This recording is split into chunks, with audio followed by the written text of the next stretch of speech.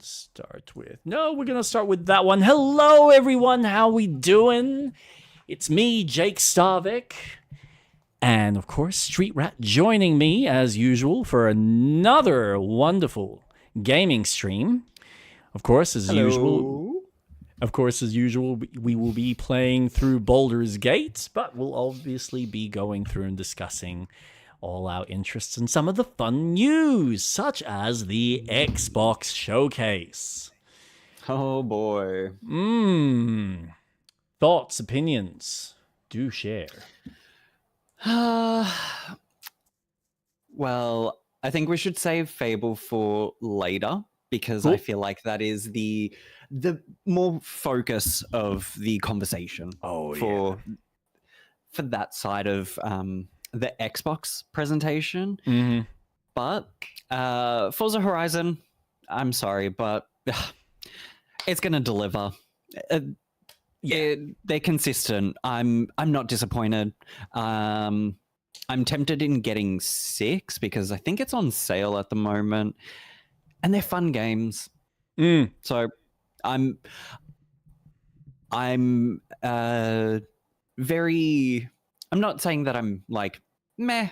I'm just perfect. My expectations for that game are already set at I know it's going to be good. Exactly where you want it to be. Exactly. Yep. What else did they reveal? So they had the new Game Freak game, which I forgot what it's called. I'm just going down my little list of newsy stuff. Beast of Reincarnation. That's right. Launches in summer 2026. I have like 2 specific thoughts. One, I think personally I don't really give a flying fuck about this game. Mm-hmm. But I think it's cool that they're doing something different. And they are delivering in something that I think a huge sect of gamers are probably going to enjoy. So that's neat, and it's certainly something different in a lot of respect, with the way it plays with the vines and the elemental stuff and the kind of general feel. But at the same time, is this not a slap in the face for all the Pokemon fans? That they've been putting this level of effort into this game and the last Pokemon game, which I know you've enjoyed, and I'm sure a large sect of Pokemon fans have also had a kick out of it. But let's be fair, it's nowhere near the level of quality that they're putting into Beast of Reincarnation, which then also begs the question, have they just been hoarding the money for this project? Or have they just not been given a proper budget from Nintendo? I don't know. I don't know what the internals are. But yeah, what are your thoughts? It's really interesting that we've gotten such a shift in the Pokemon scene from Game Freak and then having Ilka join part of the development for some of their other titles. And it's been interesting going onto a home console for the Pokemon series. Now, I'll get to my point. It's, you know, more 3D. We're testing the grounds for open world.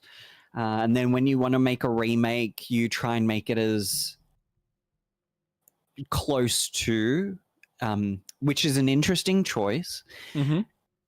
And then you get into more, and I might be criticized for saying groundbreaking, but for Pokemon, I think Legends is groundbreaking for them specifically. Okay. They're testing out new ways of interacting with the world and Pokemon. But then you're given the team a brief. It just seems like they're having fun focusing on something different. Oh yeah, it is very much a step away. And there's elements that feel like it's pulling from what they're familiar with. Because you've of course got some of the mechanics revolved around the wolf, which I think is neat. But there's also a grander kind of focus on your character as far as your growth through this world that you're kind of exploring. So, yeah, I mean, again, I don't really have much to say because it's probably not something that I'm going to be invested in. But it's neat that they're doing it. It's different. You can't fault them for, again, taking a break. Like you said, it's refreshing for them. It's very much what, like, the Forza Horizon team are doing with Fable. Yes. And I keep forgetting that it's them doing it. Yep. Yeah. Well, I mean, that was the fascinating thing is we had 2 games shown from Playground.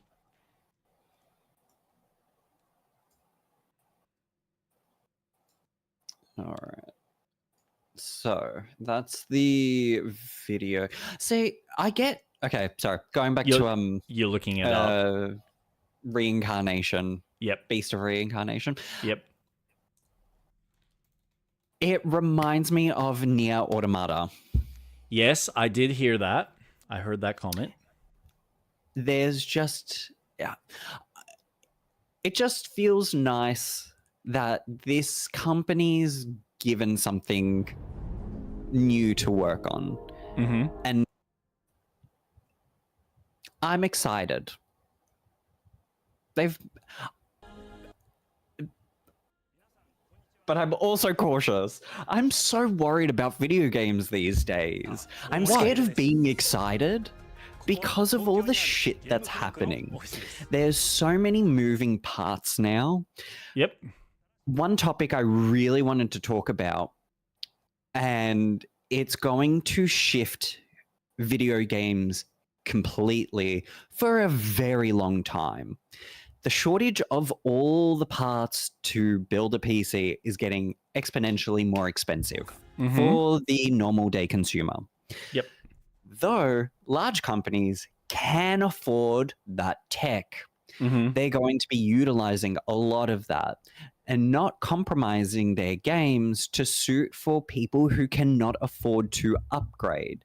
We're going to see a large shift in video games from big studios that are going to focus on more realism, more of these graphics, groundbreaking game mechanics and vistas and all that marketing bullshit jargon that they love to spew.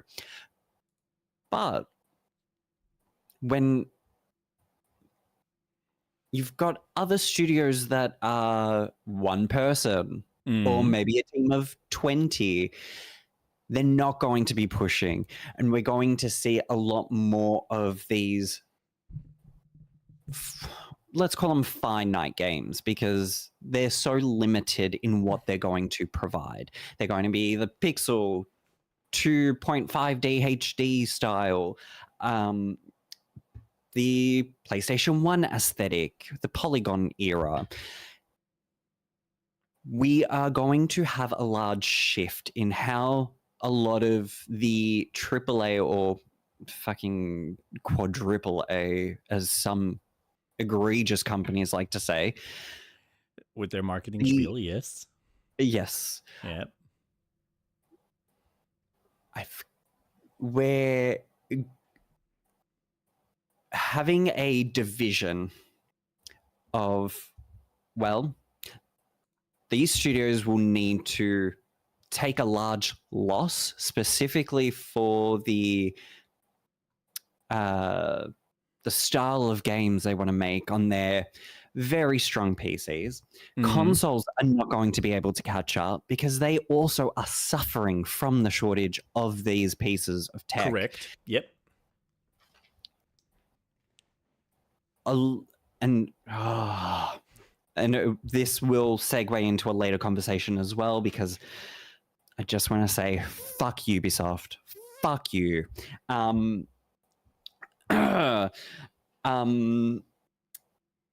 I think it's great that we're seeing Game Freak trying something without pushing the bounds of hyperrealism. For a company that has infinite money, Pokemon, and having these games so restricted, and yes, everyone has their issues. I particularly don't give a flying fuck the aesthetic of a Pokemon game, because I kind of get nostalgic by how it looks, because it kind of just reminds me of an old PlayStation 2 game. Fuck yeah, awesome. Keep that nostalgia in me alive, Nintendo. You're doing your fucking job. There's so many things, and I'm trying to control where my brain is going, because I'm trying to grab so many different topics into one, and my ADHD is just like, slow down. So I think seeing a game like Beast of Reincarnation, it's their test. It feels like they're just trying new things out. And then when you've got other games like Fable, where they are doing the whole,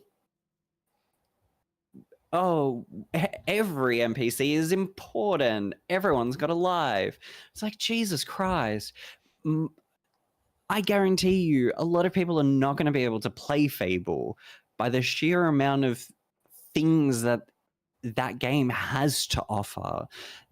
I'm sure it's going to be in 4K because it's the marketing bullshit of the game at the moment. The physics, the particle effects, the amount of NPCs that you're going to have within the world at one given time, how big the world needs to render at any given time. Yep. we're going in the next, I would say, maybe 3 to 5 years, we're going to start seeing that shift in video games, that any games that are coming out are not going to be optimized for older games. And I forgot what my original thought was that led me down this huge tangent. But I'm excited for Beast and Reincarnation. It reminds me of Nier Automata. Yep. I've lost it. I'm. Where am Okay, so Where let's break. am I? Let's break this down. I am sensing a level of fear in the way the market is structured, which is completely fair. I am worried about games. That's my original thought. Yeah. Yep. And of course, by that extension, you're also concerned about how games, through the effects of the cost of the tech, will be affected. And of course, that'll be affected in the sales because, of course, people are not necessarily going to be able to afford these larger scale games, all right? Mm-hmm. And then you're concerned about a lot of these kinds of studios who are trying something different, who aren't necessarily these big budget companies, not having the opportunities and failing, and then people missing out because they can't afford to even get the tech in the first place, which are all fair. Like, this is the thing. There's no denying that I think the economy is in the shits. People are, to some degree, losing jobs. But that's not to say that everyone's lost their jobs, and that's not to say that everyone's in the shit. It is unfortunate, and it's kind of a shitty reality that it's becoming an interesting case of the haves and the have-nots, that the people who can afford even just a PlayStation 5, like, so currently, let's have a look, JB, because this is, you got to remember that something like Fable is coming out on PlayStation 5. It's already been announced in that trailer from the Xbox Direct. That is right. It is multi-platform. So with, I think, Switch 2 coming out later? Yeah. So, all right, you're looking at about $829 just for a slim PlayStation 5, which I think is about 500 gigabytes of storage. Technically, it's less when you include how much they use for its partition. No, it's 1 terabyte. All right, so it's 1 terabyte of storage, which is a decent amount. It is expensive, but in the grand scheme of things, and granted, that price may go up, and probably will.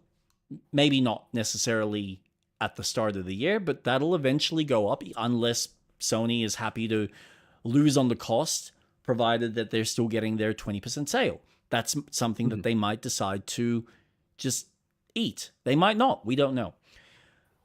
But that's still the cheapest entry point if you're wanting something for gaming. And now, I agree with you that it does kind of change the landscape for a lot of people. And especially when more people are, let's be realistic, even the younger generation right now is more interested in picking up a tablet.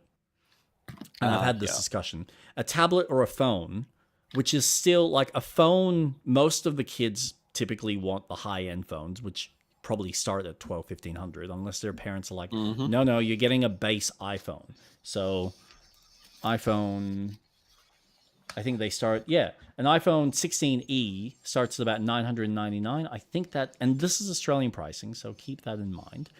So that's still technically more expensive than a console, but a kid is going to entice their parent to spend that amount because that's what they want. Oh, here we go. iPhone 13, 128 is $729. So that's probably your cheapest. And the kid's going to be able to theoretically do more with that because they can jump on social media, they can chat with their friends, they can play video games like Roblox or Fortnite or whatever is kind of, whatever is available. And this is where Xbox is trying to get ahead of the game. Plus, I think Nvidia is also playing this game as well, where they're hoping that if we can advertise this correctly, then you can subscribe and then you can play our games anywhere. It doesn't matter whether you're playing it on your phone or a TV. What does it matter? So they're helping on the subscription side. So for people like us who are used to having our own system and being able to buy the games a la carte, which means we can play them whenever we want, that is a terrifying kind of world, because I don't know about you. I get subscriptions. I get the benefit. And for things like movies or things that it's an interesting thought process, right? From a philosophical standpoint, because we're living in a day and age where most consumers, for a large portion, have very much just been consume, move on, consume, move on. There's a reason why reality TV is as successful as it is, because there's drama and storytelling all delivered in a concise and a long-term way that keeps people invested. It's the same type of formula, but it's obviously different and changed based on what people they put into the show and what activities they get them to put them in, or what activities they get them in. But it's you watch it and you forget about it. It's not like you're sitting there going, oh, remember that time in Survivor, how that person did this and that. Like, sometimes you might, but it doesn't have the same long-term standing. It's not art. It's entertainment. Right? Correct. And a lot of the video games that are your high-end, high-budget things that they're obviously selling from a service perspective, even though it's art, because there is a lot of art that goes into it, it's still entertainment. It's designed as entertainment. But I think there's always going to be a place for people who appreciate the level of craftsmanship and the level of detail that goes into making a living, breathing world, or making an experience that, you walk away and you go, holy shit, I never thought about that perspective of life. I'm just trying to think of games that kind of go into that. Like, oh, damn it, why can't I think? My brain is fried. Gone Home, for instance, is one of those. Or, The Witness is a puzzle game. So you have things that are just there for the entertainment perspective, which is also perfectly fine. But I think there's always going to be people who are willing to invest the money for things that they see value in and they want to rewatch. So there's a reason why, even though most people have moved on to streaming, I think Blu-rays or some sort of physical media is always going to exist, because there are people that appreciate that high level of, I get to keep my content and I get to watch it and I have all the special features. Now that might change. It might be in a digital format like we have in Steam. Like, Steam exists. Steam is something that has been around, and we have PCs that are accessible. It is unfortunate that things like RAM and other components have gone up in price. But that's not to say, that's not the page I wanted. But that's not to say that people are going to be excluded from those experiences. It means that, all right, they might not be able to afford a $3,000 graphics card, which, it's a funny thing. Like, you're talking about the sense of realism and people not being able to run these games. When you look back at some of these older games like Crysis that had these ridiculous requirements for the systems, you also got to remember that a lot of these developers, when they were designing this stuff, they were designing it from a future-proof perspective. So they went, right now it doesn't work, but we have a theoretical idea that if in 5 or 10 years the CPU power gets vastly improved, the GPU capabilities are vastly improved, then this high bar that we've created within the world, these assets and all of these textures that we put into the game and all the physics will catch up. So it's like we've put in the parameters so that the game can look really fucking detailed and good, so that in 5 or 10 years, when you do have a better system, or when those systems come out, because maybe they don't even have it at the time, they can go, yep, at least it's capable of handling that and still look amazing. So there are some developers that work on that kind of mind frame. And then there's other ones that just go, what's the top of the top that exists? We'll develop for that at the time. Maybe if the game's really successful, we'll do updates so we always keep it to that high standard. And then you've got the spectrum all the way going down to whatever the lowest common denominator is. Because guess what? They are aware of the situation, and these developers are not stupid. They're not trying to they don't want to cut off a large portion of the market just because graphics. Because if that was the case, then EA wouldn't have given the okay for the guys at Respawn to port their game, their Star Wars game, to the PlayStation 4. They wouldn't have wasted the money. But because they know that there is a large base of players there, they probably see value in that. And there's a lot of developers that still do.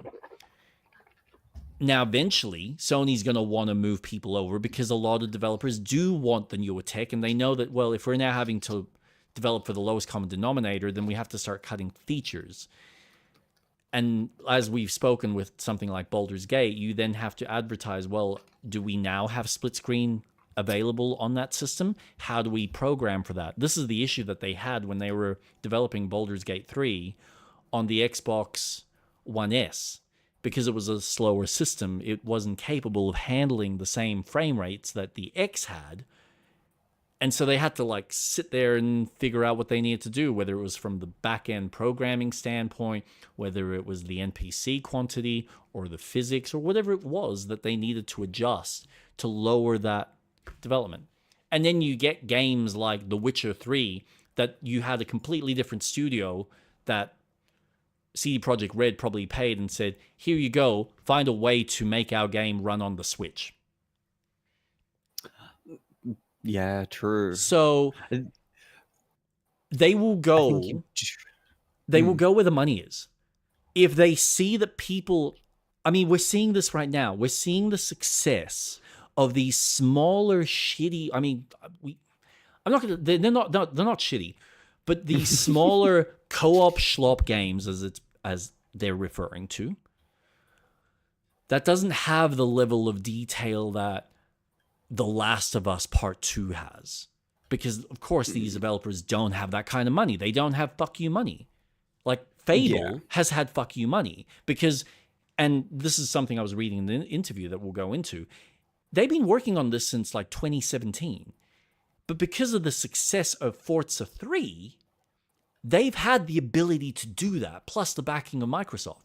So they've had a long time to sit there, twiddle their thumbs, think about what and how they wanted to build the game, then build the engine, and now deliver the game, and also go to the effort of having these 1,000 NPCs.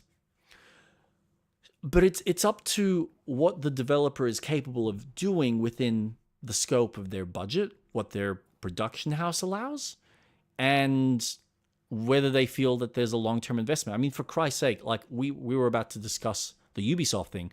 They have gone and restructured everything, which I've got notes on. And yet, even though they've cut, and people are like, oh my God, they got rid of Prince of Persia. Yeah, but isn't it interesting that they still haven't cut Beyond Good and Evil? A game that was shown off in 2010, 2012? What is special about that project that they are just deciding? 2008? Oh, yeah.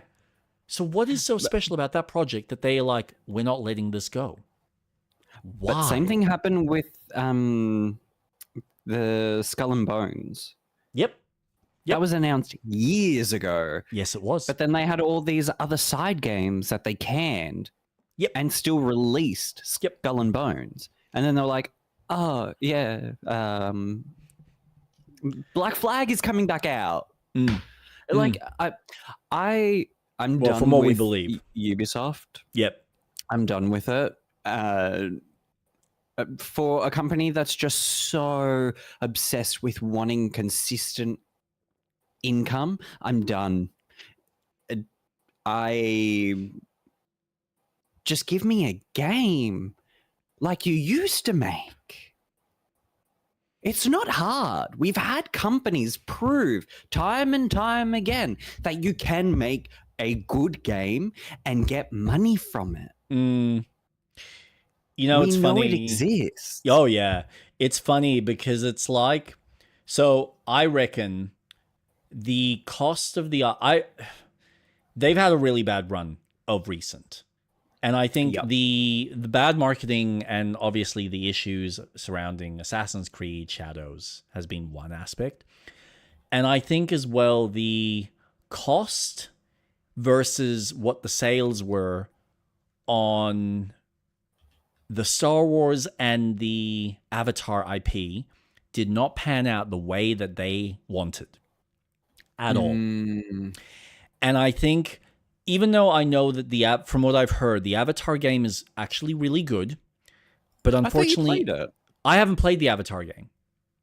Oh, I haven't played. No, I've been thinking about it, but I'm just like, I don't know if I'm ready to play it yet. So it's because I mean, we've discussed this. Ubisoft just has this formulaic kind of feel. And so I'm concerned that it's just going to be like a really shitty version of a Far Cry. And even Far Cry for me, the newest one I just didn't really want to play because the one in America, though it had an interesting story, the gameplay mechanics felt so watered down, and it's like they made it so simplified and just made it a stock standard action game. And I'm like, well, at this point, why is this even an open world? What is the point of this being an open world if there's literally nothing for me to really feel like I'm actually growing in this world or really discovering, when it's literally just check off another encampment? It's that and for some people that works, and that's fine. But I guarantee you, majority of people are not looking for that in a large scale open world. They want to play open worlds that have interesting things to do and have systems for them to fuck around with. This is why Zelda has been successful. This is why Elden Ring is successful, because it doesn't necessarily play with systems. It plays with exploration and gives you something different around every corner. So it's like, pick one or the other. If you want exploration, make it interesting. Otherwise, add systems so that we can fuck around with the systems. Because Zelda isn't necessarily unique throughout the whole 100 hours that you're playing. No. Like, there is so much that's recycled, but it's the systems that you can fuck with that makes it interesting. Same with Minecraft. Open world, systems that play with each other that you can play with. And there's also the exploration side of it, which play into that in a very simplistic standpoint, versus GTA, where they go, we're not necessarily going to give you a whole lot of systems, though they do, but it's like very kind of controlled systems, but we're just going to give you a really unique world to explore so that every edge of it feels unique. And the problem with Ubisoft is they go, it's a really beautiful world, but when I explore it, I feel nothing from it because nothing feels unique. The historical side is great if you're just wanting to approach it from a historical perspective. But then you play the game and you go, well, the systems there's not really any interesting systems there, because once you get the core mechanics of the game, that the loop is exactly the same. There's nothing that plays with it because you can't challenge the systems, nor is it doing the Elden Ring thing of going, well, we're going to have interesting boss battles or interesting enemies or interesting designs or interesting this or because it's just, well, I'm going through Japan. And so, of course, I'm just fighting samurai warriors, just slightly higher level, maybe a different color. What do you do with that? Make sure that they drop their green, blue, yellow, or purple loot. Yep. And so, like, the best example of a developer that just knew how to play that fine line of that kind of development, I think, is the Yakuza guys. Because let's face it, they knew that they were just making a standard brawler. You're going around and you're just beating the same kind of guys again and again. So they're like, well, why do we need to make an open world? Let's just make a small district. And then we'll add a few other mini games just to spruce it up so you don't feel like you're kind of just doing the same thing. You can, well, yeah, it's a lot. It's a lot. And they're detailed games, but it's just... But that whole... okay, Yakuza and Judgment is a perfect example Mhm. of making a really hyper detailed area Mhm. because it's so well confined Mhm. that you can just fill it with so much shit Yep. in detail. Yep. And the sheer amount of mini games is astounding. You Yep. don't get that in a large game. Mhm. GTA is probably the only one that comes to mind. Yep. And Red Dead, like the not FromSoft, Rockstar. Yep. Sure, they've got mini games in their open world. They do it superbly. Yep. No issues. Yep. Yakuza, it's you can walk around the map pretty quickly. Mhm. But fuck, do you want to just spend a few hours playing pachinko? Go for it. Yeah. It's great. Or It's go fantastic. play this racing car game where you're just like driving a racing car That's around the right. track, but it's so like in depth. Like it starts off something so simple and then it gets more complex, and then you're worrying about, well, I need to have the right kind of motor but the right kind of wheels, because depending on the terrain, there might be grassy terrain, so I need something with grip, but I also want something that's going to allow it to be faster, but not too fast. It's going to go around the corner and like fly off or something. And it's got to have enough juice, and then you're worrying about the weight of it, and it's just like, what the? So you like, they like put in a little puzzle game into this very simple mechanic, and you go, wow. And Ubisoft just kind of goes, yeah, here's just another camp, and here's a lot of weapons with skins that we'll give you and DLC. And it's like, it's fine. It's an action game, but I think Doom is a better example of just make a really good action game that's just beginning to end solid entertainment. Yep. Like Doom doesn't sit there and go, oh, we need to make massive open worlds. They just go, no, we're making a shooter. We're giving you a whole bunch of guns and a couple of tools, and you know we'll tweak this, or we'll do that, and we'll give you movement systems and momentum systems and whatnot, and just make it interesting from start to finish without making you run around an open world because we need you to be entertained for 100 hours while we try and figure out a new way to, you know, sprinkle something different for you. And it's like, well, if you just made this smaller and found other ways to make the systems more interesting. I mean, I've said this about the Star Wars game where I'm like, the core fundamentals are there, guys. But it's like you couldn't decide whether you were making an open world game or whether you wanted to make just a linear Uncharted game. And you just half-assed it. You gave me a few moments that felt like it was Uncharted, but they were just sloppy. And there was nothing interesting. Apart from like one or two set pieces, I'm like, that was a cool boss battle. But there was like one of them in the whole game. It's like, well, the rest of it's a waste. And then you get the open world thing, the stuff with the bike, and you're like, but what are we doing here? Why is this even here? Why is this so irritating? And then you got the system with all the factions, and then you realize, well, pissing off a faction's even more annoying because now I constantly have them like chasing me, and it's not like that. The chase sequences are interesting, or the fact that it's not like they're walking into a bar or getting in the way of your mission. It's like, oh, now that I pissed off that faction, every time I go riding into the open world, now I'm going to have 7 bikes on me.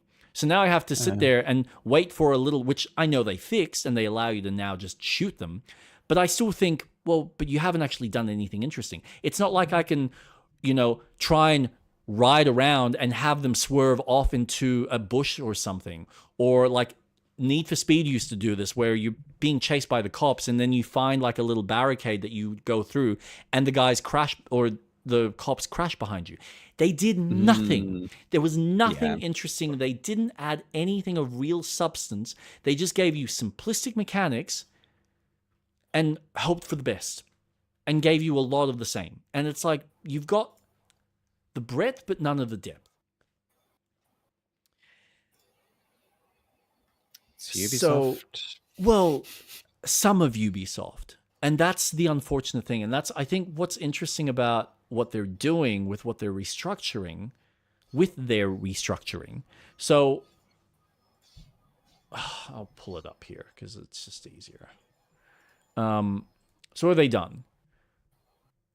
Creative house structure will start operating in early April, will focus on 2 strategic segments of open world adventure and games as a service narrative experience. Each creative house will house multiple studios working on a set of the company's gaming brands.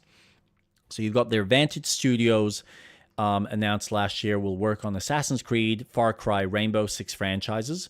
Ubisoft has previously said it will contain the Montreal, Quebec, Sherbrooke, Sagoni, Barcelona, and Sofia studios.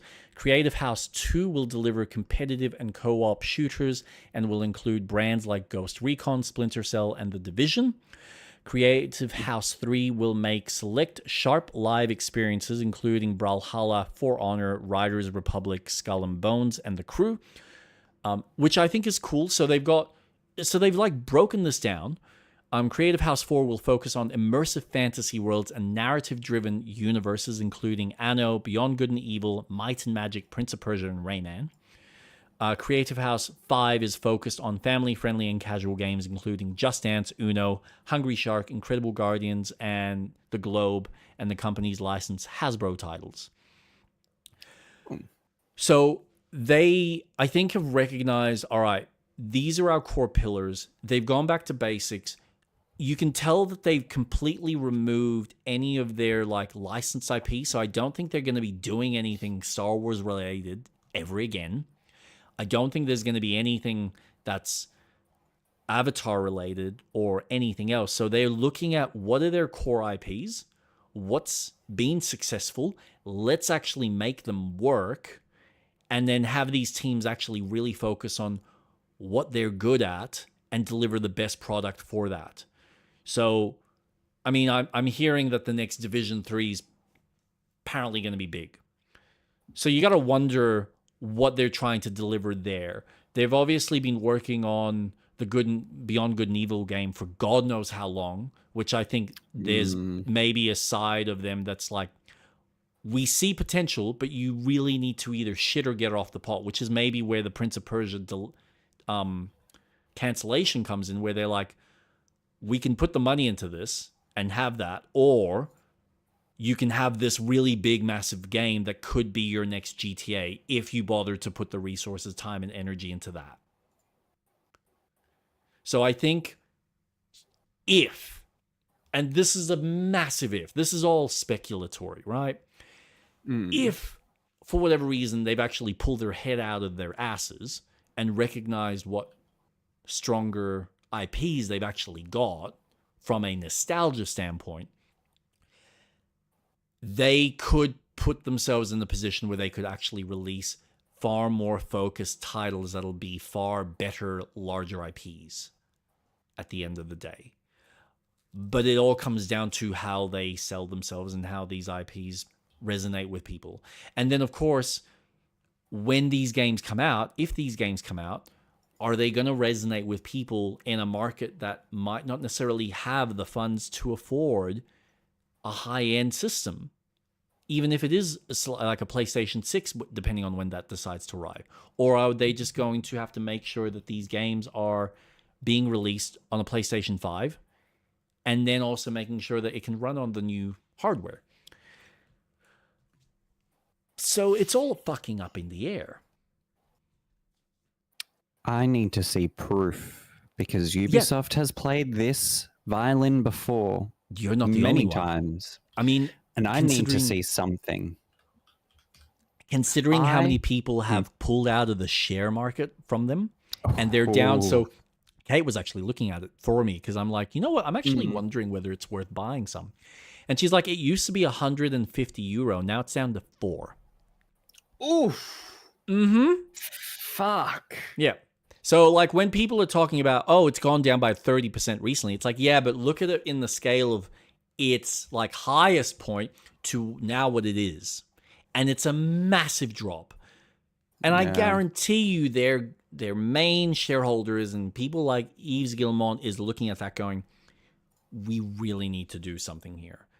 And the last few years, a lot of their, like, hopes and dreams on these big IPs, because I guarantee you they sat there and they looked, okay, we probably didn't make too much on the last Avatar game, but by God, this new Avatar game, it should do better. Like it's James, the last few movies have done how much? So if we make an Avatar game, it should be amazing. And Star Wars, well, Star Wars is fucking fantastic. Why would we not make a Star Wars game? And that just didn't work out because unfortunately their developers, for whatever reason, I think they assumed that they could just release the kind of game that they did and it would sell. And it's just proven no. I'm sorry. People can see bullshit from a mile away. And when you've continually delivered the same kind of bullshit, and then you try and throw even more lack of quality and care, they're going to see that. And it's not to say that they don't deliver on these good games, because like I played the Crew 3 or the Crew Motorfest, really good racing game. Like it actually is an improvement from the Crew 2. I look at the skate game, or their like little sports game, and I'm like, they're doing something really cool. From the last snow game that they delivered to this, they're trying. And I think they have IPs that are doing well, but they don't necessarily have the same resonance as far as us as gamers are necessarily connecting to on a day-to-day basis. But there are people that are playing their games from a live service perspective. I mean, there are people that are probably still playing and do still play the Division 2. They're still releasing DLC for it. So there's something there. It doesn't necessarily connect with us because we're not playing those types of games. Like, I don't know about you, but I didn't get on the Destiny bandwagon, but a lot of people did. And there's probably some people that just went for for Division 2 and went, this is what I want to play. This is the style of game I want to play. Yep. And the funny thing is, this is what I find really ironic. When you look at the success of Arc Raiders, I mean, Ubisoft had that style. I mean, I've heard this before, that Ubisoft are like one of the pioneers of making that the whole Dark Zone. It's the same style of game. If they just developed more DLC and more content for that mode, and even their survival mode that they had in the original Division 1, the fact that they didn't even bring something like that back, they've got the ability, they've got decent developers there with heads, but it's like they're just not thinking straight, or they don't have the right focus on what they should be doing in order to make the game living and breathing and allow people to want to stay there and continue spending time with their friends exploring the world. But I also don't see, and this is the other aspect that we don't look at, we don't have the data on what they're seeing based on what their player feedback is. And how accurate is that compared to what other people are more interested in playing? So it's just like, you know, they probably looked at the Dark Zone content and went, no one's really touching this, so why would we spend time improving it? And yet Arc Raiders comes out and it's like the biggest success. It's like, fuck, but we had that. Why don't we just do that? It's like, yeah. I mean, I even look at the cancellation of Naughty Dog's multiplayer game and I go, that was it. They had their opportunity. They could have made an Ark survival game of their own, because they almost did that with their multiplayer. They could have. Well, it's not real. So it was still a traditional like 4v4 or 5v5. But you had the resource management of, if you did well as a team and you succeeded, then you'd take these resources, these like whatever resources you found on the ground from whoever you killed, back to this little camp that you had in order to heal people. And the whole kind of long-term game was to keep your camp alive. But it wasn't necessarily this organic system that worked with other people or in a grander kind of social aspect. It was just your own personal, this is how it's perceived within your play while you're just doing this arbitrary 5v5. But they could have easily expanded it to go, okay, you've got this camp, now we're actually going to simulate the camp so it's actually a physical space that you can actually interact and collect resources while you go out into the open world and do the survival thing, do the Ark survival experience and try and get specific quests. And they could have done that. It's The Last of Us. You can play with those systems and have all sorts of, what are they called? I want to say liquors, but that's Resident Evil. Clickers? Clickers, thank you, yeah. All their undead, creatures running amok with raiders and humans and God knows what. Like, the potential for any of these developers to just take a step back and go, how can we do something that we don't necessarily have to constantly keep feeding you content, but we can make an interesting system that people are going to want to spend time playing again and again and again and again and again. Because it's not like, for the most part, people play Rust, and it's not like they're sitting there really adding much to the map. They just reset the map. But people are invested in the systems and the competitive and the cooperative aspect of Rust. And if they want to add content in order to provide people with something to continue staying or, invest themselves, whether it's microtransactions or whatever it is from a cosmetic standpoint, you can do that. Plenty of ways to do that.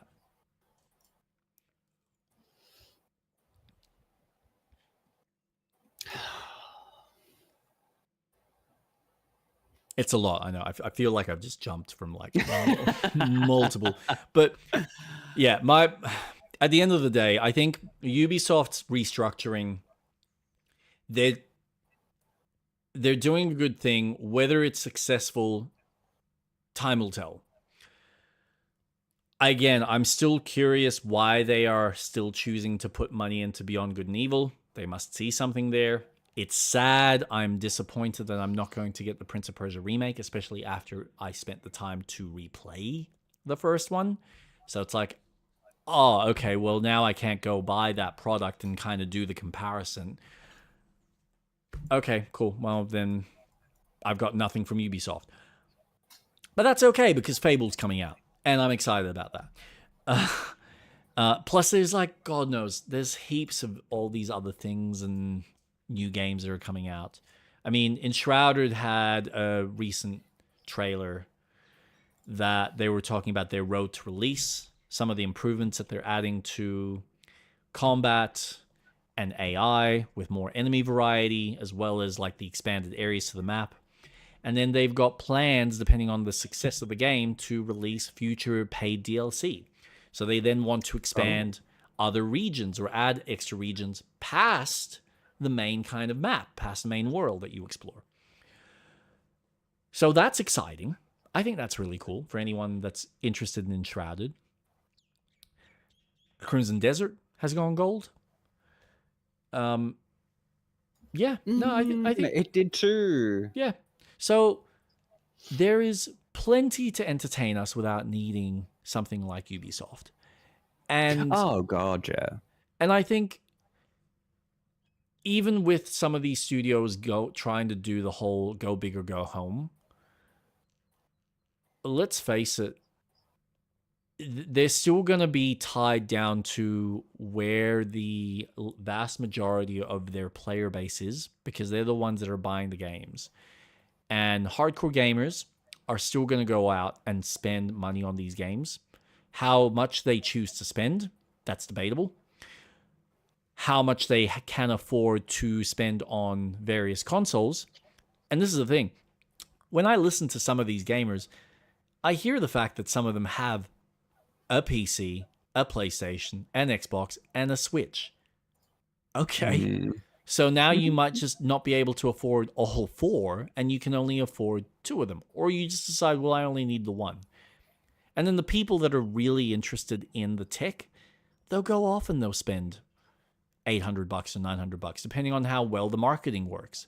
And if they choose not to, okay, then they'll just try stuff on the streaming services. I think there's always going to be a fun variety for people, and there's going to be different entry points. Not everyone's going to go off and spend money to go and see a movie at the cinema. They'll just wait till it comes out on Netflix because that's what they're paying for. Or some people like to have the DVD collection or their own digital collection, so they'll connect to some sort of digital service that they can buy the content a la carte or just stream it. There's various ways to now connect with these entertainment channels.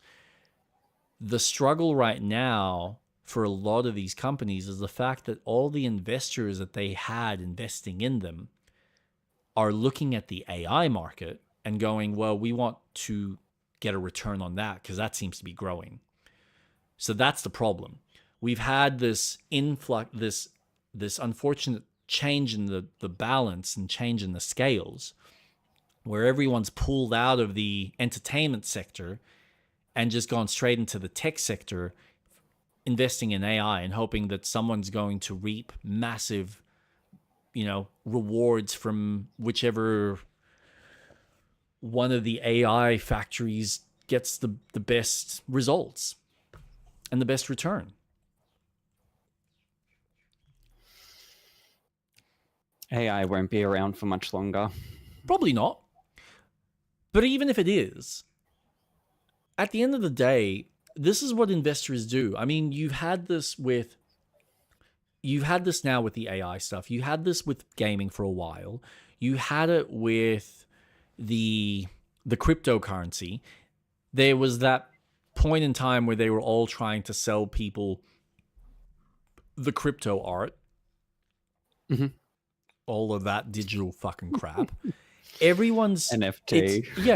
You basically watching these large capitals of cash just kind of go vroom, vroom, vroom.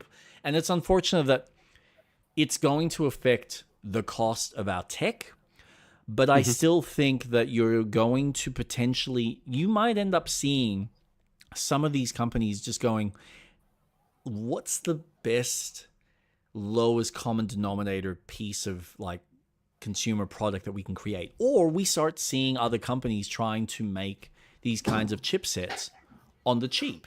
And so we might see more competition this way. Who knows? True. We don't know what the future holds.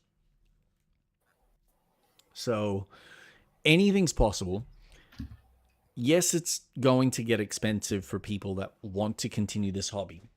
But I guarantee you, the people who have invested in this hobby have continued to invest in this hobby. I mean, you think about the fact that people were spending upwards of $130 per game back with like the Nintendo or the old Sega versus how much it costs for games now. So yeah, you might be paying more upfront for the tech, but think about the sales that people have available to them when they're playing their video games. It's nuts. Like, I can pick up the full, with all the DLC, the new Kingdom Come Deliverance game for like $60. That's mental in my head. It's mental. When the game is sold for like $120 with all the DLC, which I get is like, that's the normal price. That's what we're paying for these games now. It's a lot of money. But it's also a lot of tech. It's a lot of time. And of course, the cost or the value of our dollars changed across the globe. So yeah, naturally, I'm paying more, but it's about, all right, that $120, where do I want to invest that? What's going to give me the best return on my value? What's going to give me the best piece of entertainment? I mean, it's not like going to a theme park is cheap. No. You go to Disneyland, and I think it's like past $120, $150. Yeah, something like that. So what's the difference? And that's for a day. And that's less than like 7 hours. 6, 7 hours, maybe 8. And you're waiting in line, depending on what time of year you go. So 2 hours waiting in line. Yeah, for a ride. To go, yeah, that was amazing. That was the best $150 I ever spent. But everyone's value of money is different. Oh, so of course. at the end of the day, the ones that really will stand out and will have success will be the ones that deliver something unique and different. Mhm. And then the ones that are just subpar, like the Ubisofts have kind of tried to deliver and tried to sell us, snake oil and gone, look, but it's a Star Wars game. Yeah, but it's kind of shit. People will pull that shit apart and they will speak the truth. And we live in a day and age where you've got plenty of streamers like ourselves that play these titles, show it off, say the truth. I don't think it's going to change as much as you think. I think, if anything, they will. If the market stays the way it is and it's going to be tougher, then I think the console generation, unfortunately, as sad as it might be for some developers who love the high-end tech, are unfortunately going to have to be far more creative with the tech that's available to them now. Yeah. And I think that's what's going to be fascinating to see, because we'll end up seeing this might be the time where people realize, okay, people don't have the money to afford high-end tech. You might have in the back of their minds a hope that, okay, well, maybe more people, because you have, like, I think Mark Zuckerberg said this in an interview years ago where he's like, oh, people won't have PCs. They won't be able to afford it. They'll just have to stream all this shit. I'm doing well, Jamkey. So, yeah, you do have these elitist rich people that just assume that everyone's going to be poor and they are not going to be able to afford their own, computer, and they'll have to have a subscription service for this crap. Yeah, there might be some people, but there might be some people that will just be able to afford it because it's what they want, and it's the type of entertainment that they want to have, and they will always find a way to afford it.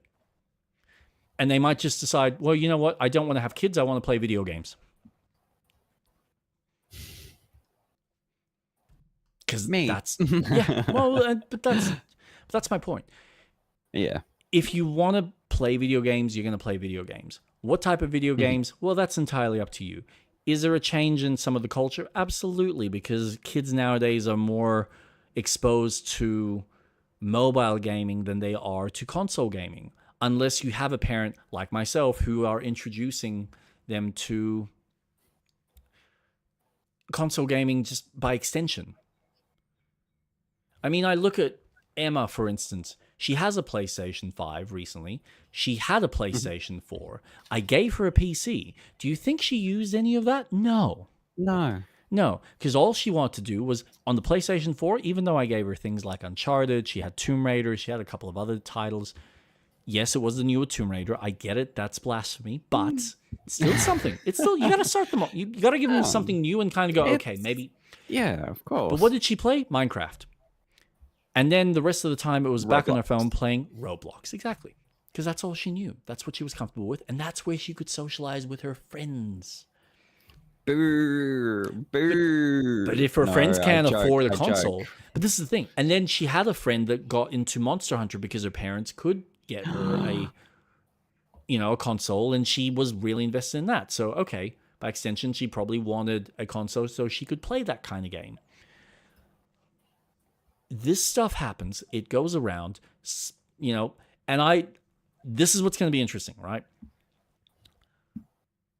I wouldn't be surprised. Like right now, it feels like the industry is in this lull, and there's this concern that there's not a lot of money going into gaming because not a lot of people are buying, at least from the high-end standpoint. Mm-hmm. Watch what happens when GTA 6 comes out. Oh. Because I think, and it could go either way, but considering the success that game has continually had every time it's released since GTA 3, yep, I wouldn't be surprised if that will be the influx where people will go out and buy consoles in swarms, whether it's an Xbox, whether it's a PlayStation, but it's going to be marketed on PlayStation, so I guarantee there's going to be a huge uptick on PlayStations. Mm-hmm. That's going to be your main console because everyone's going to have a PlayStation to play GTA, and they're going to do it because it's going to be the talk of the town, and you don't want to not be part of that cooler moment. And through that, if Sony's smart, and I'm sure they will be, they will utilize that opportunity to maybe try and market some of their other stuff. So now that you've got someone to spend the money on the console, you can maybe also keep them on the console with some of the other titles and diversify them.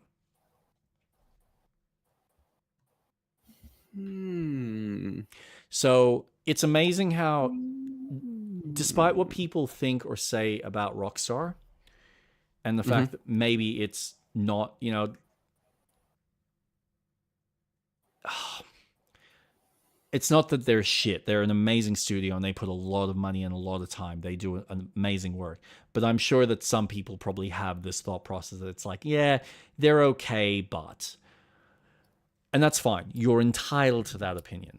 But there is no denying that the cultural impact that that series has had since 3 came out on the PlayStation 2, that doesn't carry over to now. And then has an impact in the console's success or the sales of other video game success. Because it's just kind of pulling everything by the tail. We've just been waiting for this massive big whale to just finally fucking go flop into the water to suddenly raise the tides again and just, you know, bring the water back into the lake.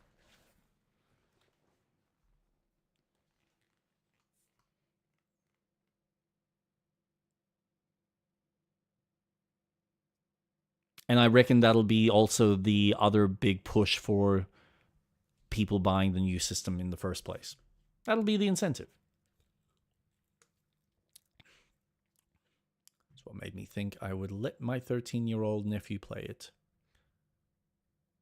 Is this Dark Urge run? It's what made me think I wouldn't let my 13-year-old nephew play it. Okay.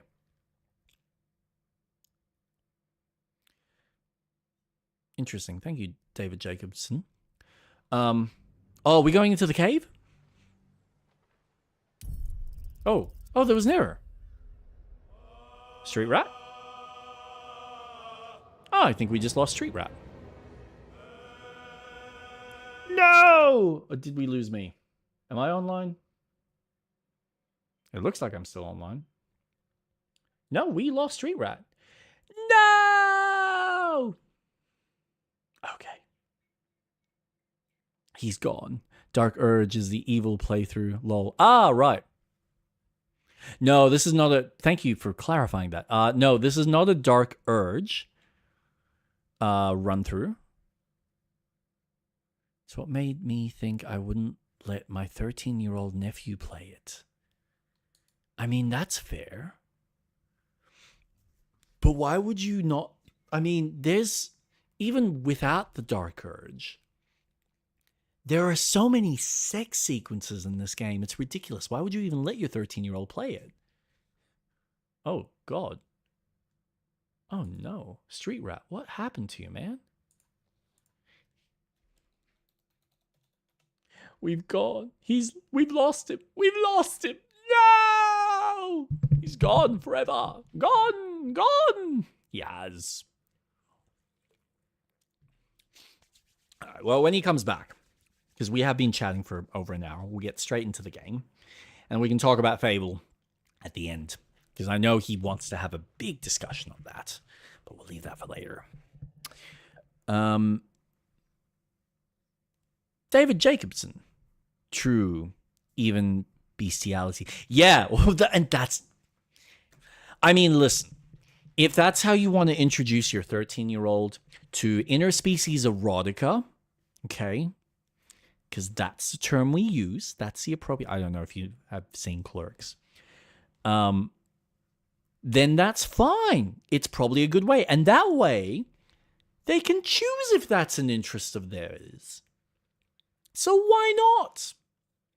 It is a fantasy game. It's D&D. What's the difference if they do it on a tabletop with their friends using their imagination, or you just see it live in front of you. Full nudity. Ah, this game is just something special. I am curious what Divinity 3 is going to be like. Oh, sorry. No. I say it's Divinity 3. It's just Divinity. Is it Original Sin or just Divinity? But anyway, Larian's next game. That's going to be fun. Fun seeing what they deliver. Now, I wonder what happened. How is your stream going so far? I had the chance to watch a few of your clips and they were quite impressive. Keep up with the good work. Thank you.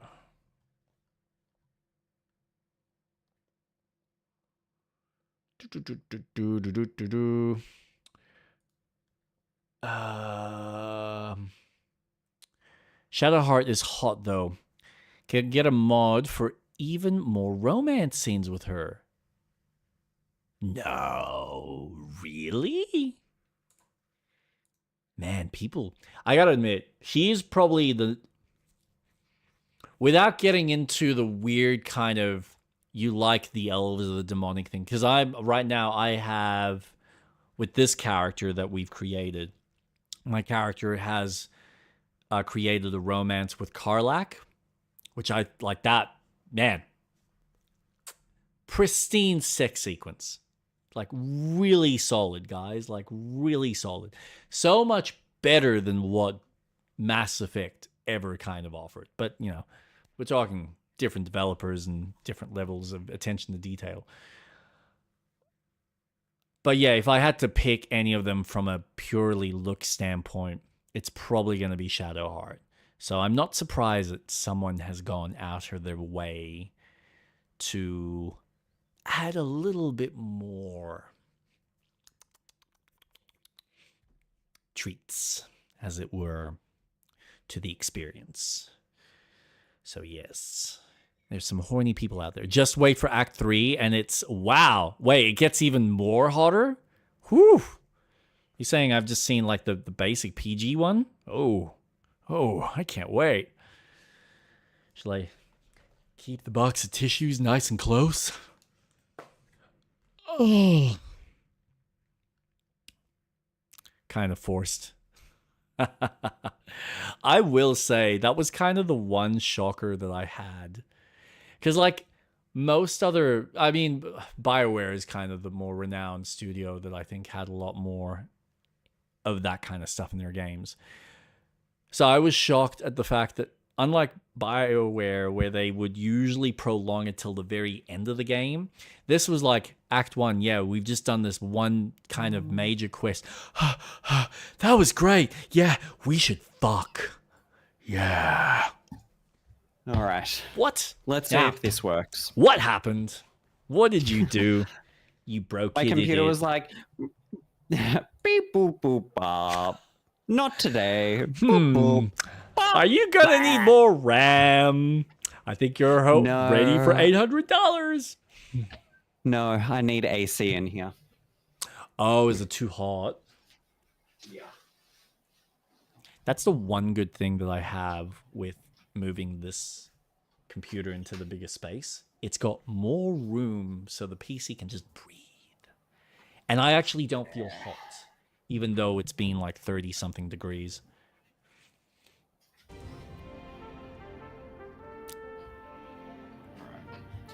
Let's see how we go. I'm so sorry. I missed the end of what you were talking about. I'm no, it's so all right. sorry. No.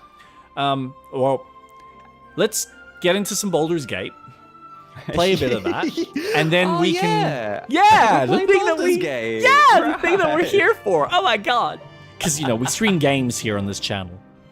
Yeah. Oh, that's so funny. And we can just chat randomly and talk about other stuff.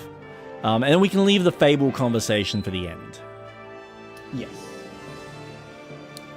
The music's... Actually, I will turn that down just a bit so we can... I don't think I've actually let the music play out to this point, so it sounds...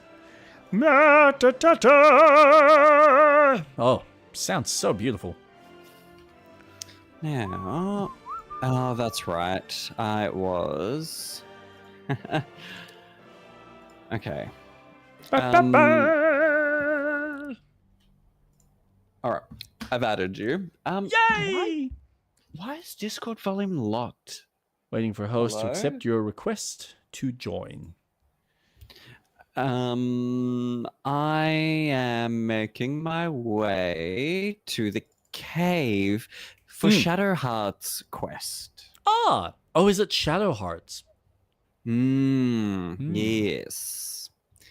Which I have been told hers is one of the longest personal quests Okay. to achieve. Yep.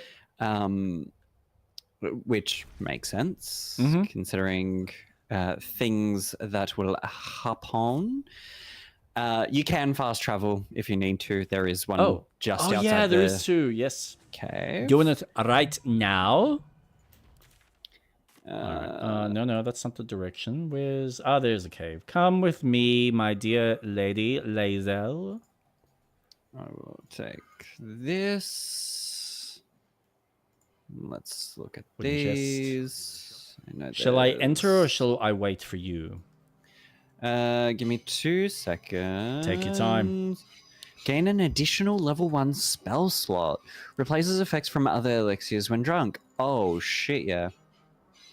Do I want the rusty sword? No. That's all right.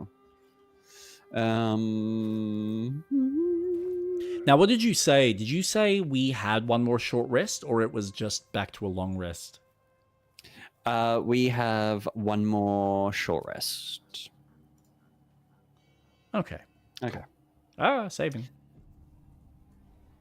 I'm coming! Oh, hey, that's right. I forgot. Shit. What? What's wrong? That's okay. Oops. I didn't mean to leave. Fuck. Shit. Sorry. What is going on? What are you doing? There we go. I forgot to bring Scratch. How Scratch needs to be with us everywhere. Yes, he does. He does. Scratch. Now, what did she say? She was... Fuck, I missed her dialogue. Good Sorry, job. Laser. Sorry, Shadowheart. Something about Shah.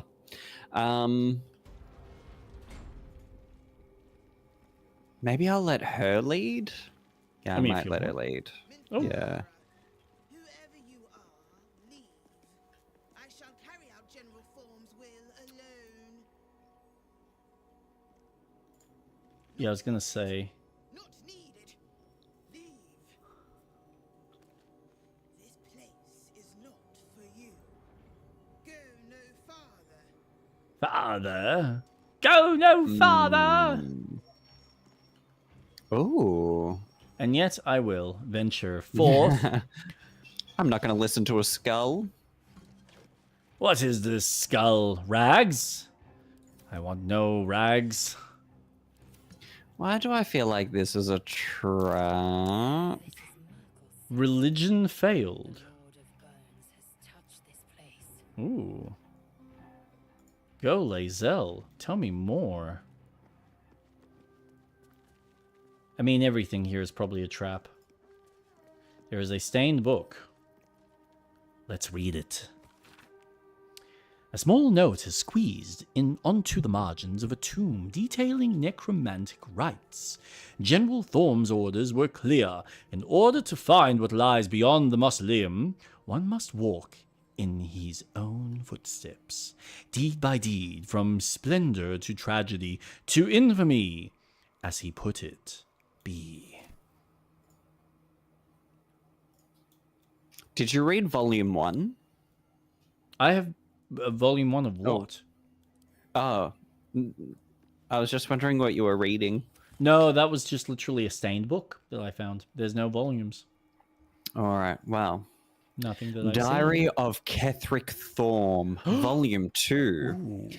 Forgetting evades me in this infinite darkness. Balthazar is my own source of the barest comfort.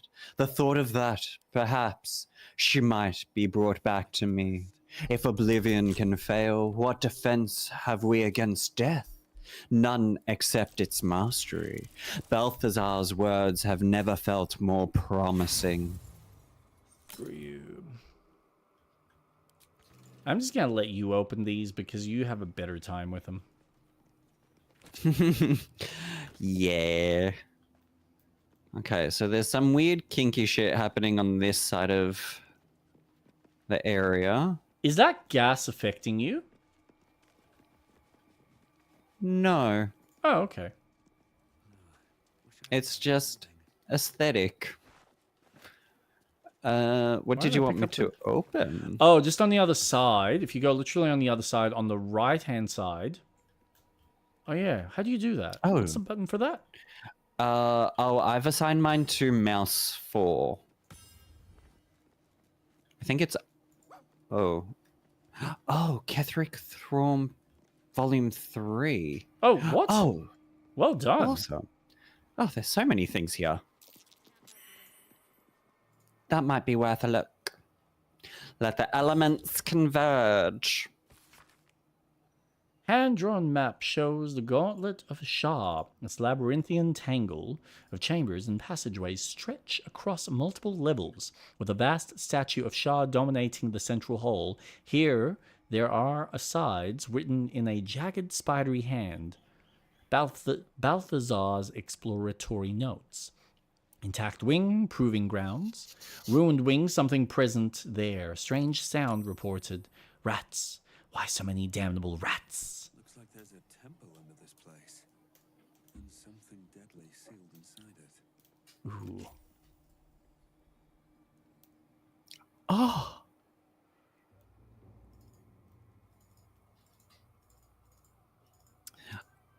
Okay, that was a really good chest. Thank you for that. All right. Oh, fuck, I didn't mean to pick it up. I don't give a shit about this book. Yeah, So there it volume is. 3. Oh, sorry. No, go for it. I'm finding there are traps on the floor. Oh, lovely. Volume 3 of the diary reads, Melodia would understand if she knew my aim. She too, I believe, would have turned to Mikrul under such conditions as these. Our darling will live again. What kind of man would I be if I didn't raise the world entire for her sake? Okay, she's dead, so, you know, c'est la vie. Yeah. Okay. Let's put these in Disarm. here. So this cloak, when the wearer disengages, they also create a foggy cloud with 2 meter radius. Arcane Viva Cautious. When There it you is. gain 8 temporary hit points after casting a spell while in melee. Where else? Is this a trap? This is. Gosh. Sure. Fuck it. Let's test this out. I've found some things. To where's... Boop. Crap baskets. Whoop. I saw that.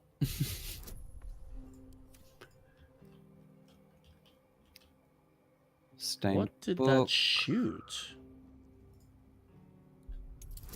chest.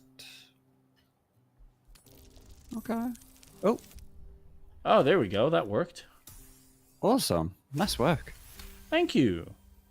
Success! Herald of Balthazar.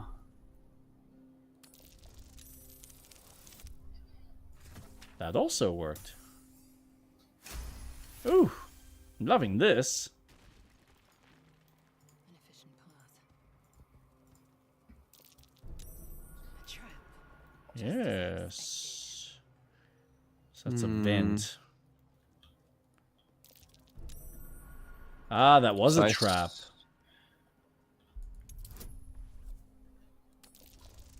Come on, come on. I'm doing well with these rolls. Yeah. Looks like Lae'zel is actually doing pretty well with her trap disarmament. That's fine. I guess I'll just fuck off then. I guess I'm not needed anymore. No, you're not. You can That's get okay. the fuck out of here. Except, could you just keep the server running so I can continue playing the game? Fine. I'll allow it. Excellent. Wonderful. I'm glad you've shown your usefulness. Place. I'm sure of it. Lady Shah's presence is near. Oh, shit. Okay. Have you disarmed all the traps? No. I'm nearly done with all the gargoyles. Gargoyles? Yeah, they're gargoyle heads. Oh, this is... Man, I've never had this consistency in my rolls. Hey, you're doing well. Thank you. General, Moonrise Towers, and Grief. Okay. What are the purpose What do of we got? these? 13. Yeah. I can go around disarming the other traps if you want. I mean, if you want, yeah. Might as well. I'm dealing with more just the vents now. Oh, that was a bad one. But there's other pressure plates. Perfect. Oh, Yeah, I was concerned about that. Move with purpose. Whoops. darkness. I take it that there's nothing else. And I cannot be blinded. Ha ha ha ha. Aha. Oh, awesome. That worked out. Beautiful. Means I can try All that right. vent again. One! One! Oh. A critical fail. Ba-bow. Screw you. I'll try that. Oh, and I'm using my trap disarms every time it screws up. There we go. 13. Awesome. Nice! There we go. That's done. Oh. Oh, and that 20. Oh, success on your part. 15. Yeah, boy. That was a nat one. Oops. Okay. Oh. Yeah. So, how have you been in general? Good. Yeah, I've been good. I caught up with Ella today. How's she doing? Yeah, really well. So went over because her and her partner now live in a house. They're not Oh, renting, they nice. own. So it was nice to visit. Congrats to them. Yeah. Whereabouts is So it that? was nice. West. Okay. Moonrise Tower. Grief. Oh, awesome. General. Should we be pressing these buttons in a specific order? I'm not sure, but I did disarm everything else. Okay. So I don't know if... What happens when you click on them? Instead of the button, can you click on the actual... Oh, you can read them, you. Leading an army of Shah disciples. An unmistakable depiction. Impressive. What is that place? Moonrise Tower. How do you not know Moonrise Tower? Elven warrior, mourning. A shining tower. A primitive depiction, but not unpleasant. That elf is leading an army of An darkness. elf in mourning. Who is it? A fruitless tradition. Well, we can either just press it and see what happens. Do we want to save before we do this? Good idea. Just in case we press something that we're not supposed Oh. to.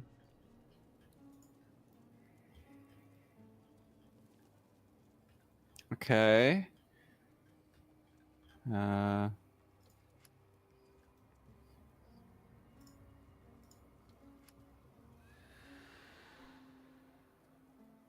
feels bad. Something screamed. Yeah. Okay. Oh, it wasn't the right order. Yeah. Okay. Is there something in the books that you were I reading? can't find volume 1 though. Okay, but what did... Maybe we don't wait. need volume 1 because then we can figure out No, what volume 1's that here. is. Ketherick's Oh. Thorns Volume 1, just here. Oh, I have not read it. Have you read it? No. A journey Oh. spanning years, beginning with the birth of a child and ending with what appears to be a series of dateless tragedies. How can she be gone? Where did she go? The Moon Maiden cannot be so unfeeling, so cruel, not towards her most devoted servant, not after Melodia. It makes no sense. It makes no sense. I won't survive it. That much I know. Forgetting is the only possibility. The embrace of oblivion, the reprieve of nothingness. It would not be possible for a man to survive knowing what he knows, knowing what can be lost. Shar understands that. Hers is the only mercy I can comprehend. My mind is full of holes, yet not enough. The emptiness, the time, the nothingness, and still I remember it all. There is no mercy in this beating heart. There is no mercy in life at all. Is that it? That's it? Oh, shit. Sorry, while you were reading that, I had read the plaque. Yeah. Sosun Elg Oloth. Here lies Isabel Thorne.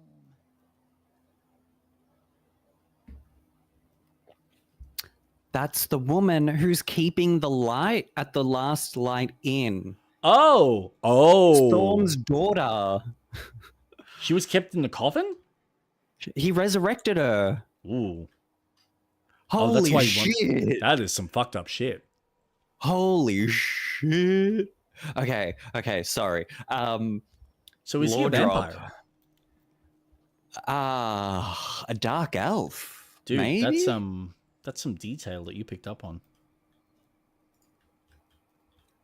Well, while you were reading, your character and Shadowheart were talking. Here lies Isabel Thorne. Sosun Elg Oloth. Interesting. Here lies Isabel Thorne. I wish there was a way to read dialogue again. But what order would it be in?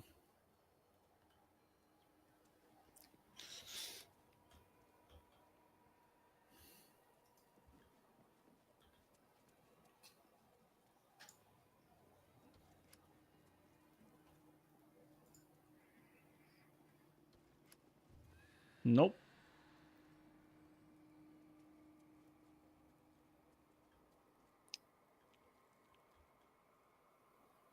That didn't sound good.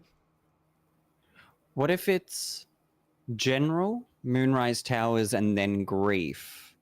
I feel like I did that. But yeah, no. Moonrise Towers, General, then Grief. Okay. Because it starts with Moonrise Towers, Yep. then the General's in front of the Moonrise Towers, and during the events, he lost Isabel. Okay. Maybe. So press it.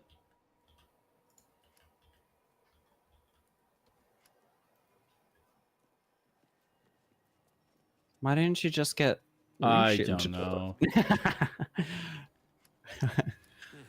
Nope. Next time's the charm.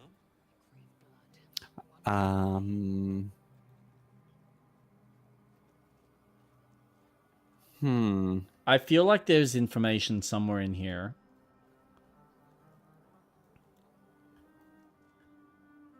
Unless the point is to talk to Isabel. Isabel.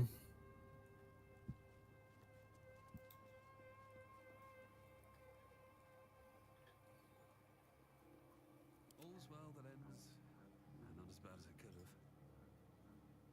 have. All right, let's. What about if you see. do? All right, Moonrise Oh. Towers. Better not be cursed. Where is Then she? Grief. Enough waiting. I crave blood. Then he did it. What? So you were close to it. So everything does start at the Moonrise Tower. Moonrise Tower. Mm. Then there was Grief, which caused him to become a general. Ah. So you were on the right track. Still alive, so that's Okay. I've made my way back. another step forward. And what happened? A door opened Holy To- shit. to an elevator. And a lot of dead bodies. Oh, God. Oh, God. Start An digging, open boy. gym. I don't know why you're holding your staff as well as your shovel, but sure. You can do that.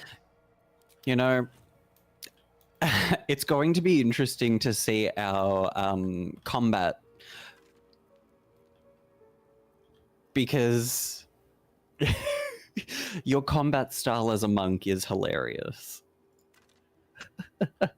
Is it? A monk from a distance who arches. I think that's awesome. Yes. It's so good. This is why it's been such a fun, fucked up playthrough for people. It's like he should be punching. And I've got a staff. I use the staff, but it's like, no, but I'm Dex. I use a bow. Mm. Oh, I like your hoodie. Thank you.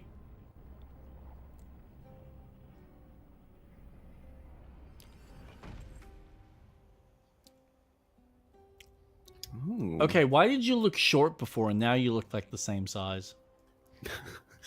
That was Okay, weird. discrimination. Okay, I'm just pointing out. Yeah. Okay. You don't have to. Well, I wanted to. It felt necessary.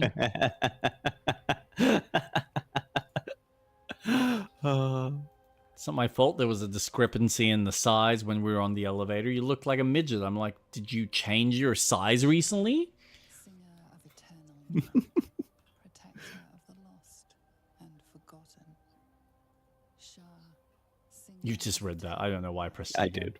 did. protector of the lost, That's fine. forgotten. I want to touch it. I want to touch it. Give your life to the shadows. Cross from light into darkness. Give your Yeah. There's one more. I won't touch it.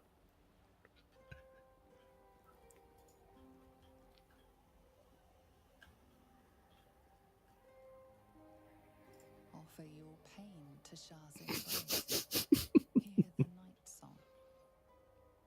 Oh. Pain to Shah's embrace. Hear I the touched night it. song. Would you like me to do this? As I open the door, absolutely. And then I get blasted. Oh. Oh. I'm just gonna save. Oh, that's a good call. I was literally like clicking. No, come back. Oh.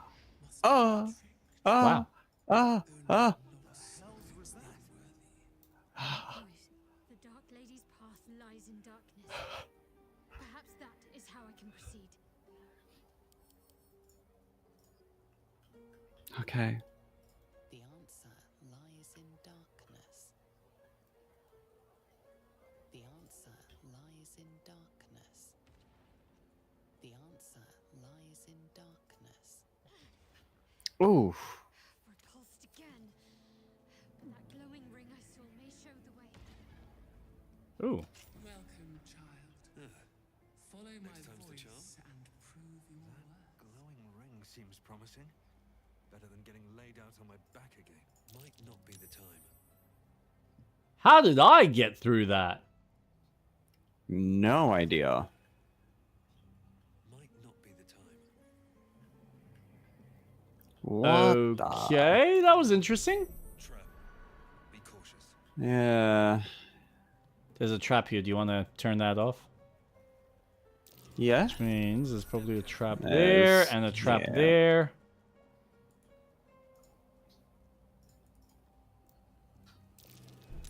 Step carefully. There's a lot of traps. Whoa. Trap Haven, baby. Mm-hmm.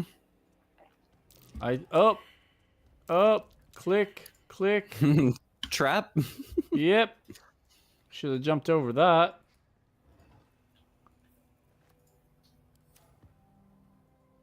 Was there something that was supposed to kill us? So... Oh, there's a Umbral- lamp. Oh. Mystic Therible.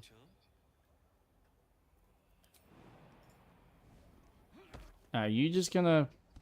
Yeah, of course you're gonna walk over it. You dumb bitch. You dumb son of a thumb. Now what's there? We have a brazier. We have some stone. We've got a staircase that leads to yet another sarcophagus. Looks like it fell through the hole. With some gold. Oh, plaque. Darkness, beauty She is equal and wealth unseen. Alright. I will take my toads. Nat 20! Nat Perfect. 20! Woohoo! Who loves a nat 20? We do! Nat 20. The only way to roll. Oof. How's Alright, Nick, by the way? Yeah, good. Didn't he start his new job? Or was Oh, I it's been imagining like- that? Ages ago. Yeah, that's right. How's he finding it? Yeah, good. Still there. Good. Fun. A lot of work. Fun. A lot of methods. Yeah. Well, Kate's applied for a new transport role Oh, nice. for another company. I'm trying to remember the transport company. God damn it, I don't even remember the name. But it is one of the bigger ones, which she's excited about, and it's for a compliance role. Quite big. Probably will involve some travel, I think, from the way she described it. So yeah, it's exciting. Okay, Lazel, you can come now. So what does this do? No? Alright, I guess I wanna turn that on.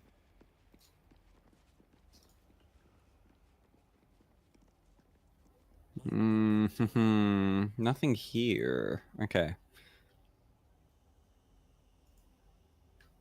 So I'm assuming you pull the switches on the two sides. Yeah. Alright, so we've done everything there. So is the point to turn them off then?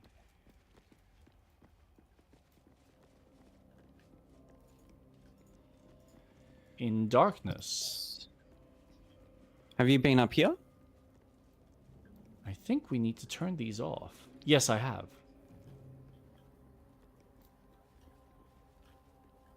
Did you explore all of this area? As far as I can tell.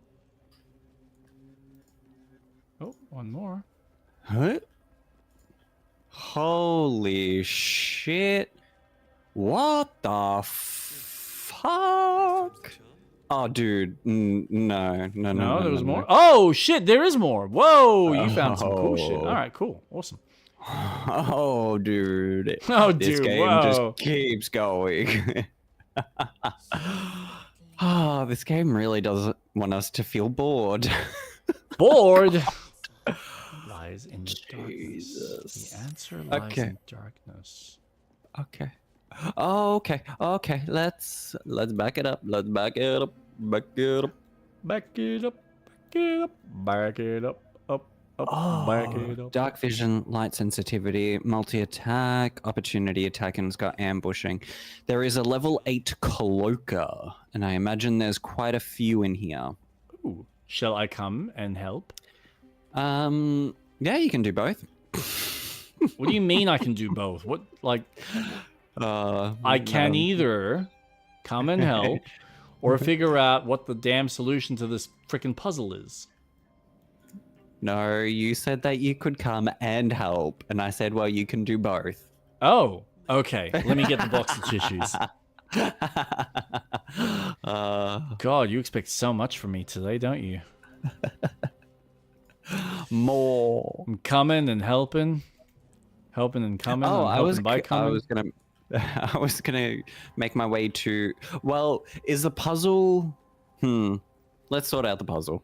I don't know what the puzzle wants, but I'm basing it off what the last plaque said, where it's like, in darkness, the answer shall be revealed, or something along that bullshit.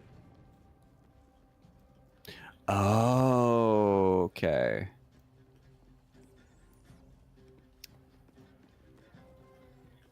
In darkness. Oh. Oh, there's more.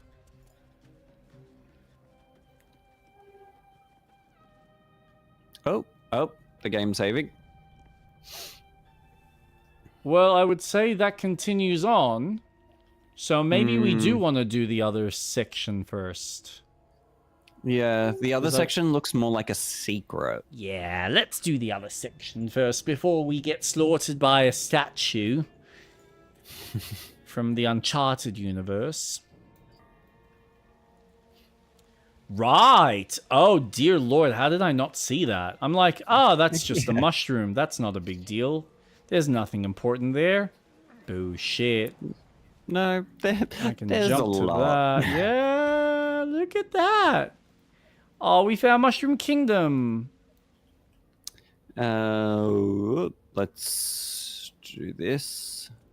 Okay, so maybe there's just one. Yeah, see that guy? I do see that guy. I see the guy. Yeah. Level 8. And we can ambush him.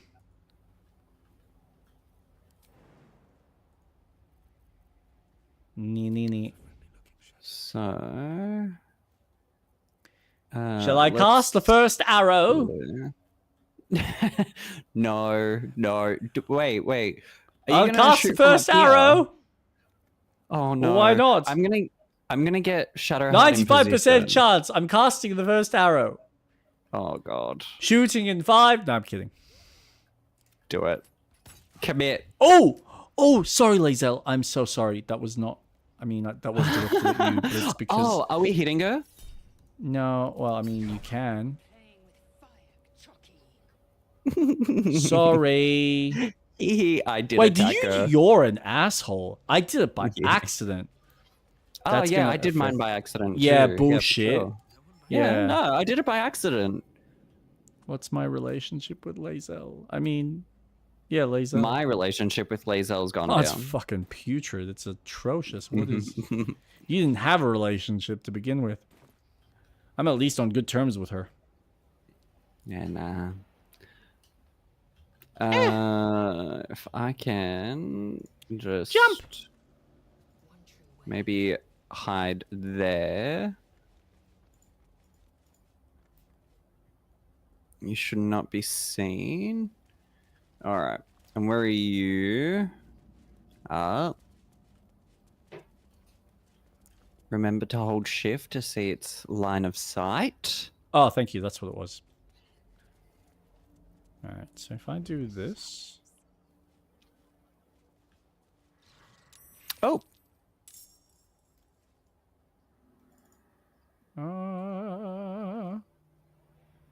Cloaker?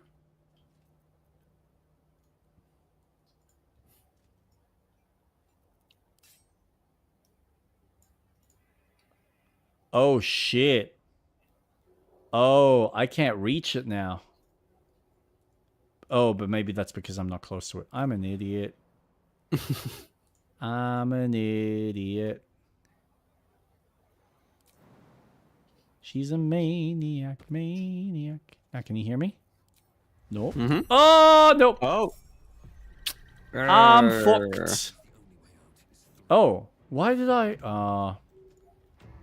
That's not what I wanted, but sure. And now I'm in a disadvantage. Why? Why? Oh, why, Delilah? It has no resistances, so... I'm just gonna start by shooting. It's a good start. Okay. And as a monk, I'm gonna run away!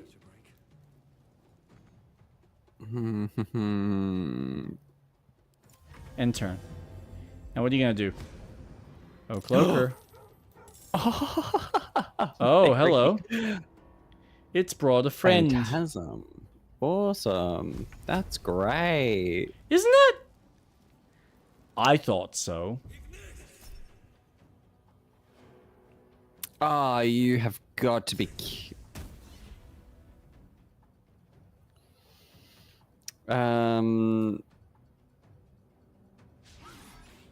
Yep.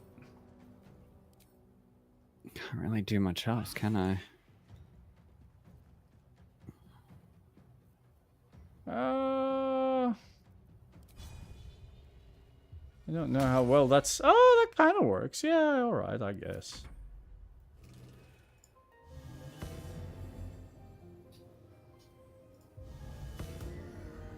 Oh, why thank you. That's alright. I think Not you're the- gonna need it. Probably. Moan! Yay! Damn. I think we might want to focus on the cloaker because I reckon if we defeat the cloaker, the phantasm should disappear. Yeah. That's my belief. I could be very much wrong. But I'm going to pretend that that's what's happening here. And while I'm at it, take a shot from a distance. Look at how much damage I'm doing from a distance with my amazing monk. Boys and girls. Yes! Nice work. Oh, sorry. You got more? Oh, no, don't. No, you can't go away. That's not fair. You know that's not fair. It's too dark. I can't see shit. That's okay. Yeah. That wasn't so bad. But I was right. You were. Nice work. Thank you. But I can't... Oh, I can't loot the asshole. Oh, yeah. No, I wanted Lae'zel. Now, there's a chest there. Already on it. I'm already on it. What's happening? What is happening to me? Now...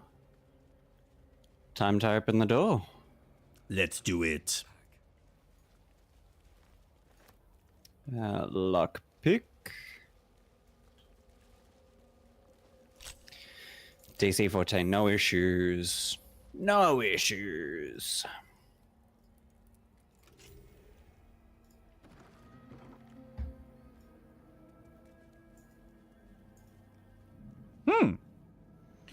Mushroom soup. Mushroom soup. Mushroom soup. White mushroom. A dragon egg. Yeah, I see there's like people there. Rogue morsel. Dragon egg. White mushroom. And that'll do. Oh, wait. Feed your What's that? bodies and rest your minds. Lady Shah needs her warriors strong and ready. Blue cap mushroom. Bunch of plates. Alright, we're good. Alright, let's have What's a with the rats? conversation. Unworthy to walk among friendly bones. Leave. How fucking dare you? We are worthy.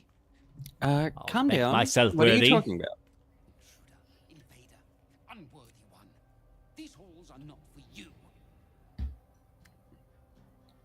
That's a bit Okay. unfair. You don't even know me. We outnumber you. Leave me be.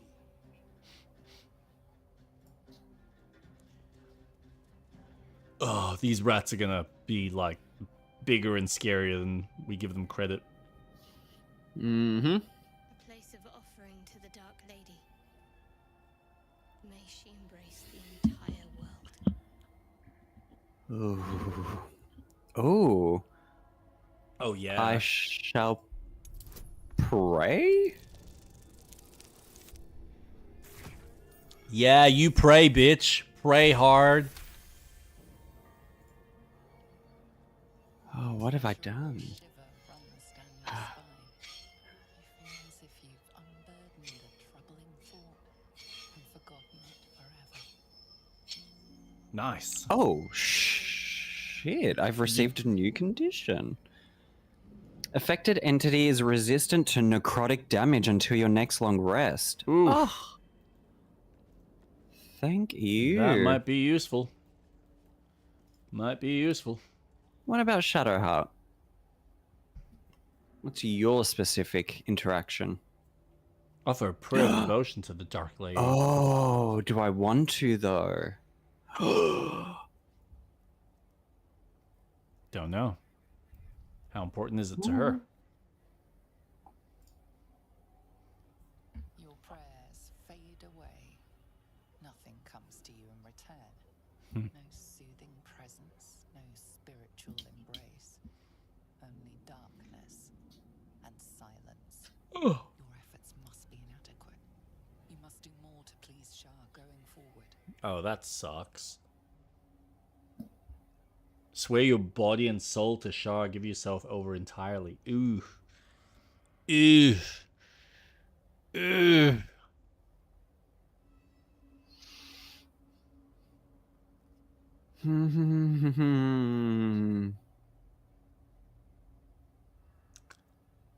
What are we doing?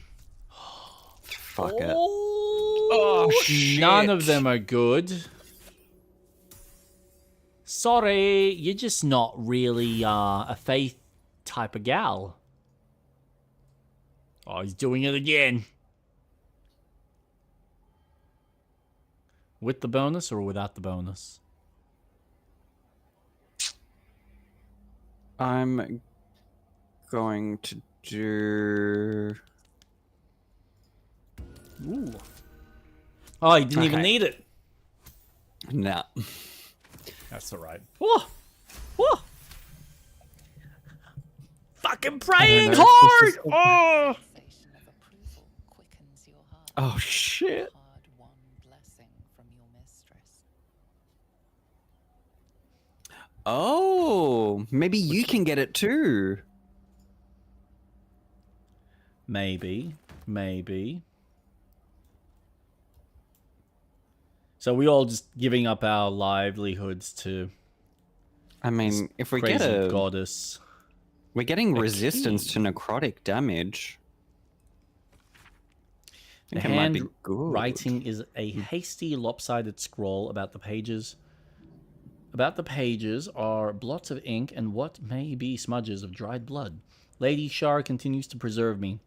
Though escape is impossible, the beast still prowls our halls.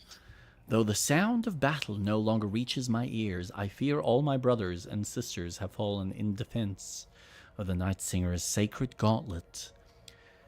But I shall wait. The beast will not linger for long. Surely. A short entry, the handwriting even more skewed and erratic. The beast still remains. Why does it not just leave? And why does it sing? The food is gone. I must preserve my strength. The final entry is barely legible. Mistress, embrace me, please. It went very dark for everyone. So am I praying to this altar or a different one? Now this altar. Pray. Pray the Jesus away. Oh, you get -1. Yay! Beautiful. Yep. Your silent gesture vanishes Mm. Your heart aches faintly with an inexplicable Yeah. And I get Shar Stricken, the Lady of Lost hexes you, causing a temporary lapse in your agility. Thanks, bitch. Oh, you're cursed. Well, that was worth it. Oh. How do I get rid of the curse? Mm. I think that's you forever. Oh, dear Lord. Do I have anything? Can I free you from a hex?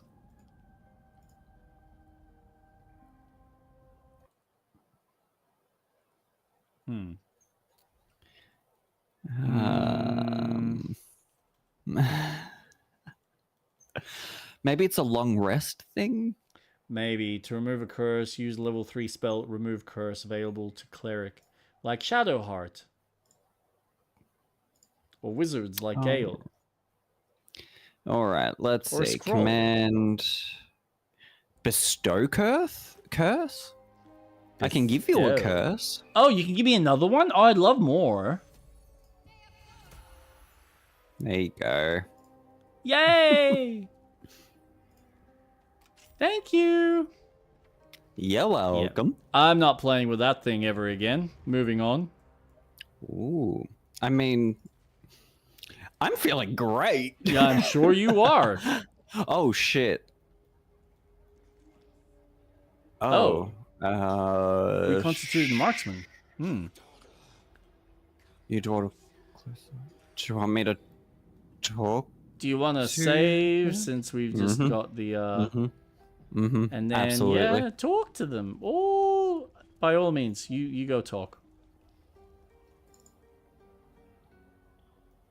You prowl my battleground. Eager for battle. Repositioning. Oh shit. What's up? find yourself in a dead Holy fuck. What the fuck is that? Another presence lurks within, manipulating the corpse like a puppet. Oh, this is sick. A friend. An uninvited friend. I do not request help.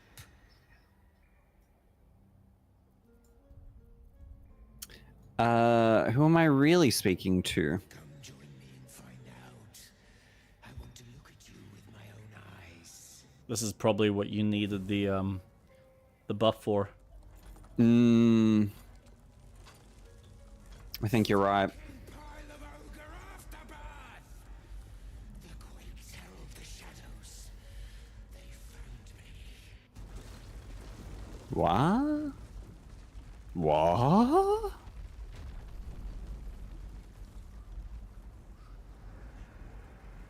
What the fuck? The Oh, it's dark- alright. I fought one of them. It's all good. You just hit it really Yeah. fucking hard. Oh. Is that all? Oh my god. Are they friends of ours? Yes. Okay, so don't kill the guys at the top of the altar. They're on our team. Okay, but we do want to destroy the umbral tremor, I think. Umbral Oh, the voids. Okay. Yep. Shadowheart. Attack! Target cannot be... Alright, I'm gonna go for the Jusica Avenger. I guess he's... Yeah? He's vulnerable to radiance. Oh, fuck yeah. There you go. Let's get Shadowheart closer. That one's down. Oof. Nice. And that's that one. I want you to dash. I'm gonna go towards Alright, I've here. done my turns. And then Atlas.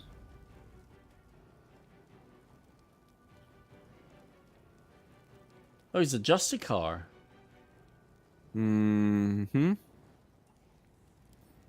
Oh, why do I feel like that one upstairs is going to kill everyone? Radiant vulnerability. Damn it. That You sucks. stupid boy. No, it was fine. Who wants bardic inspiration? I love how you sung that. The only person that might need it is Lae'zel, but I would just save it for now.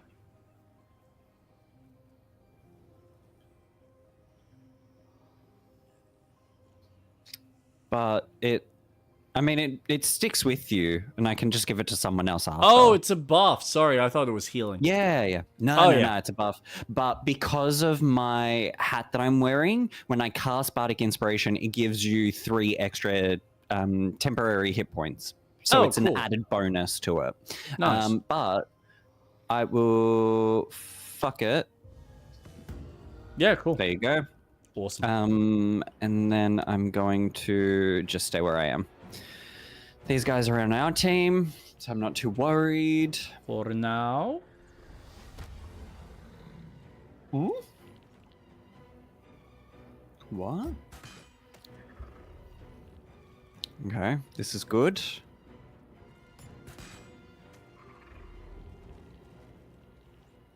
Love how focused they are on the Justicar. Oh, awesome. Thank God.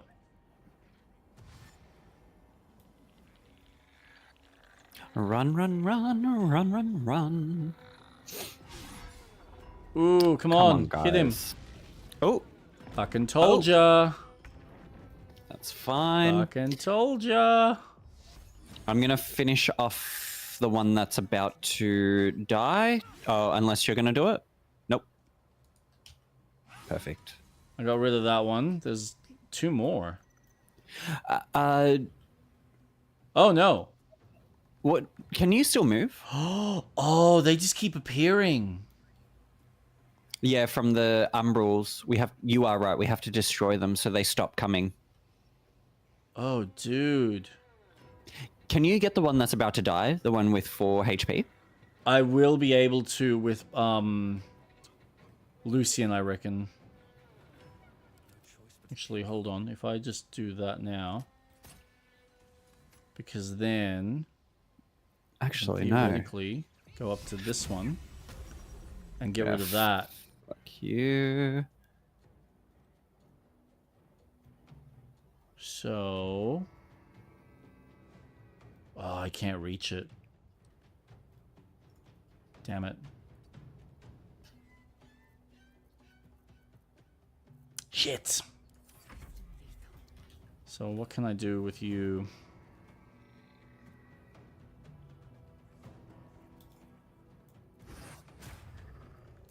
Damn it. He's only got 1 HP left.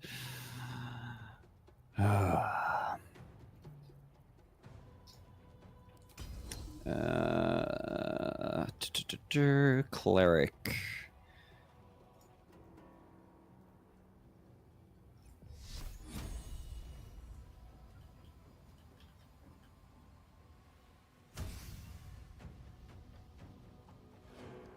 Oh, dude, I can barely move. That sucks. Oh. What? There we go. Awesome. It's one down. I'm going to give it to... I feel like that was a waste of a turn, but anyway. Fuck it. You deserve a little attention. Lovely.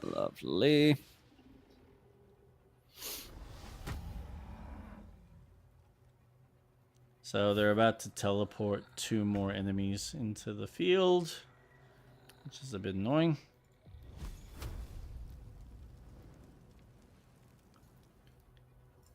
I would say focus on trying to kill that Justicar if you can. The one in front? Yeah. Unless you feel that you can do 16 damage to get rid of 1 Umbral Tremor. Well, that's what I'm looking at, because I'm trying to see if I've got a scroll. What's its weakness? Light. Radiance. Yeah. Yeah. That's thunder. Oh, I shit, wish no, I we're could. gonna get 3. Fucking hell, where are these coming from? Wait, how do you know we're gonna get 3? Because I can see 3 umbral tremors Oh. on the battlefield. So they're gonna Shit, add 3 more.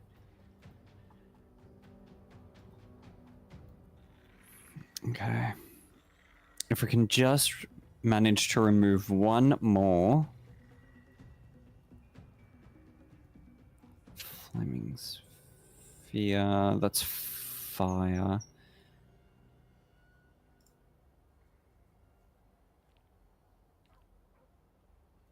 I mean... See, yeah, it's funny. I'm not too concerned about the Justicar guys, because honestly, with the other reconstituted duelists, they might end up doing some damage to the ones that exist on the field. So I think doing more damage to the umbral tremors is probably a better option.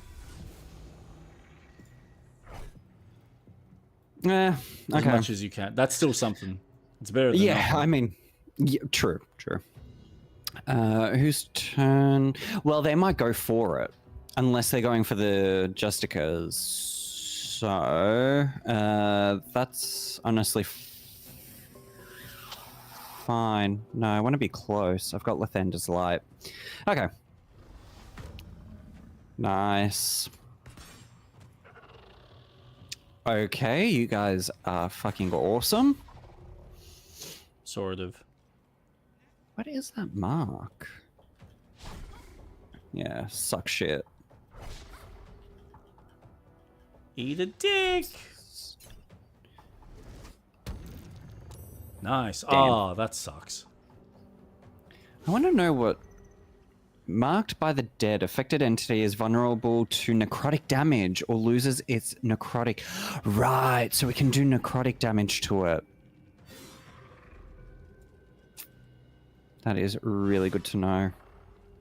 Oh, so close. Oh, nothing teleported? Oh, that's unusual. Okay, that's good.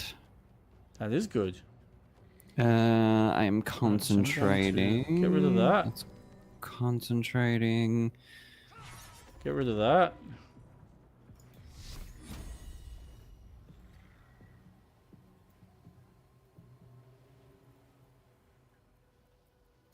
In turn.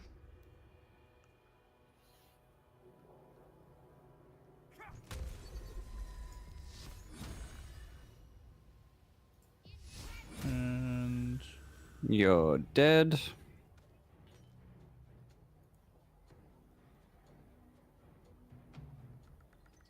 yeah, okay. I do this. Nope, can't reach. Kind of sucks, but that's okay. Boom. Perfect. You're done. You're done. We literally just... Oh, there's 2 portals. Okay.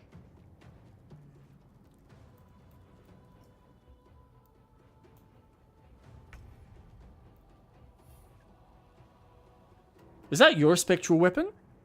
Yeah. Oh, cool. You brought the little fucker back. Isn't that cute? Yeah, I thought it would be a good idea. Yeah. Deep umbral. Am I gonna... Hey, these oh, deep umbral tremor. Oh, that just got a little bit harder. That's a big one. Oh, we want to kill that. Yeah. That's gonna be a big annoyance. Shit. Everyone's good for healing. Perfect. Yeah, bark all day, dog. Barky bark, bark, bark. Look at that. They got nothing to kill now. Oh, that's a lie. They do. They're going for the deep umbral tremor. Beautiful. Yes.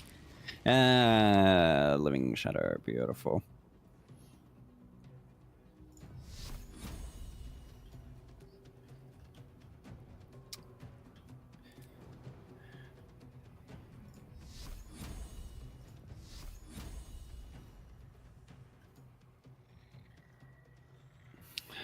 How does this work? The next attack roll against this target has advantage. Okay. Do you want me to be just like a little bit? Okay. Oh, good job.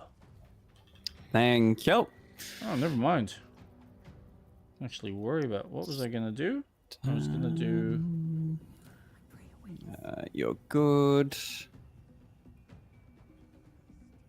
Oh, I just wasted a turn. That was literally a waste. That's fine.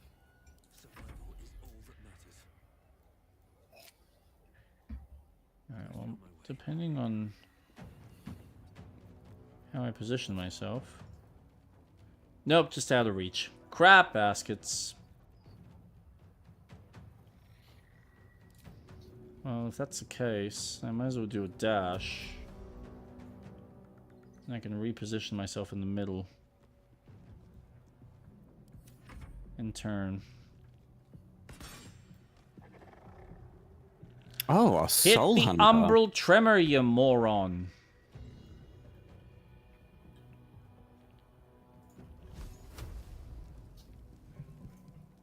What in God's blazes are you doing, sir? Wow, seriously, your magic. So impressive. Blows me away every time you do it.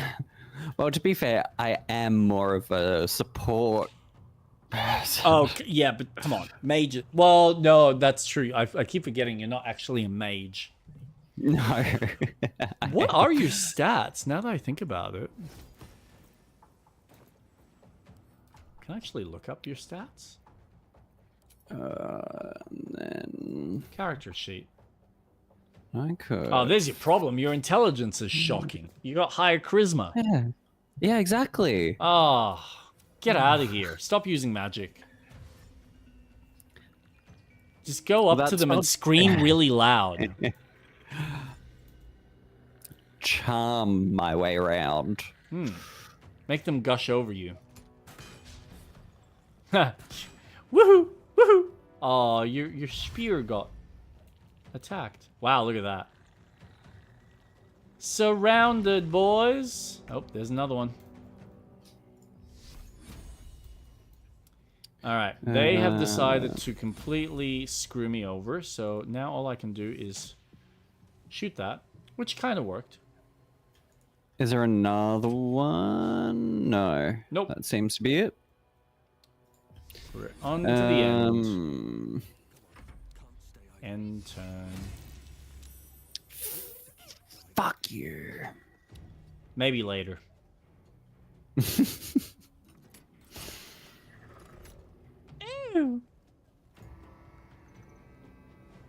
And I cannot do anything. Ah, cute little dog.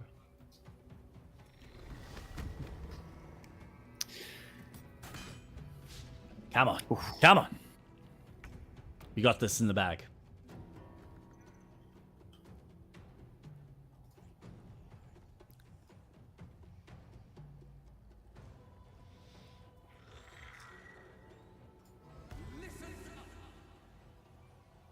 We're listening.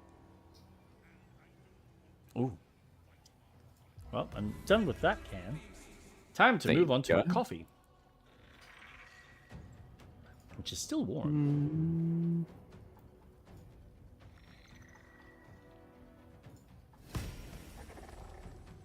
Ow. Oh no, that was a good thing. Yeah, keep that up. Yeah, no, that was good. That was good. Woo! Ooh. That was a good stab. No, you can do better. Okay. I know you can do better. You can also do better. Oh no, it's okay. No, don't that's do better. good. That's good. Don't do better. Come on. Yeah. Ah, you guys suck. Come on, guys. You're a little bit better. Steve? Ah, Steve's horrible. All right, we're keeping Dan. Steve and Josh can get the hell out of here. You boys can't. Oh, puppy! That's okay. Whoa. How about no, Scotty? Done. Oh. Ugh. Oh, shit. Daddy? You sound like Piper. All Alright, we can get back What? together. the fuck? His name is Flesh. The golem. Balthazar. Oh. Ooh. I should have saved. And in one piece as well. Not just any true soul would have succeeded in following my path through this place. You should be pleased. Who are you?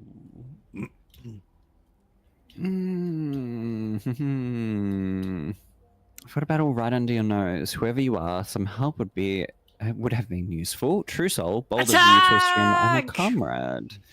Naturally born. That's a strange thing to hold against someone. I feel compelled to tell you what to do. I'm not. I don't feel ready to fight these guys. What? The guy on the left's a pushover, and he's just what? He has a lot of gold in him.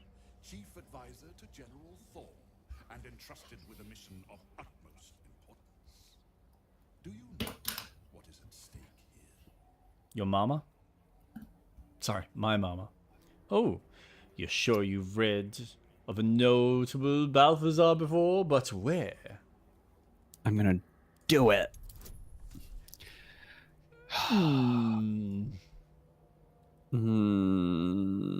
Yeah, I think the No. bonus.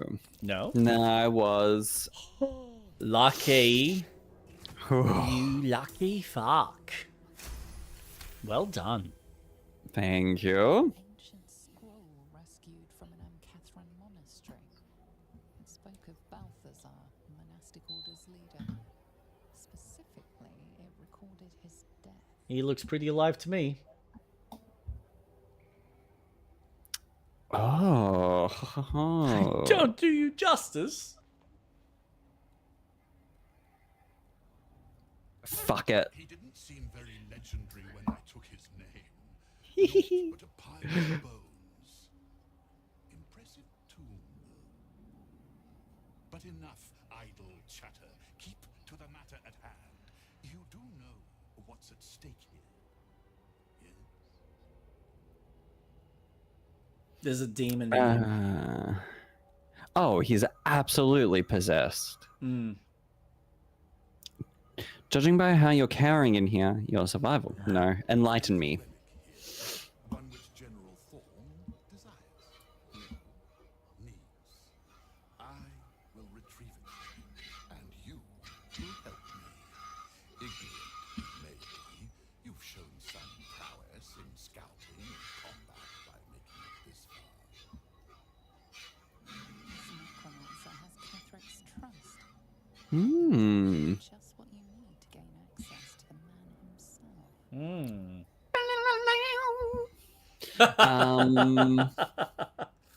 What to do? I could persuade. I feel pretty confident with a +6.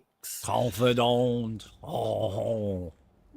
I need more it. to go on as much as this isn't my problem. Yeah, I want more info. What's the bonus? Oh, you know what? I will. I do want an advantage on my charisma checks. No, I don't. No, I don't. Don't You're be already silly. getting +6. I needed it. No, I got it. Nah, you got it. You're fine. Just. Tell me you're bleating.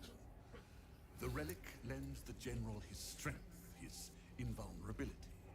It must be recovered before his enemies attempt to exploit it.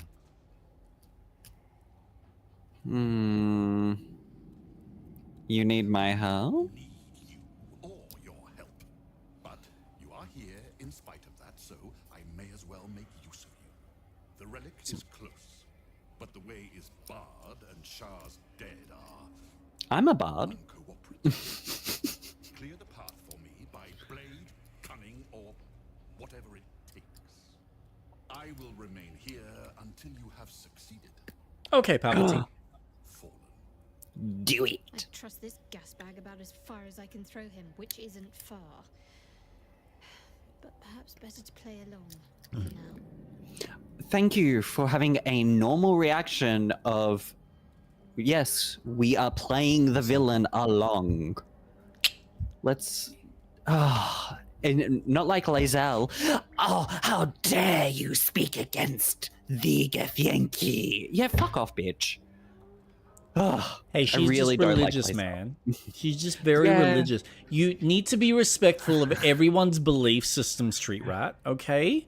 Not everyone is an atheist and hates religion like you do.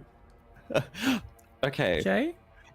Clearly the Githyanki are just killing their own. Why would you think a religion who kills their own to become I think God you're is just good? ignorant. You just don't understand because you never lived in their lifestyle. You didn't hatch from an egg like they did.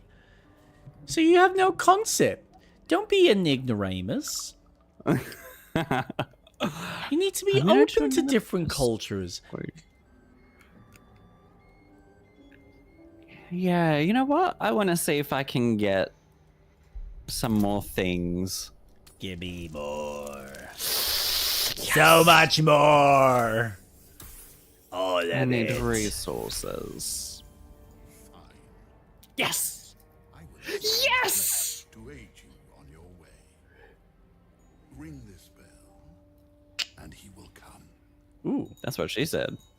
Hey. My brother is no intellectual powerhouse, but he is strong, loyal, and punctual. Should a fight turn against you, remember the bell.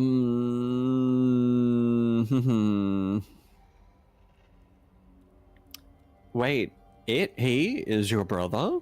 Or should I just take the bell? I don't want to prod. But I can't. Prod, what exactly will you be doing while I'm out risking myself? Attack! My poor unborn twin. Oh. Always resented me for it. Said I strangled him in the womb. If you can believe such tripe.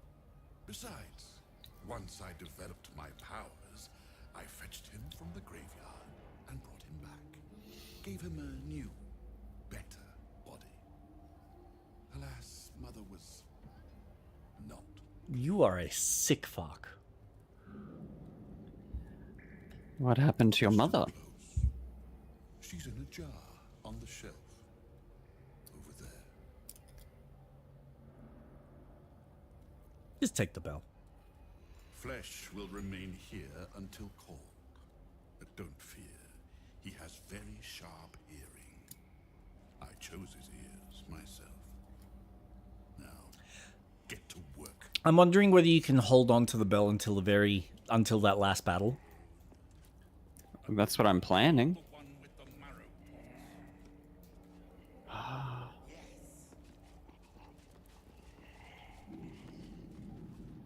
marrow. Okay. Thanks, guys. Embalming fluid and a pipette. No time to rest. Now, Cool. Eager for battle. Proceeding. Vault door is locked. Cool, no worries. Oh, are you... So, how you doing, Lae'zel? Yeah, pretty good. How are you? Yeah, pretty good. This bed's pretty comfy. I know. It's a shame he didn't pick me to have sex with. I would have been such a better partner. I mean, you probably would have been a good lay, but, you know, Karlach was just, you know, my type. Hornier. You just don't like it, Yankee. You're racist. Just say it. You don't like us. I think I am gonna need this. Think I have a tighter vagina. Oh, you've got to be kidding me. What? These things have stayed interesting. At the ready. I'm not doing anything dirty. Let's do that again. So what Nat happened? 20. All right. We got a nat 20, baby. Yeah, baby. Oh, you haven't been, have you been down here? No. I'm just going to close this door, though. Why? What's down the door? Just in case if it's stealing. I'll take that. Oh, Infernal Iron. Holy shit. Conjure Minor Elemental, Fire Shield, Ice Storm. Ooh. I Read. found a teleporting section. This is a big map. Oh, this comes back around. Oh. Okay, I have found a book. Ooh, what's the book Breathe say? in and out. Look inward. What, in the deepest reaches of yourself, do you see? A bright and blinding light? A harsh, exacting sun? Or, instead, do you find a comforting velvet darkness? A womb-like place where all you are, exactly as you are, can find repose. This is the darkness Shah promises, a darkness free from judgment, free from scrutiny, in which we are invited to exist in our purest essence, our most essential selves.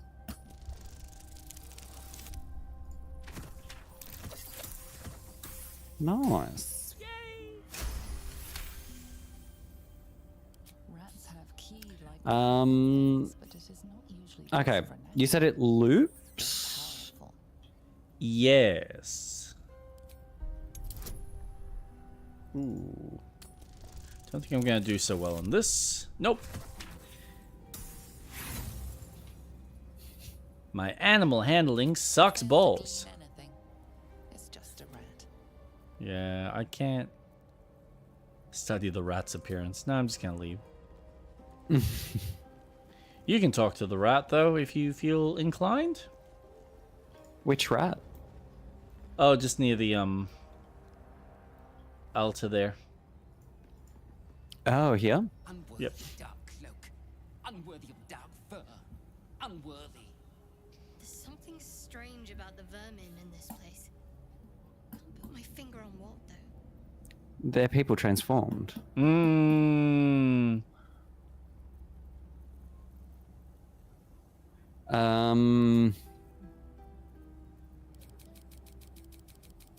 Insight. I'm not going to attack. Ah, come on, just do it. Damn it. That was shoddy insight. Yeah. Your character is not insightful in the slightest. 10. Oh, perfect. The rat isn't merely territorial, it's proud.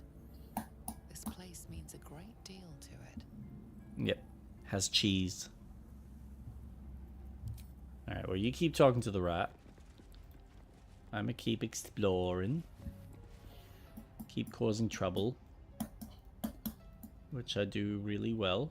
Oh, that's an elevator. Shaft. Which is missing... Oh. Not going to work. So somewhere around here is a lever?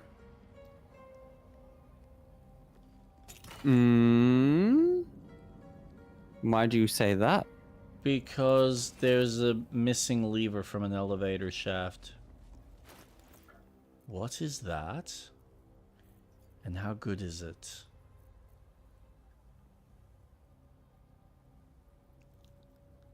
Huh. 1d8 plus 5, 1d6 plus 6. Orders from B. Pay close attention. Seek the means to access the relic. Search in the library. Do not deviate. Do not fail. Return promptly. B. Oh, Balthazar. Okay.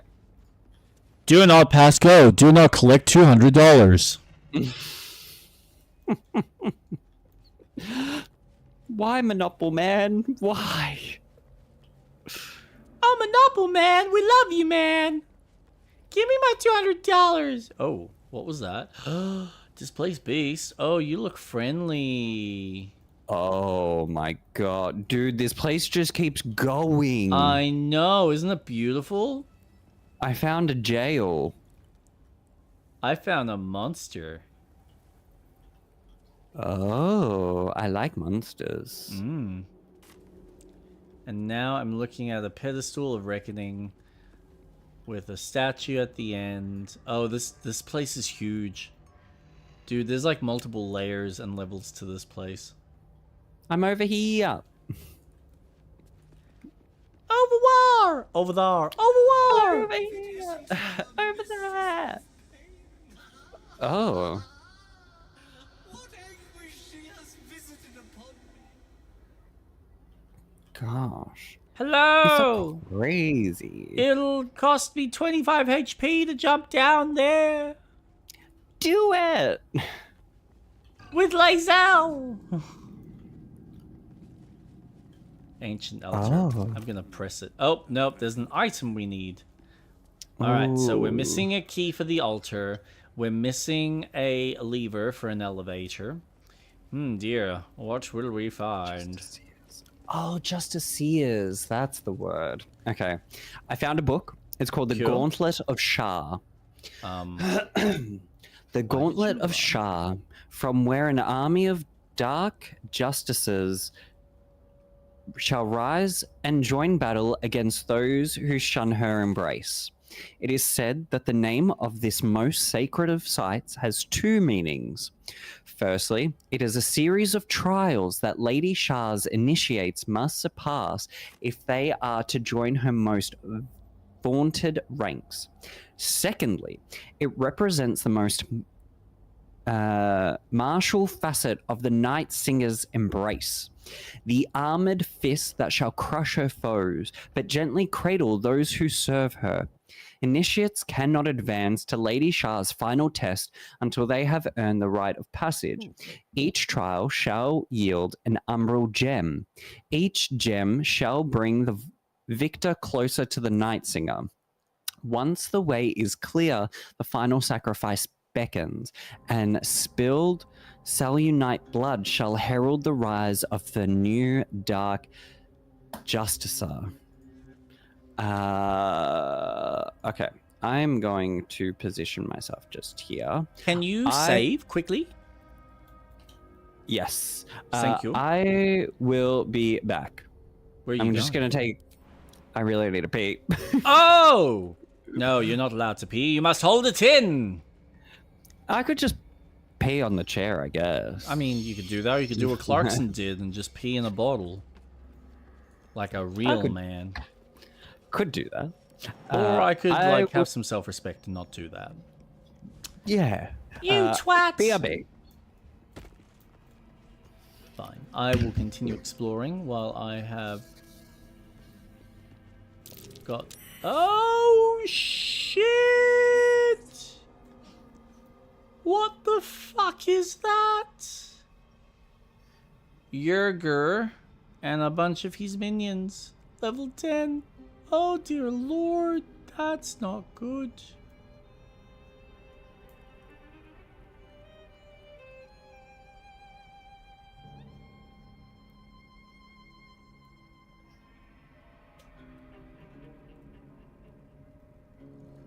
So we have a bunch of level 5s.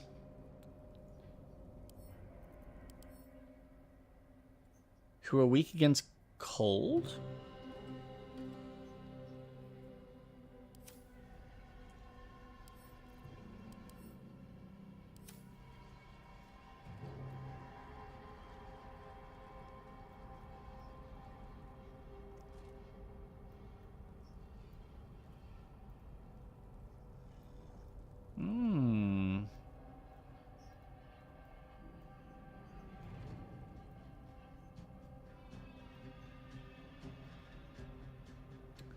Interesting.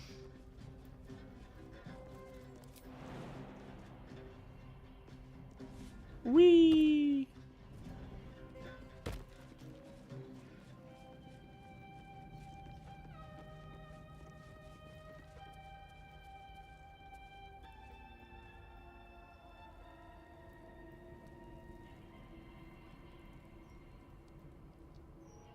Holy shit, this place really is big.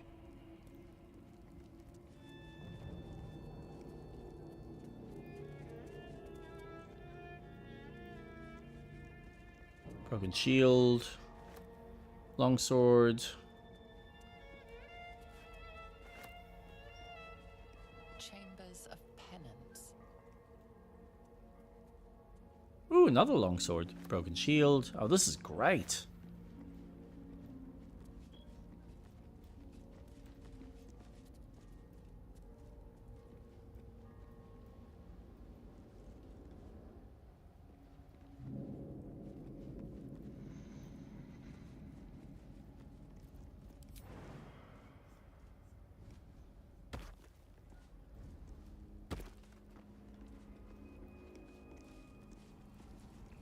Oh, this looks terrifyingly big and scary. Always room for more?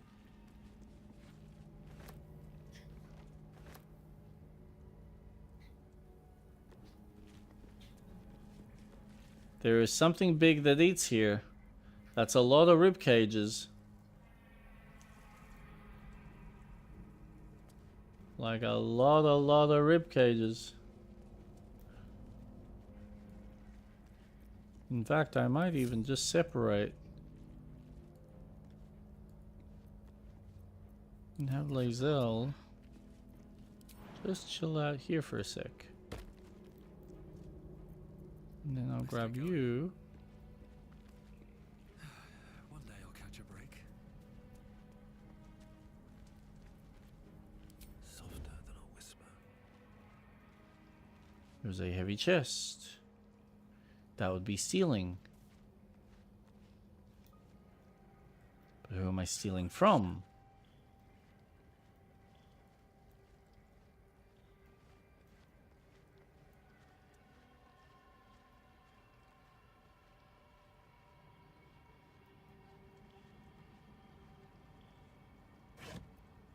Nope.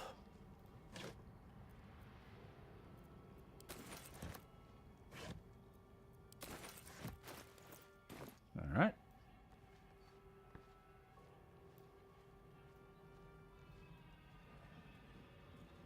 So much blood. What the hell's has been happening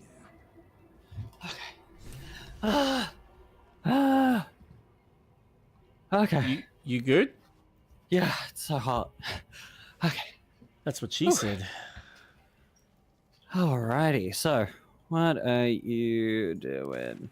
I have found a beast that's potentially been eating a lot of crap, and then a couple of demons that I think want to kill said beast.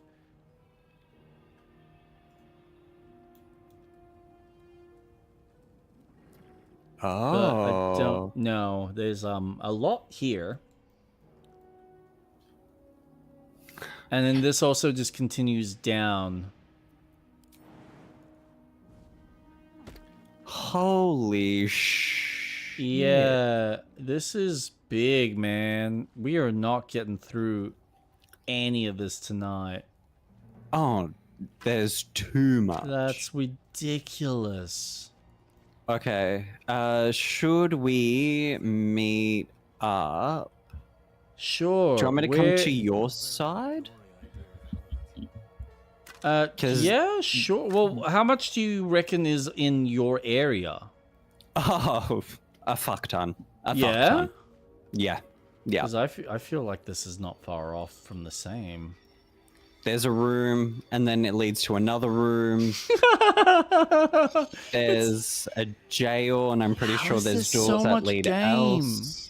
Yeah. How is there this much? Yep. Crazy. Crazy. How do people have the time to play this multiple times? Some people wouldn't even do this. What do you mean? You can skip. You can skip this. This is optional. Jeez, why would you skip this? What is wrong with people? Where are you going? Oh, you're going down. I want to see how far this goes. Yeah. I see a door. That's a chasm. I'm like tempted to say, hey, just save again, because I don't know how badly this is all gonna go for me. I can save now. Oh, I could have jumped down. This place. Oh my god. Can you go there? That's kind of what I want to see. Yeah, I think I'm gonna have to. So go here, then go. Oh, it's apparently too far. There? Hold on. No, I can't jump there. Hold on.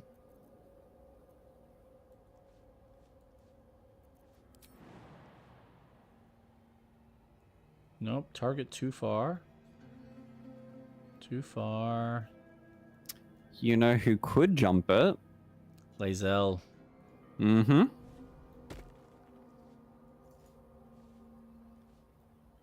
Alright. I think this makes the most Oh, sense. it's just so close, but yeah. I think you're right.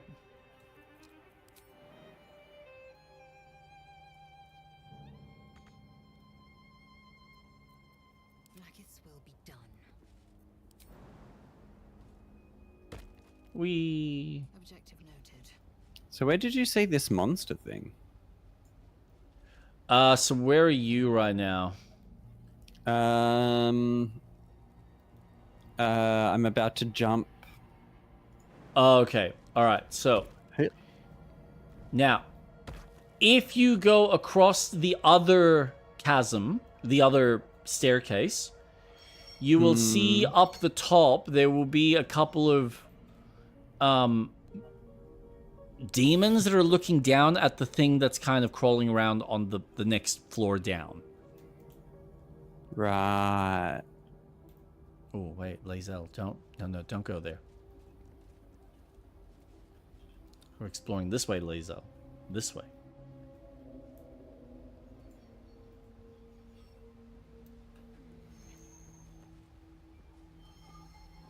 How is there so much game? I don't get it. How did they do this? So Yeah, Lae'zel can make it. let's go this way. Oh my god. Can you... Thank you. Alright, how did you get there? If you don't go across that ravine, then it's just down those stairs. Yeah. Ah, there you are. Yep.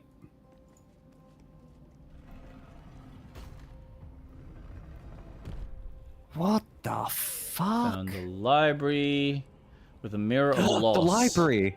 The library. The library. Yes. All right, settle yes. down. That's where Yes. the relic is. Holy shit. Holy doodlies.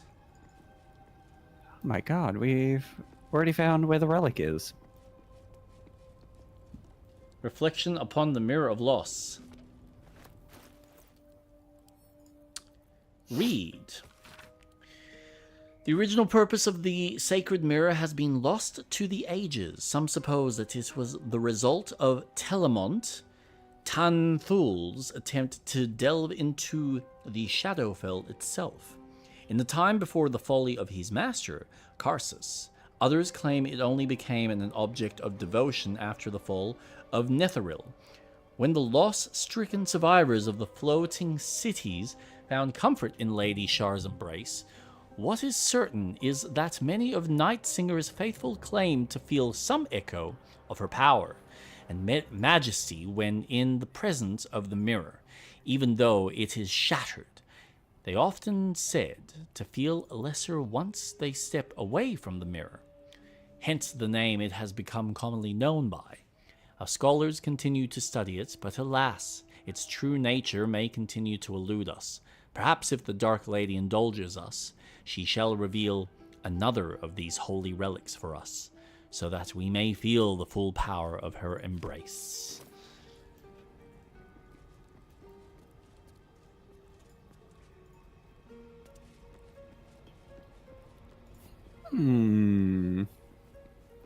Well, I'm at the feet of the statue. What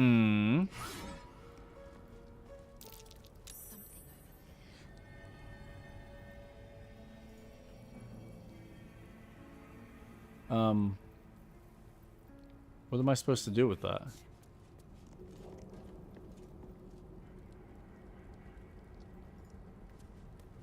Ooh. A mirror this large and in this place must have been more than just a simple looking glass.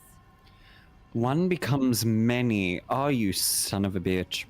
In each of us is more than what we are. Parts and multitudes that form our thoughts, desires, nature itself. Manifold are the creatures inside you. And what you can become when you speak my words is all your parts made manifest. Your weakness can become strength if it is made legion. Quaking hearts can find courage in their numbers. The lowliest vermin can humble a Goliath if they can stand as an army. And a ruin can become a kingdom, for one soul made many.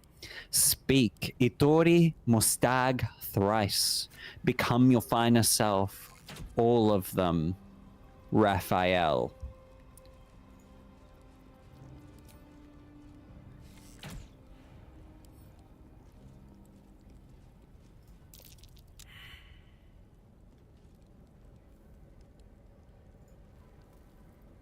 Oh. What happened? A final warning. Offer us peace now, or be devoured. Ooh.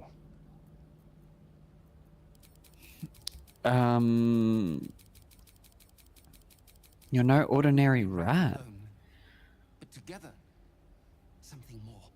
Some remember turning away from the sun. Some remember donning a black cloak. Some remember plunging a blade into an innocent heart. But we all remember a name. Lithindor. We share who he was. Gryffindor! Sorry, my hearing's a little off. What? Are you telling me you're one person turned into a swarm of rats? It shouldn't be. What? We should be one long dead. Instead, we are many. Scurrying, hiding, surviving. Alright, settle down, Legion. For life. Harmless nothing. Unless you test us. We are Legion. Leave us in peace. There are many. I usually don't bargain with rats, but on this occasion I can make an exception. Let me pull down my pants and get going. Let's go. Oh. What, you don't like having sex with a human? Do you have some objection, Mr. Rat? Come on, you know you want to. I'll give you a good time, I promise. Give you a bit of a tickle in the tail. Alright. So, lots of light. Does the mirror work now? No. What the fuck is the point of this large room? Shah Mural is staring at me going, well, come on! Do something then! Can I do anything? Absolutely not. You know why? Because we've got nothing that we can utilize in this room at this very point in time. Was it a complete waste to come here? Well, that really depends on your perspective and whether you find my voice to be fucking annoying. If so, thank you for listening. We hope you've had a good time and we'll be back next week. What is he on about? I don't know, Steve. He's just losing his mind. Why is it always Steve? Because I just like that name. But that's not your name, Henry. Alright. Plot twist. Ooh. I found a chest. There is gold in the chest. I took gold from chest. Oh, we lost a viewer. on YouTube. Sorry. Oh. I drove him batshit bonkers. He's like, oh, I have to listen to this twat. I can't handle this. Oh, he's not doing it right. No, he's playing it wrong. It's all wrong. Every bit of it. Lucian, why are you sneaking, mate? I need you to jump. Show me you can jump. What path lies before me? What path? There's no path.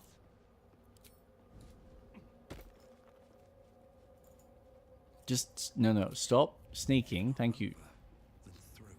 How about under instead of over? Oh, faith leap trial. Okay, so I found one of the trials. I'm on the other side again. Oh, like back where you started. Yeah, Okay. there is a way to cross from the bottom. I'm gonna head back to you. Amulet of the Absolute.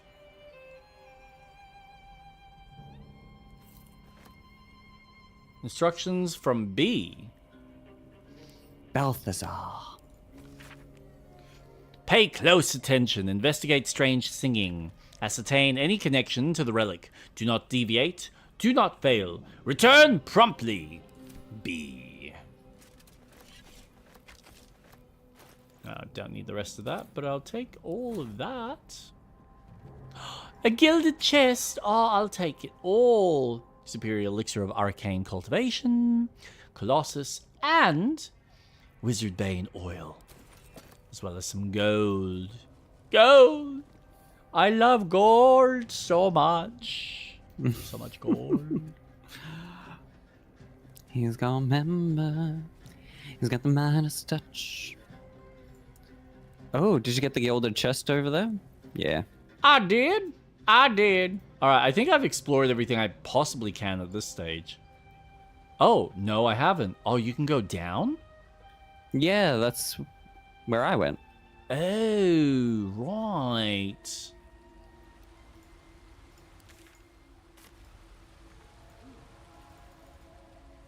Well, easy question. Do we want to deal with the little demons upstairs before we continue? I think that's a good idea. Alright then. I'll come join you. Wait for me. I want to have a turn of hitting him with my monkey fist from a distance with my arrows. You can have a way with your monkey fist. Yeah, from a distance. Please don't touch me. Be gentle. So is this way? Anything? Oh, wait. No, don't go that way. Not unless we're ready to fight it. If we're meant to fight it.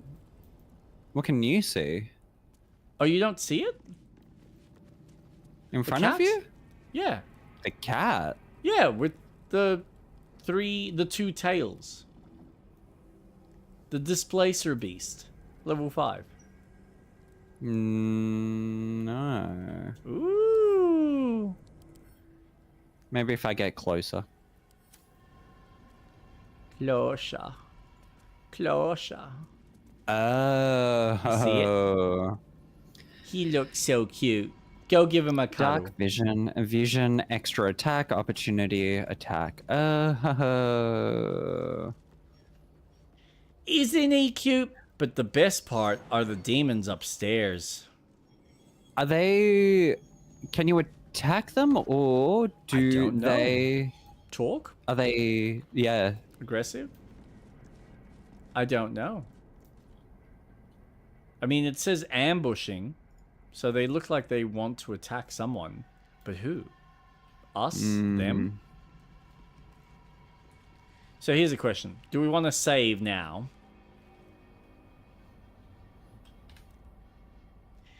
And then I can run amok and see what happens. Yep. He's the one we need to deal with. Oh, and the Displacer Beast. Oh, wait a second. What?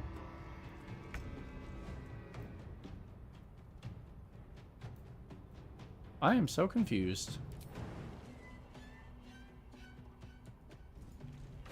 Me too. Oh, good. It's not just you.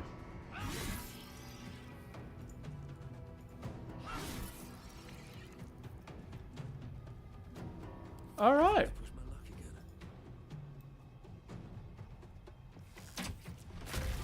Boom. Oh, wow. Jesus. Yeah, I know. It makes such a nice effect, doesn't it? Yeah.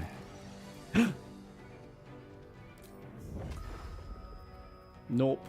I'm just gonna stay right here. Let's have a... While you're in your fight, I'm exploring still. All right. There might be something on this side of the battlefield that I can use. Maybe. Well, I guess I'm ending me turn. Form up ranks. Don't let anything get past you. Deflect. Deflect. Take it back. Oh, he went invisible? Amazing. Oh, that's unfair. I can't deal with that. And they're all just gonna dash. See, what would have been fun is if I pushed them. Ooh. Sorry, Lae'zel. Oh. That hurt. Yes! Nat 20!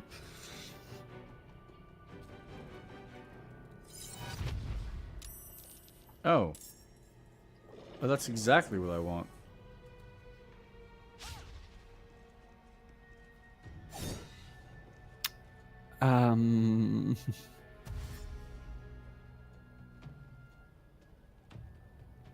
Hmm.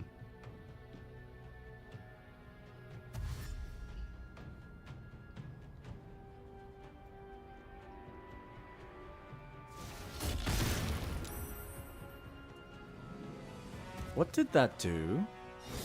Why would I give it a lick?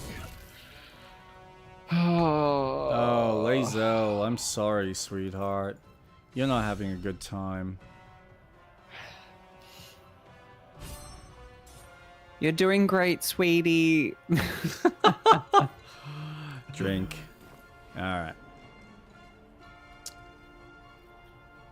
Can I? Shut the fuck up. Yes. Holy shit, I just found boots for myself. Nice. Nice. Play your instrument to restore one of your bardic inspiration slots. Yes. Fuck yes. Awesome. I'm so happy. Target is too far. Target is too far. Don't need it at the moment though.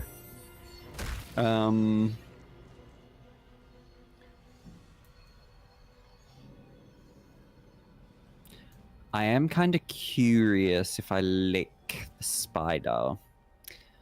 I'm kind of keen to see what happens.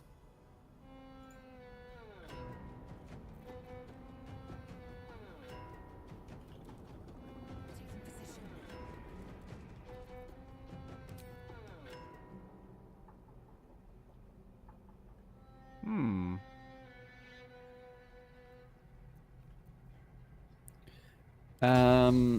How are you going?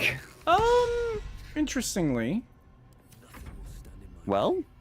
Well, I haven't quite decided yet, so I'll get back to you in a sec. Alright. Oh, that wasn't good. Fuck it.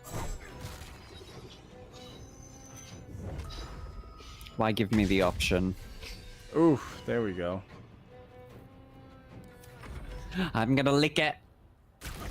I'm gonna lick it. Oh, I was worried about that. I shouldn't have done it. I'm sorry. I think we're gonna have to restart. Good, because I've done something.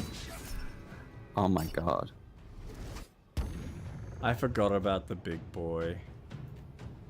That did not turn out the way I'd planned.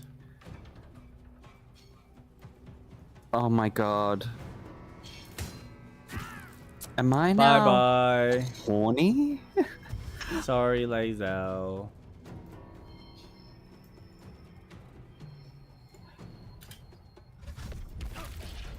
Fuck it. Oh, I'm so sorry, Shadowheart. How did you do that? I'm just gonna keep eating this. Oh, dude. What are you doing? Me? Yeah. uh, Being silly. yeah. Well, at least we can experiment with being silly. Oh, is it my turn? Finally. Yay. Oh, no, I'm poisoned. Alright, so that beast is clearly there to draw you into a trap.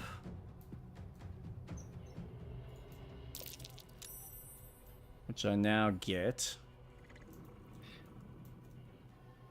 Do you want me to load the save? I think that's probably going to be the best call. Although... Okay. Boom! Oh, that did absolutely nothing. Okay. Bam, bam, Well, bam, bam, bam, bam, bam, bam, bam, bam, bam, It ain't, bam, bam, it ain't gonna matter. Yep, do it. Do it, do it, do it, do it, do it, do it, do it, do it, do it. Well, that's a bit of a shame.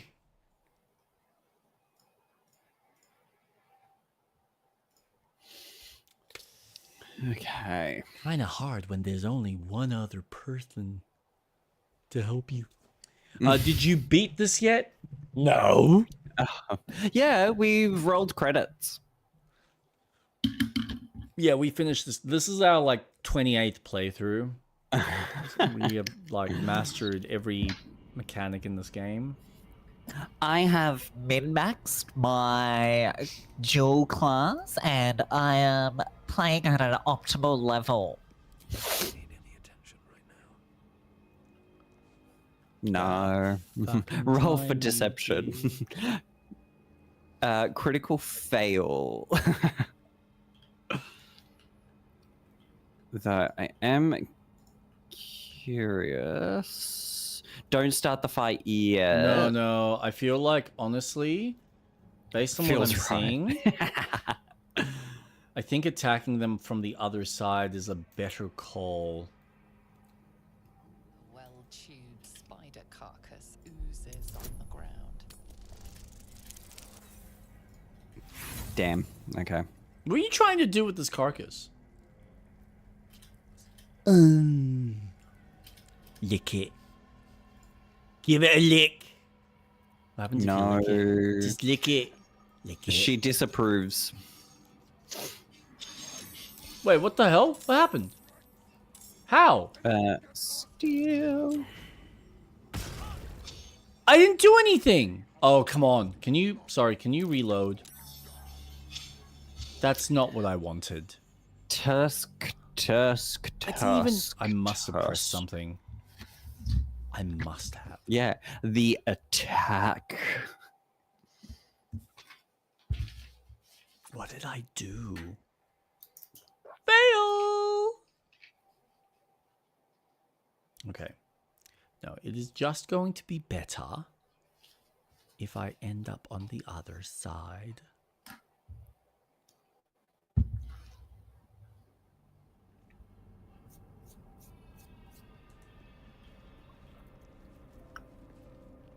And I use something like...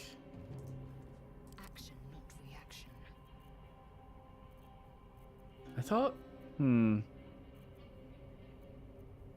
breathing. Oh. Requires concentration. How do you get concentration? Concentration is just magic. So you're concentrating on a specific spell, and then you can get interrupted if someone attacks you or anything as such. Well.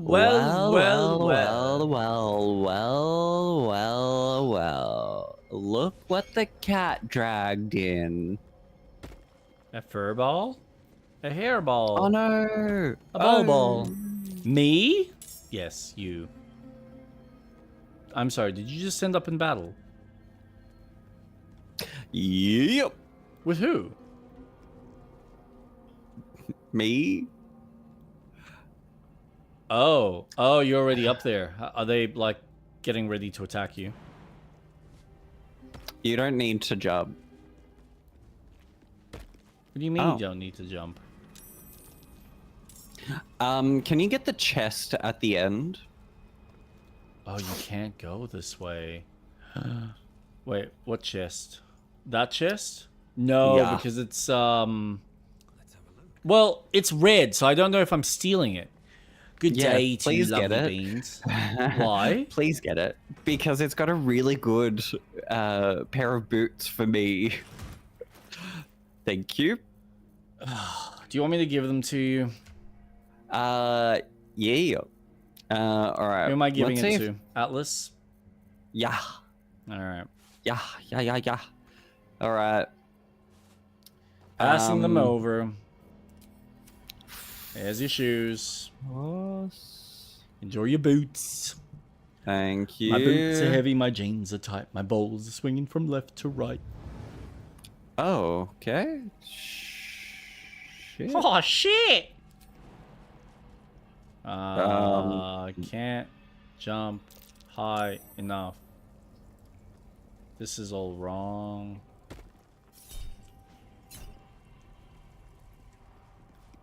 Oh. How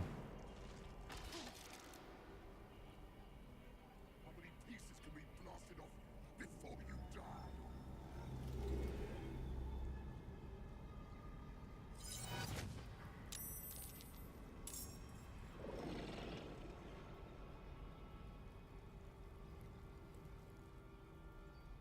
Damn it. See, what I was hoping for was taking a different entrance. Okay. But That's fine. That's fine. it's I don't think I can climb up the way I thought. Or is there? I'm trying to remember if there's any like chests or items that we can use.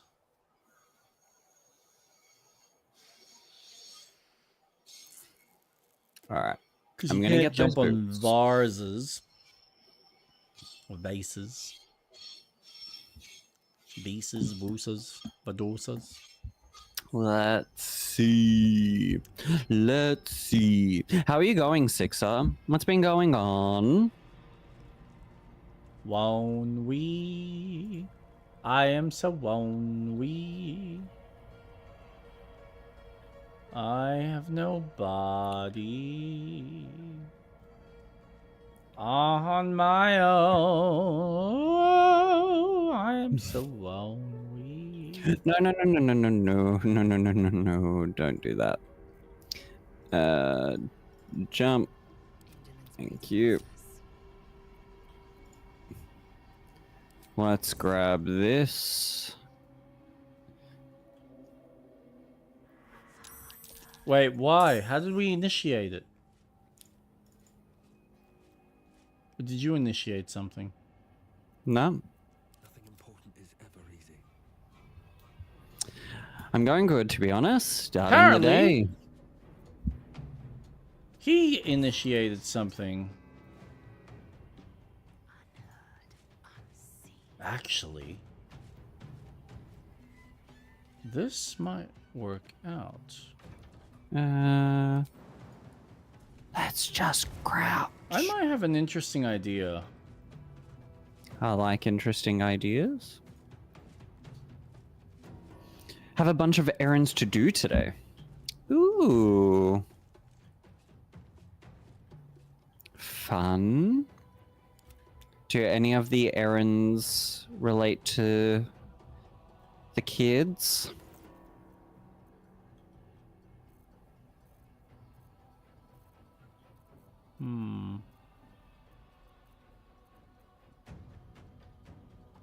When I say kids, I mean the cats.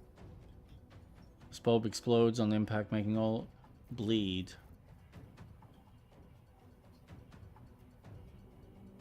Smoke bomb powder.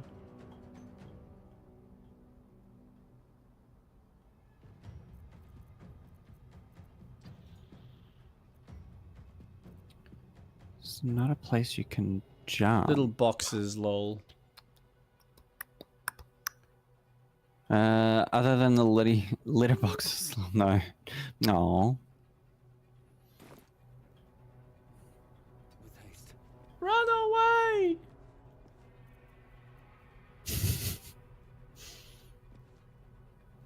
And how has your apprentice been? Any more misogynist comments or homophobic one-liners or anything? Don't let anything get past you.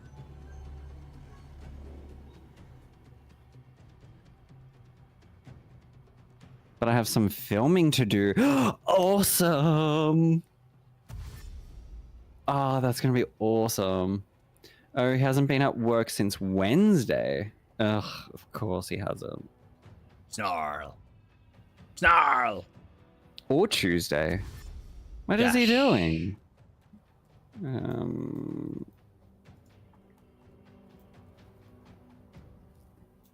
Dash? Okay.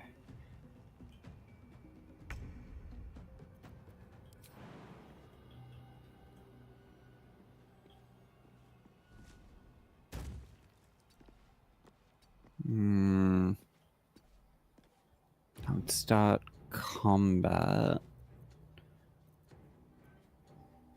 Orphan's bed. He's sickly. Oh. Wait. Let's call the wambulance. I think I just confused the AI completely. Nice. Nice. Nice. Yeah, make your little copies. Now where are you gonna go?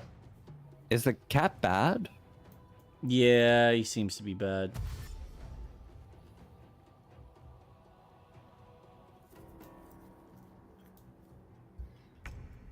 Can I Misty Step? Damn it. Damn it. Oh, Sixer, I have a song for you. There we go again. Where is my Shazam?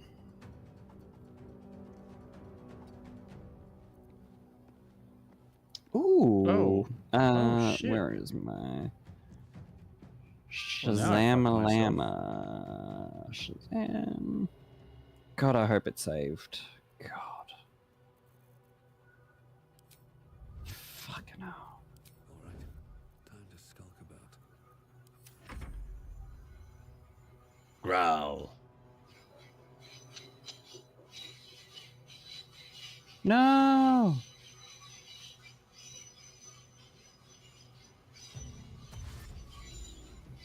God damn. Screw him, he's not gonna last at the company, and I was telling Day yesterday we're a bunch pest control guys, and we make fun of him now. Imagine we were construction guys and bullied him even more, he would cry. Yeah, he's a tiny, weak man. No. Get him fired. He's not worth it. Fuck, I'm actually really upset. I swear I Shazammed 2 songs. Unless...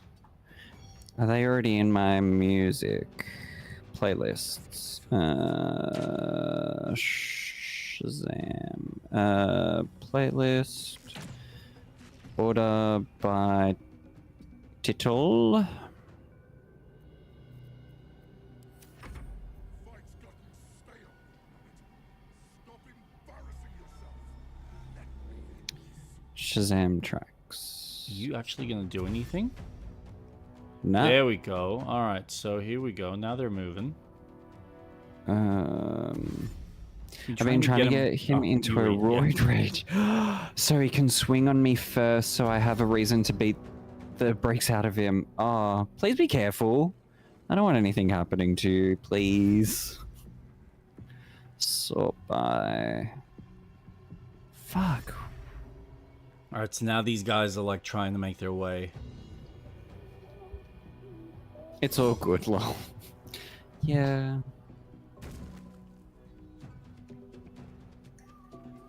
No, this isn't. Fuck, I'm so upset. Why didn't it? What's the point of Shazamming a song if it's not gonna fucking Shazam? He's just been pissing me off. Charm. No. Alright, cool.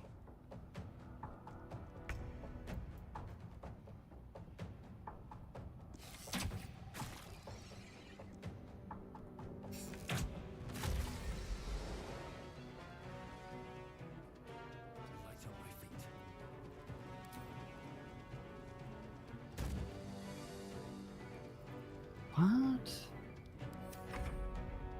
Now what are you guys gonna do? Nothing? Nothing? Nothing? This is stupid. Which part? Who are the artists? Tell Jake why he's been pissing me off because it's too much to type out. The artists. So what am I doing? In Australia, we have like a really big music scene, and there's a radio station called Triple J, and that's what I primarily listen to if I'm driving. So a lot of local artists get played on there, and it was such a good song, and I don't remember what they're called because I was driving, and The I Loonies? thought if I Shazammed, it would fucking save. Oh, I'm so over iPhones, and I'm so over it. I have not participated at all in this fight. That's okay. Like I said, I've confused the AI, so this is kind of just fun for me at the moment. Perfect. I've got one guy that's about to come around the corner. But at And sixes Beastie were is going the other direction. there's this roided apprentice, and he's a misogynist, homophobe. He's just a dickhead. Fucking dickhead. What we would refer to as a sick can. That's one way to call it. Mmm. Ba, ba, ba, Yes. ba, ba, ba. Ooh. Fuckwit. Yes! He laced heavy duty poison on a kitchen bench top. Mmm. Because there's nothing more delicious than cooking dinner with. Oh. I'll take that. Poison on the side. Love. Charm. Charm. I wish I could You've get been up charmed. there. Oh, wow, wow, Ah, wow, yes. wow. Ooh, ouchies. Yeah, except you guys are being lazy, so... Yep. Keep making copies of What's yourself. their weakness? Go ahead. Where's the real one?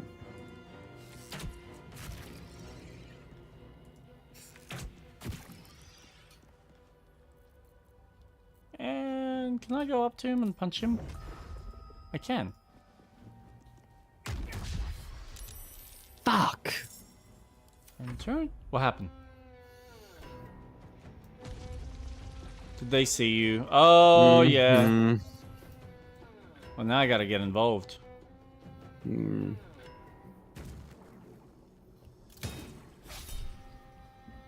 And I was doing so well with kiting them and trying to lure them and... Yeah, well, I was sneaking. And they were all facing away from me, so... Oh. Oh, that's two He's down. been deleted. Deleted. Goodbye! Alright, well, let's see if I can get involved. If... oh no, I need to save that. Oh no, I don't. I probably should have stood there. Triple J music at... What was it? It was about 12:30. 12. Oh, they can jump. Oh, this is gonna be 30. fun. Ow!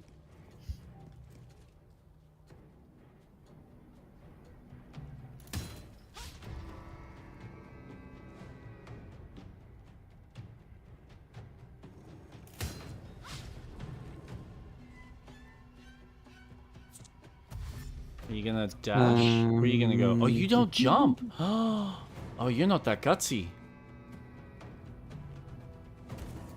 Yes. Yep. Let me lure some. That's it. That's fine. Music. I'll take the punishment.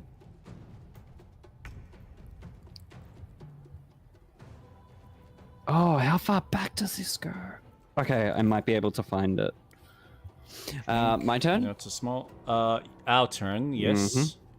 Our turn? Sweet! Displacer. Need to find a way forward.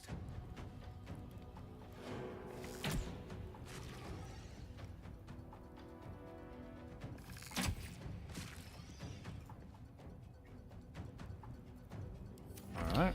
Not bad.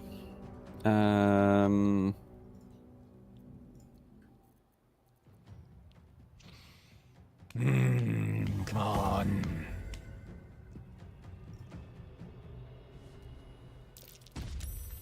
What a jump. That's gonna hurt. Ooh, what happened? Oh. Why am I not watching your fight?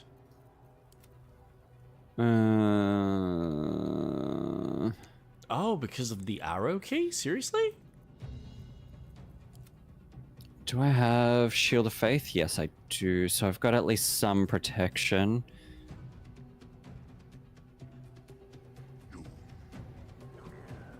This is a pretty intense fight.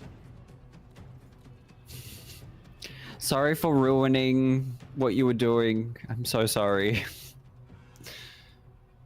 Oh, no, it's fine.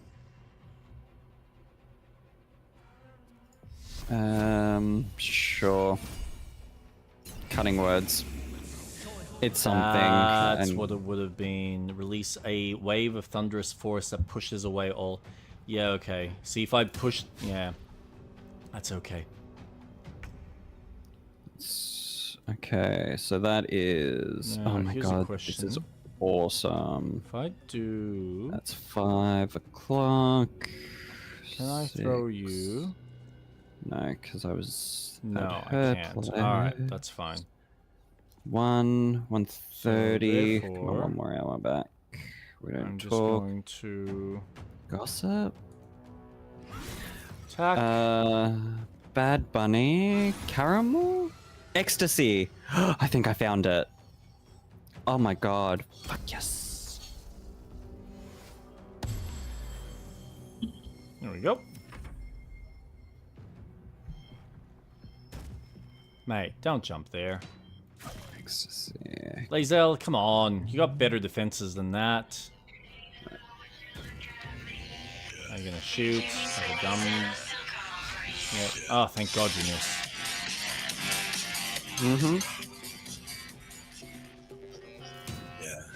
Hey, now would you look at me? You give me space and I still can't breathe. Anyways, I can't play too much of that. Yeah, because otherwise... Ah! Whoa. Holy shit. So, the song's called Ecstasy from Kelly Holiday. Why did I say it weird? I think she's Why? Australian. I don't know. Alright. How the fuck did I move? What? I was not paying attention at all.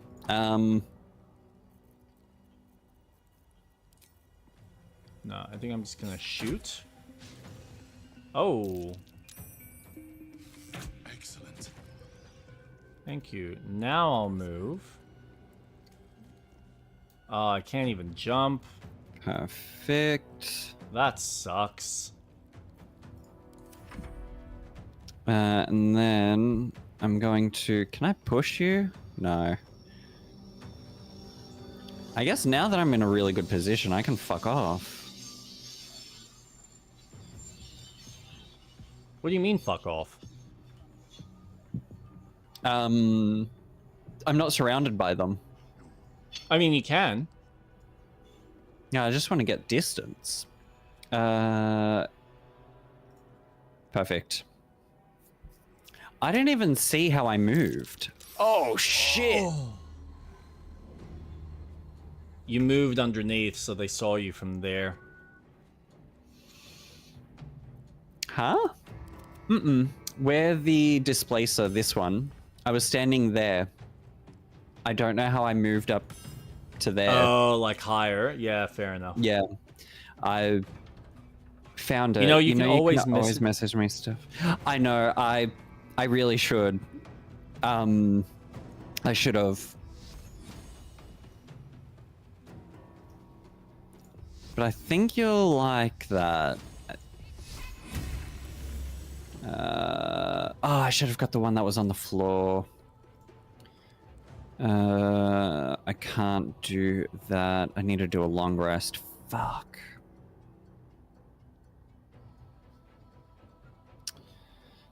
There's a couple of things like that we probably could use the long rest for. But that's okay. We're here now.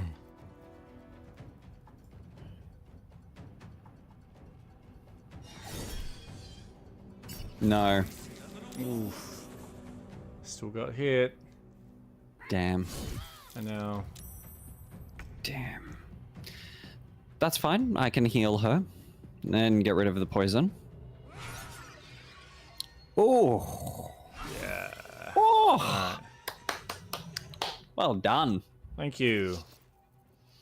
And why is this a small amount, but it'll at least get you going. Take. Make way.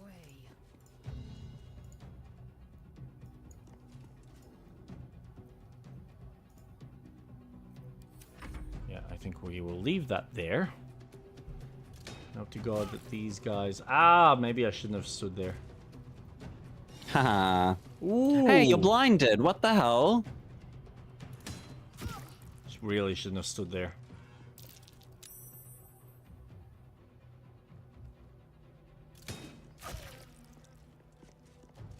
That's so annoying.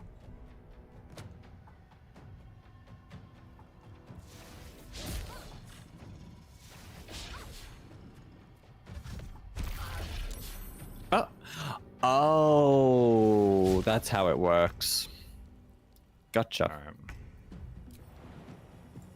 We gotta move on, boys. Let's see. Why is it dark here?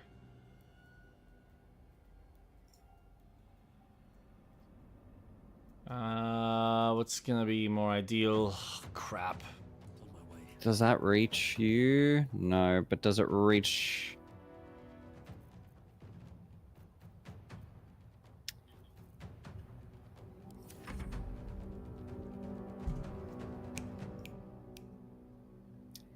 Technically, I can see you. Perfect. She's gonna need it. Unless you got some potions. I do have potions. Better start using them unless you want me to give you some. What are you? Poison and fire immunity and cold resistance. You're resistant to magic. Frack. Fuck. Fine.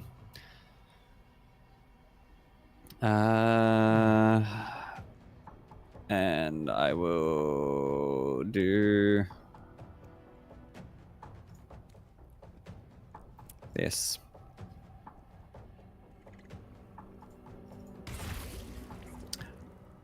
Damn.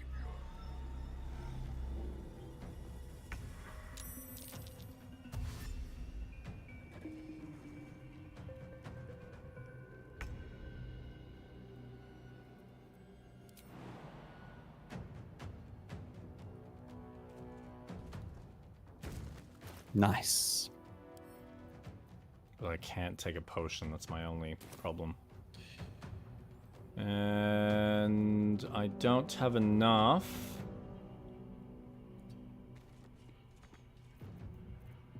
To necessarily get an attack on. Oh, why didn't I use that?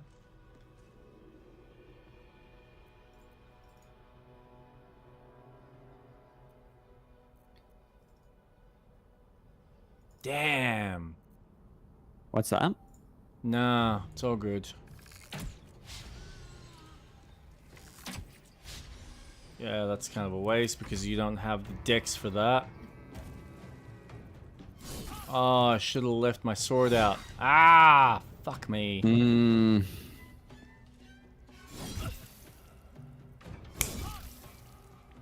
You never learn, Jake. You never learn. Oh, she's taking a pounding. It's fine. It will be fine. It will be fine.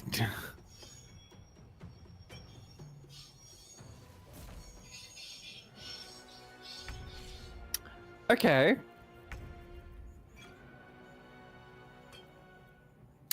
That's interesting. What is? Shadowheart's dead. Oh, yeah. So we're definitely resurrecting her. We are.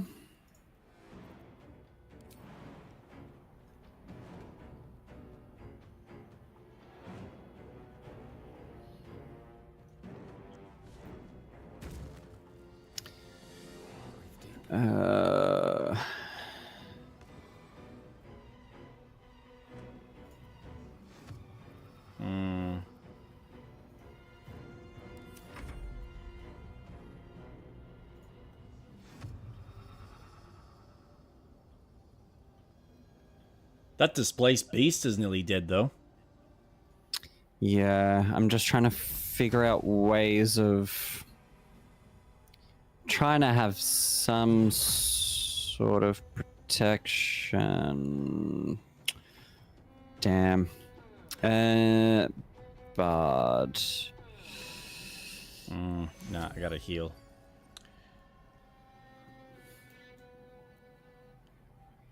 These guys are gonna be an asshole. Oh, phantasmal force? No.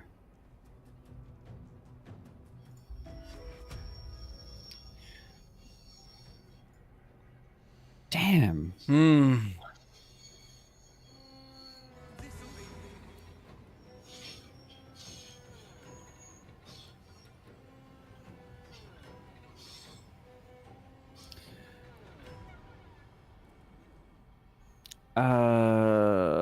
I can't touch you. Light doesn't do anything, and sure. You jump. Yep. Oh, you're an asshole. You're in my way. Fuck. Bitch tits. Oh, dude. Getting slaughtered now.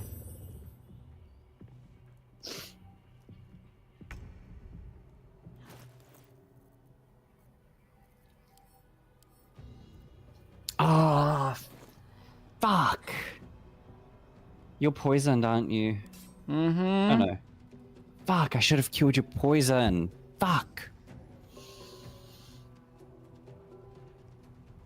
That's annoying.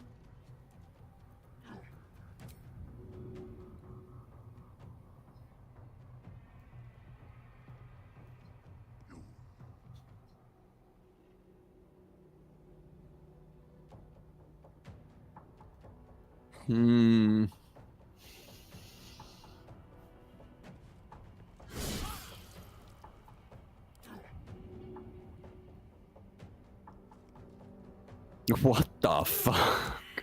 Oh. Ah, that failed. Oh, and I wasted... wait, no. Ah! Crap baskets. Nah, this is going very badly. Oh! Okay, one's down. No. Yeah. That's the problem!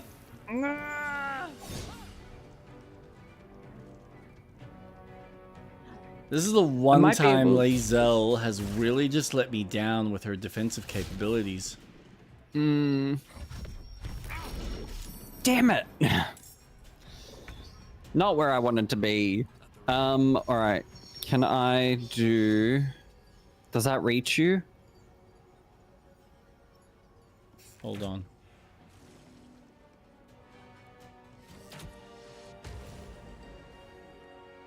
Holy shit. Okay, that's one issue sorted. Mm-hmm.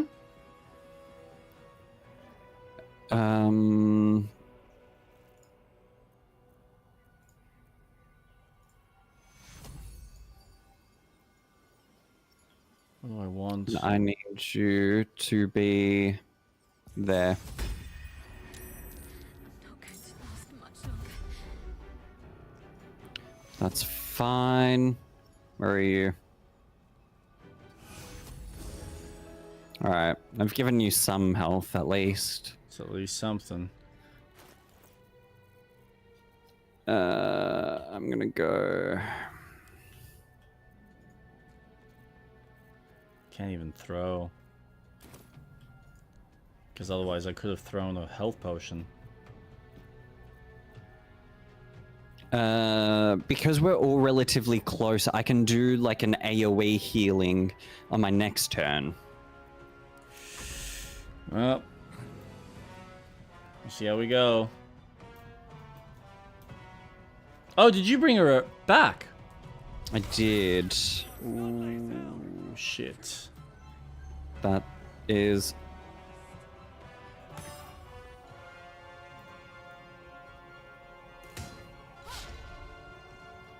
Yeah, you She's got gotta disadvantage.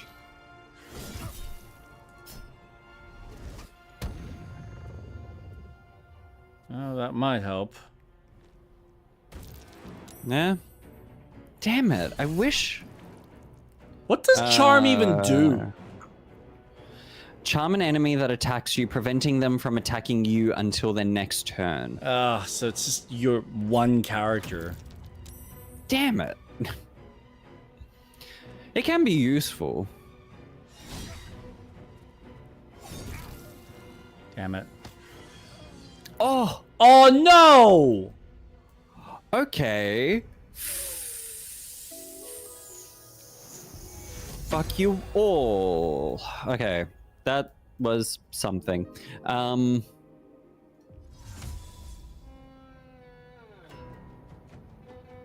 should work.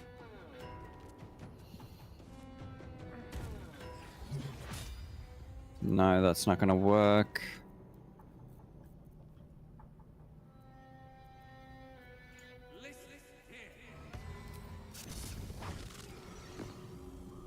Even do anything with that? Jesus fucking Christ.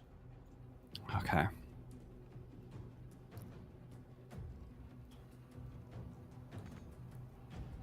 Damn, I can't believe he pushed. Son of a bitch. I know.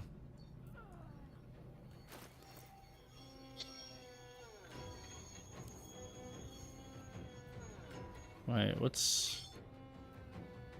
I can heal her on my next turn. Oh, I can't even drink. Fucking... Oh!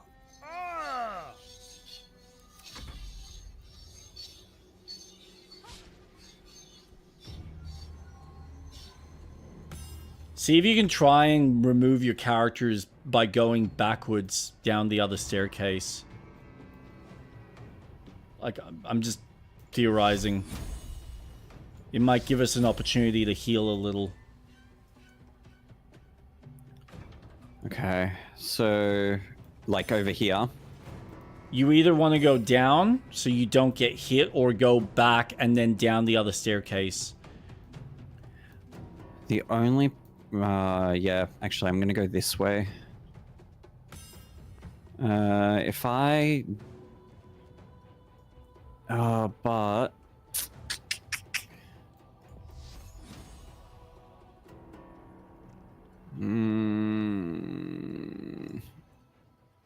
Is that gonna work? Target too far. Damn. That's an action. Dashing is an action. How far is the circle? Damn it. Alright. This is not going to go well. Fucking hell. I will be impressed if we get through this. But now I'm concerned about... Oh, he chose to attack you. That was not what I was expecting. Nice. Nice. Nice.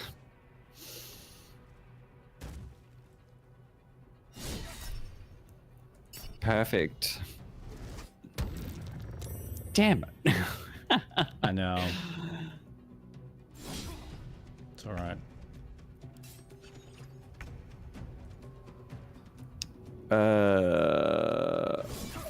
Okay, Ow. this is good. Oh, you brought it back? Yep. Four.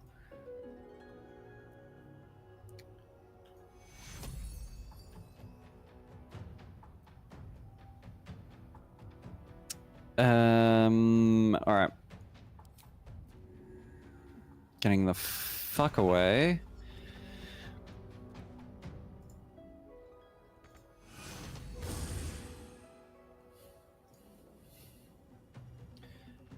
Okay.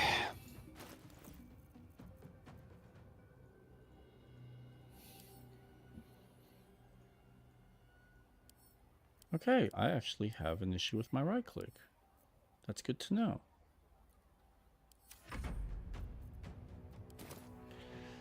This is not good.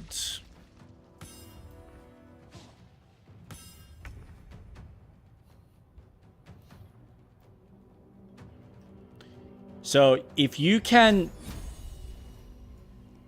I mean, either keep yourself alive, but if you can jump over that ravine, I don't think he's going to be able to really chase you the same way. He seems broken to not really go down there, from what I've noticed. So here? Yeah, so that might save you, and you might actually get an opportunity to get this guy up here.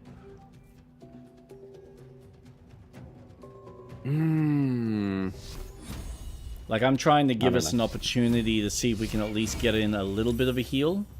Ah, damn, that sucks. That's alright.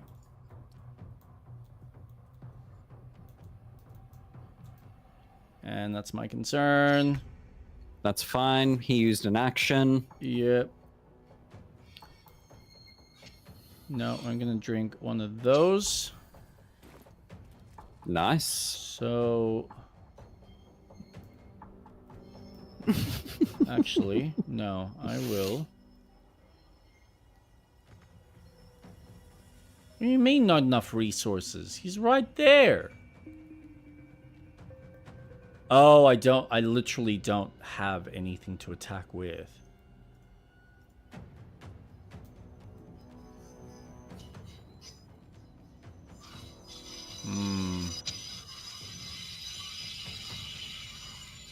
That kind of sucks. What if I stay here? So if he tries to run, I might actually get in an attack.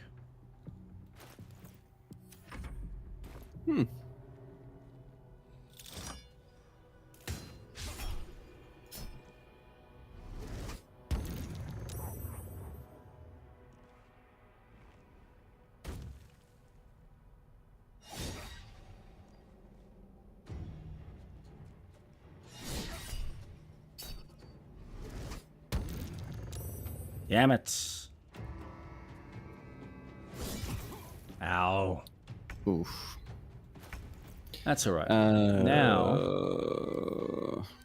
you can drink that. And...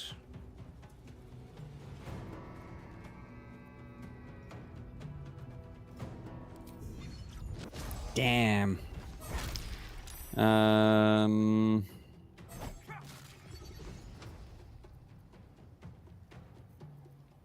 No, I can't. I just simply can't. I can't do it, sir. Oh, I may have just fucked myself. Fracked yourself?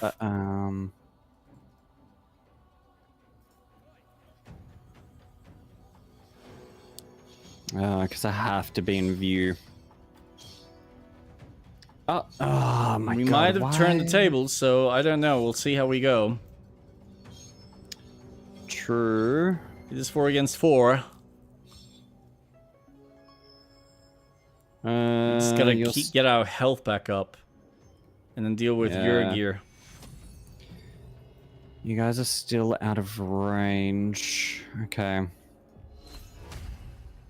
I can't do anything.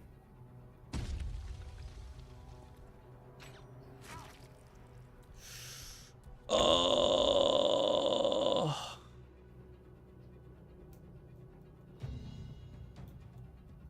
You definitely don't want to be standing there, Atlas. I know.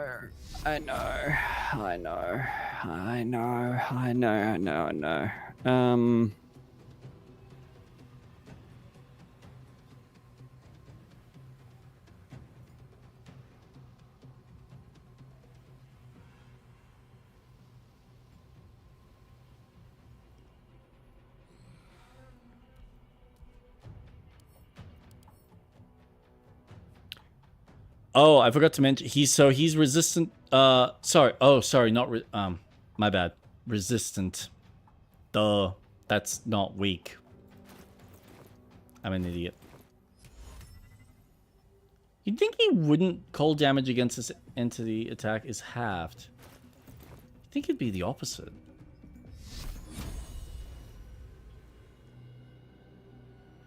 Being more of a fire demon.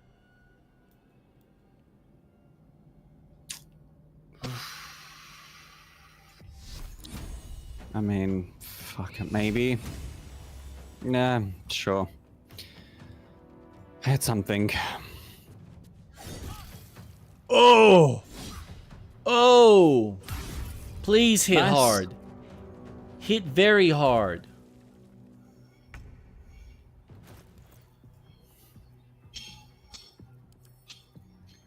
Oh my days.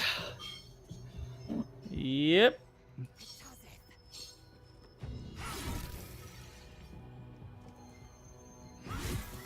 Nice. That's one. No. I'm gonna Damn die. it. You can make it. You can make it. At least Lisa's not gonna attack. Nope. Oof. Perfect. Okay. We've got 2 off our backs at least. You're an Okay. asshole. Dude. Okay, this is good. This is good. Jump. What a butthead. Oh.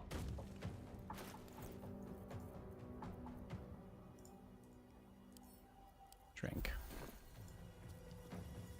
There goes my extra turn. Just so I could freaking heal.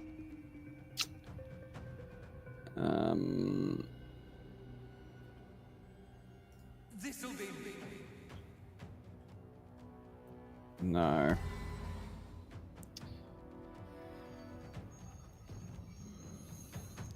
So what do you got? You got 2 up there.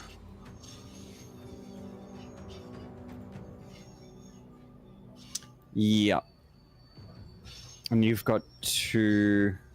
1? 2? 1. Okay. Just 1, yeah. Who's nearly dead.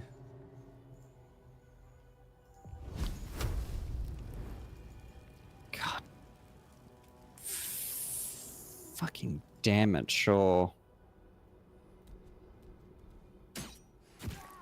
Ow. Oh, That's fine. dude. Is he bouncing? No, he's not. Oh, fuck off.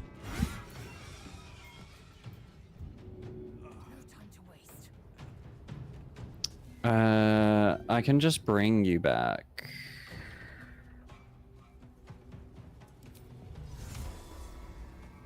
Actually. Throw. Potion.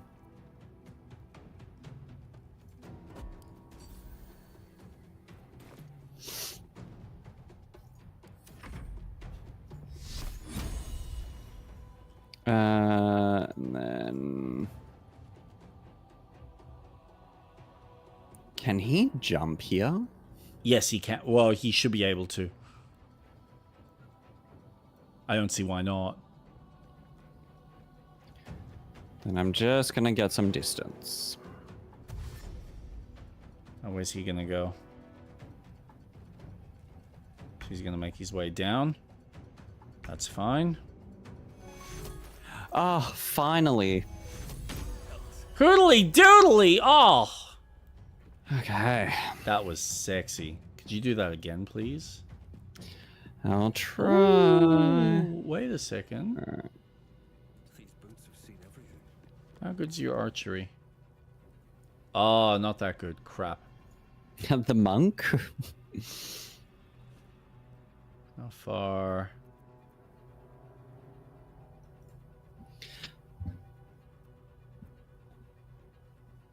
Retreat safely. Doubles movement speed.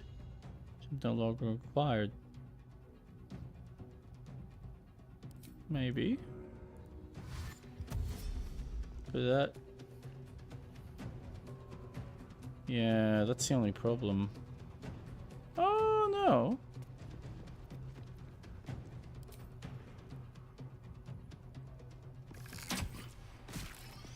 Oh, nice.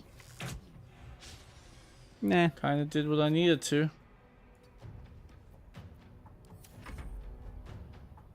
And there's his jump.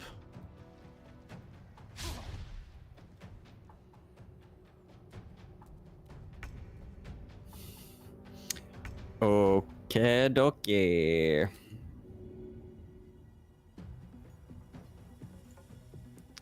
What are you? Fiend. Damn.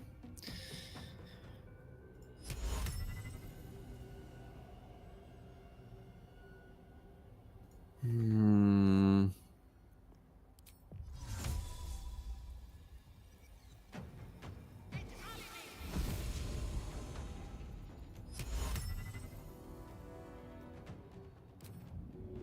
Not too heavy.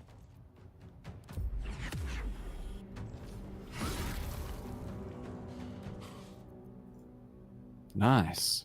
Thank you. Lacerate.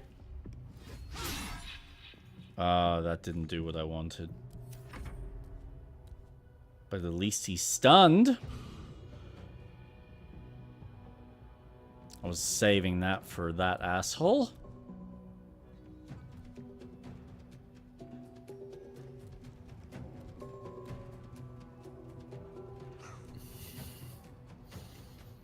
I'm gonna try something. Will you try? Oh, fear. Yeah. Oh, he would have okay. dropped his weapons. I do have a disarm ability. Oh, I'll try that next. That could be handy. Yeah. I just wanted to use my heavy attack on him. My soul. Yeah, no. Soul breaker. Right, Careful not to stand too close to the edge, because he does have an ability, and I don't think he's used it, where he uses the force. Yeah. Charm!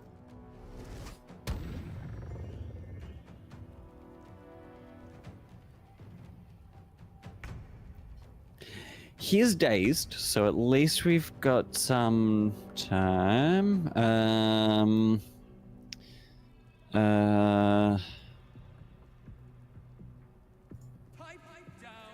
No. No. Oof.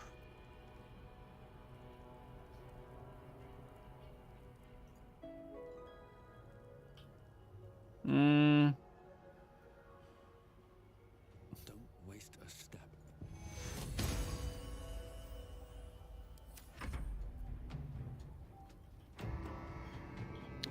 Do a bit of healing and...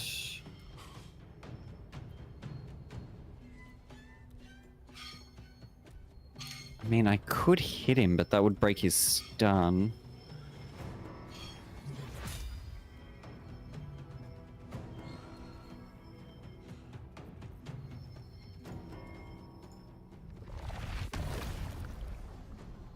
But that might hit you. I don't know if this is going to work.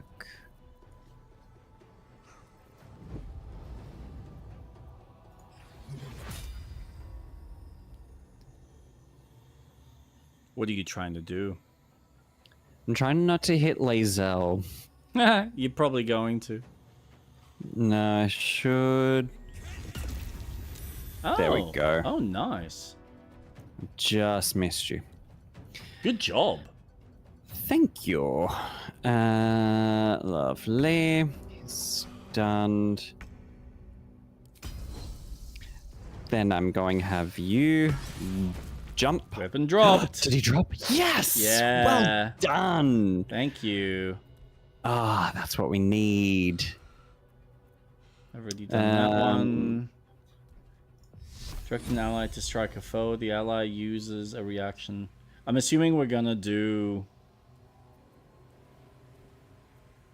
a long rest after this. Yeah, fuck the short rest. We need a long rest. Alright. I will probably give you another attack.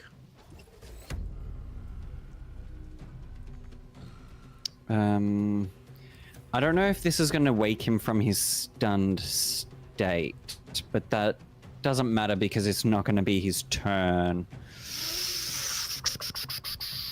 Nope. No, I'd rather not, though. That's okay. He's half done.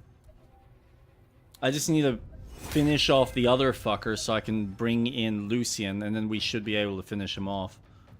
Because we're close. I'm just thinking if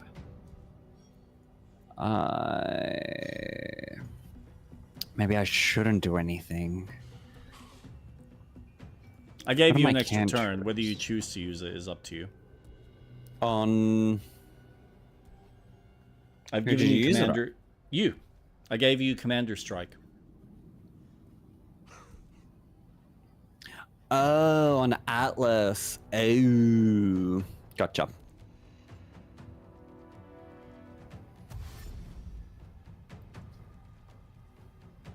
Ah, nice. Cover Okay, works so- a treat in this game. Affected Thank you entity can very immediately much. use a reaction to make another weapon attack. So do I want to attack?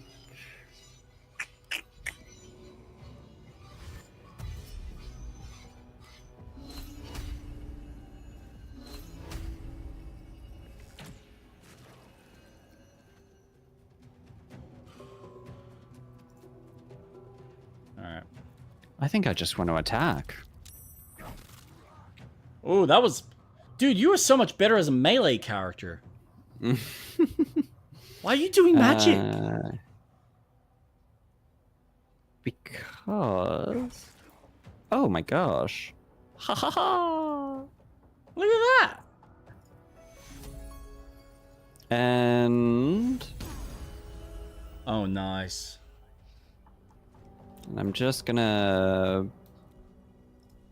back up this way. Yeah, just avoid. Just be careful. Yeah, so- because he is going to wake up. Oh, he's still No. stunned. Oh, nice. Die. Done. Oh shit. An Orthron to a place like this. Oh. Oh, pick up the bombs. Pick up the bombs. Pick up the bombs. The bombs? What are the bombs? No, do? don't go in the Oh, bombs. God.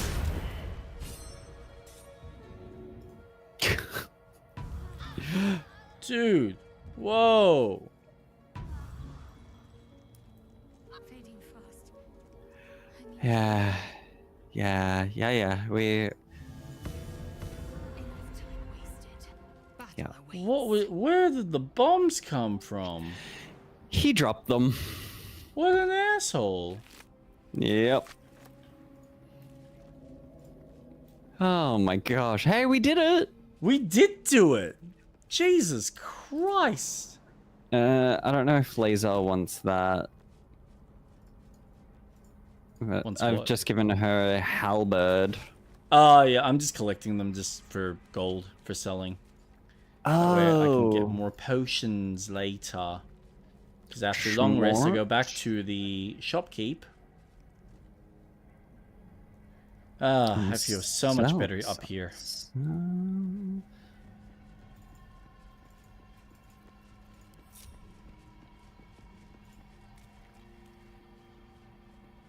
Well, I'd say that's probably a good place to call it. Gameplay-wise, Jesus Christ. This was insane. You've been up there. Doodly doodly. Bed of corpses. Hellish, of course, but I respect the commitment. That was nuts. A bed made of corpses. Disgusting. And uncomfortable. Ooh, what's that? Gauntlets.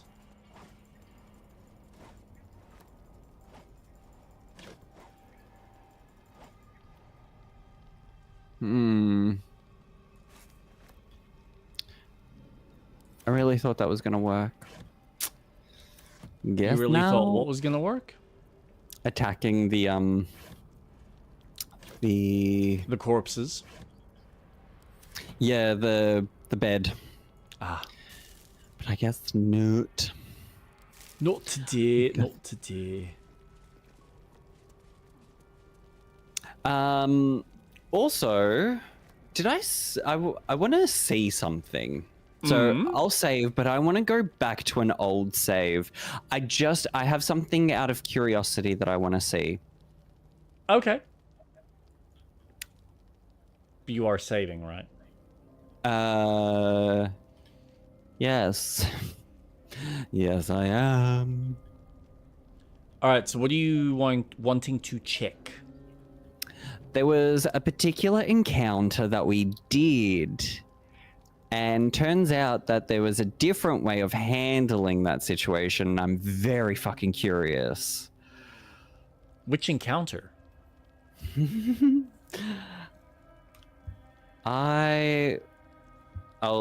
see. You'll see.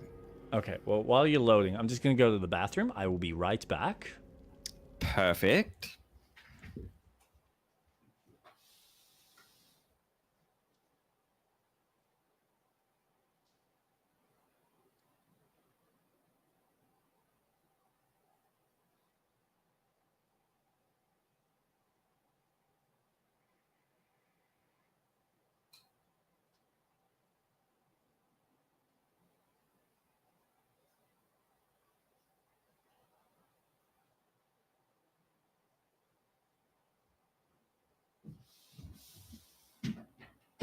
Okay. All right. How does it finish? No. Gosh.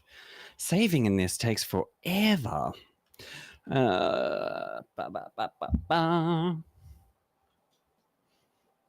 Do not switch off. Maybe I should stop syncing cloud save. It takes too long.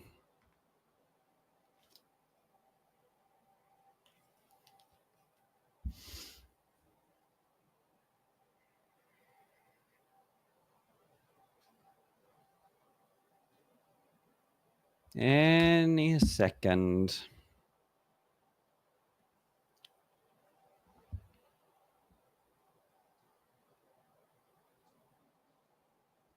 No? Yep. Okay. Load. All right. Let's see. Shadow. No. Where are you? Where the fuck?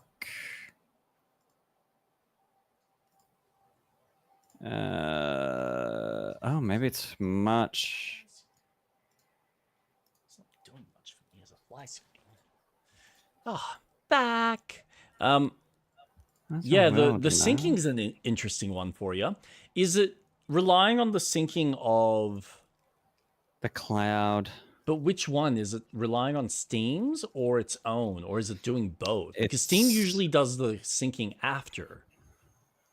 I think it's both. I think it's Larian's. You're right. When I do a quick save, it is to the Larian cloud. And Yeah, then I once I would- finish the game, it's then the Steam cloud. So I've got would- 2 cloud saves. Yeah. I would turn that off. But I'm just curious about this encounter.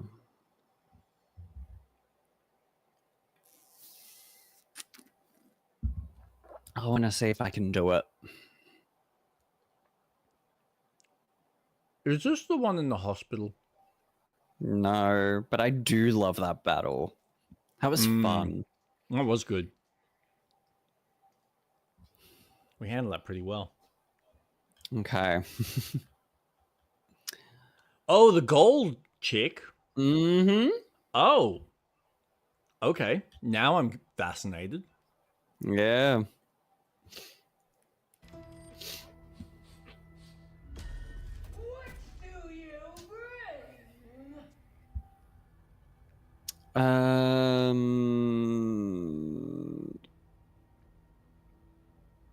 What do you require?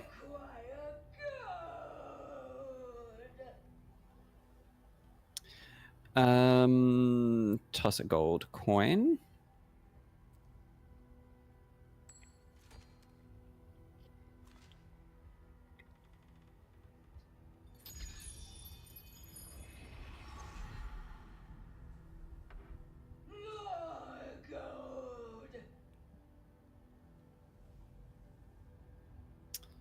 How much do you want exactly?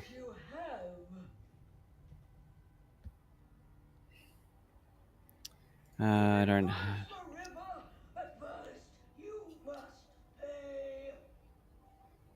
Okay. Time to persuade, bitch. Fuck, Oh, this is gonna be shit. hard. Yeah. All right. Come on.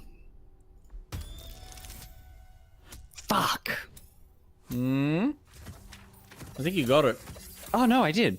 Yeah. Oh. Dirty 20. Dirty twin. The gold is for the toll. I collect the toll. I collect the gold. And one more, I believe. Says who seems to me there's no one here to oversee you. This is going to be a tricky toll one. and the roll's a roll. We don't get no tolls and we don't get no rolls. Nope. Not enough. Inspiration. Oh, Come on. yeah. Yes. All right. Here we go.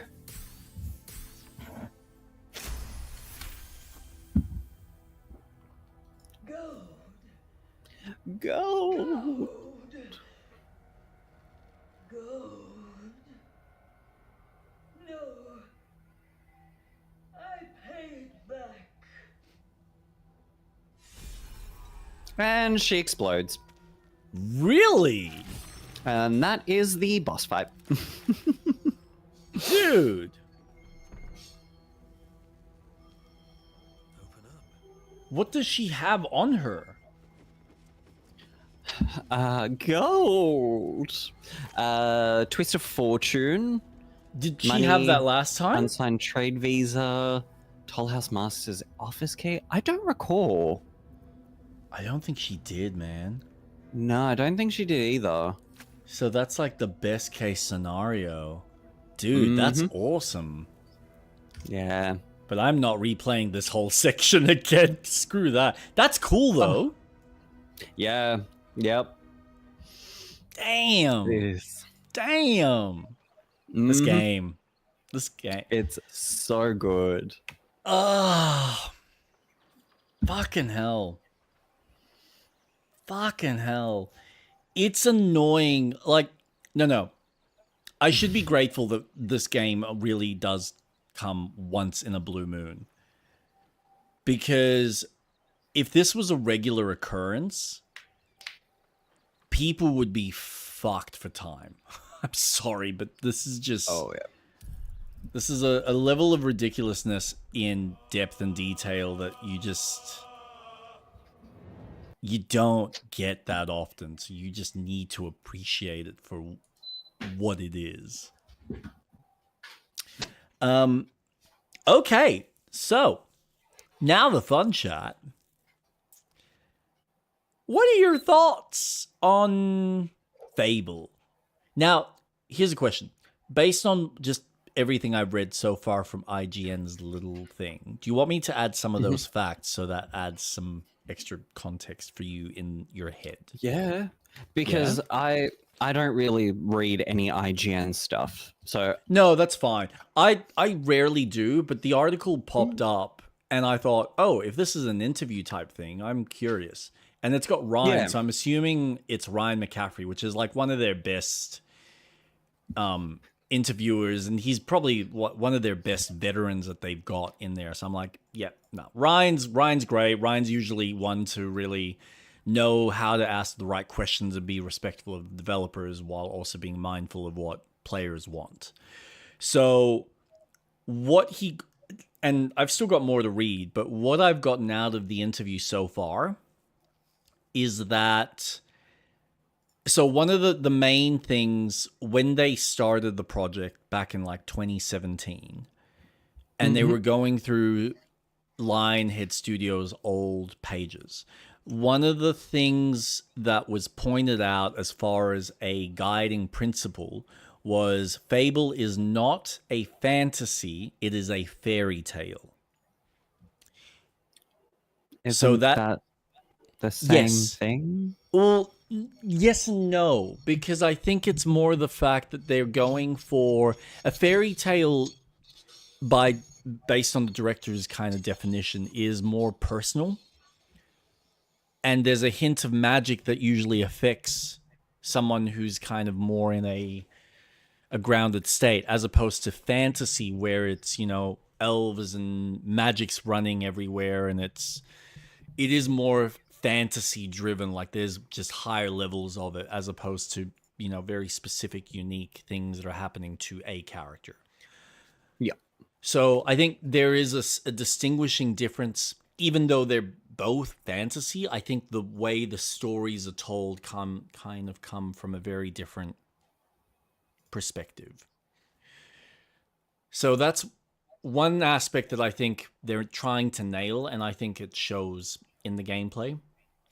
But the key things that he points out is the 1,000 NPCs that are in the game. They're not procedural, so they actually have been built from the ground up, and they've actually tried to cater and develop every single one of them with their own personality, their own likes and dislikes, their own voice work, so that you can actually interact with them. He says, as you probably overheard me saying earlier, that you can actually technically, even though it would take a long time, you can romance and marry every single one of them.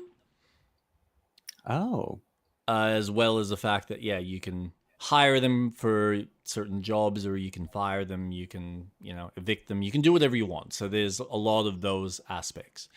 The interesting fact is that the morale system doesn't play like it used to. So there isn't a defining good and bad.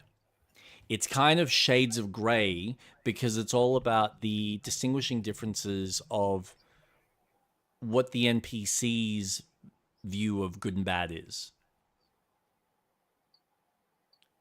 So they don't have, like, you remember in the original where if you did things really good, you'd kind of have this holy light above you, and you'd be, kind of magnificent in kind of aura, versus if you were evil, you'd have the horns. Yeah, They're not doing that because they're playing with the kind of. I know it is a little bit of a shame, but I get what they're trying to do. That they don't want it to be because the game itself doesn't play on a completely good or completely evil perspective. It is shades of gray. It is just varying levels of choices, consequences, and decisions that you make throughout the game. So it's no longer about the full, like, you're just chaos and complete demonic, or you're complete heavenly and you do everything lovingly. And it's all going to be subjective based on, like, the way he describes it is the NPCs are reflecting your choices. So depending on how you play, they will then reflect, as they do with their little speeches, on your play style and point that out. Huh. So there's clearly a lot of development, and at least what is being stated here, a lot of thought put into the sim aspect as well as everything else. Yeah. Looks of it. But yeah, now that I've mentioned that, how are you feeling about it? See, I want to see that in action. I want to see an actual example of that, because the trailer looked great. It was a lot more of what to expect, but it was such a marketing trailer that I didn't get a sense of, well, what is an organic moment going to look like? Say, hey, there's a character that actually looks really unique and they attracted me, so let me talk to them. What does building a relationship look like with that person? I want to see that sim aspect of it.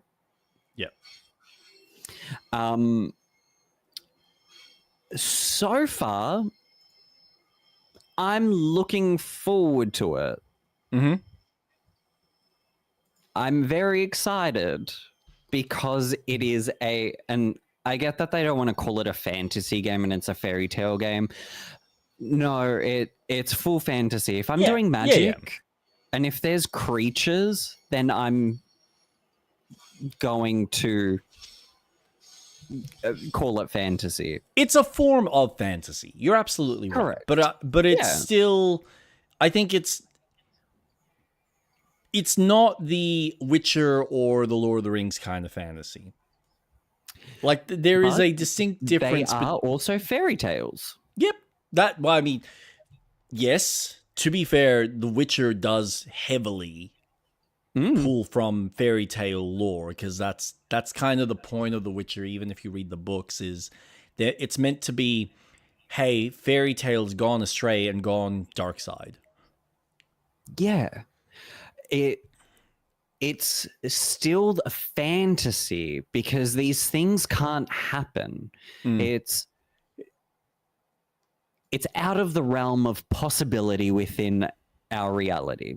So the aspect of, having the melee mixed with the magic looks absolutely, it's more basic than what we would normally see with, say, Dark Souls or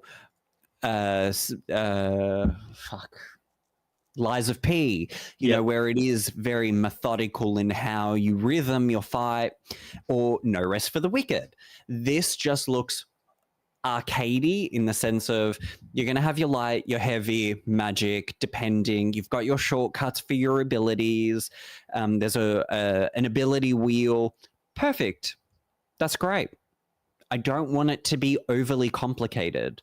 No, the game needs to feel approachable and exciting. The challenge should be within the quests, the world.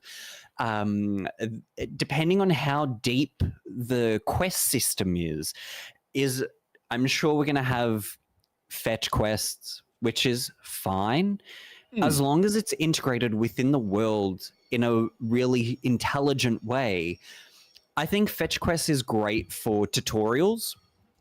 because then it's a great way to get a sense of, okay, this is that part of the world. This is how I can interact with things.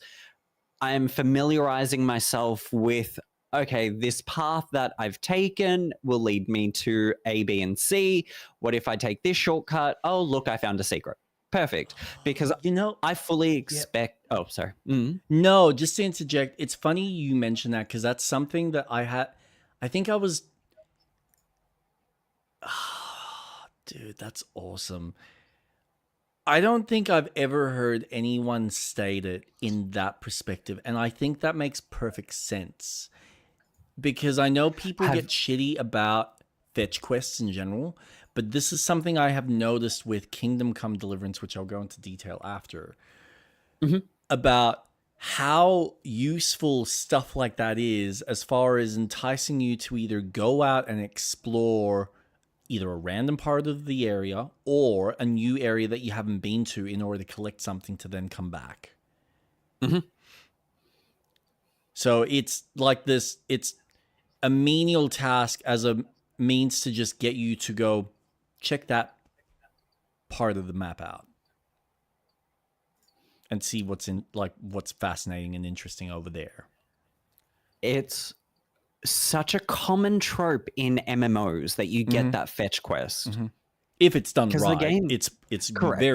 it's useful and it's actually empowering. Yeah. I think Guild Wars does a good job with fetch quests because it is all about the exploration. So I feel that has a good grasp of, hey, can you go over to the farmland, get this? And while you're there, you're discovering new things.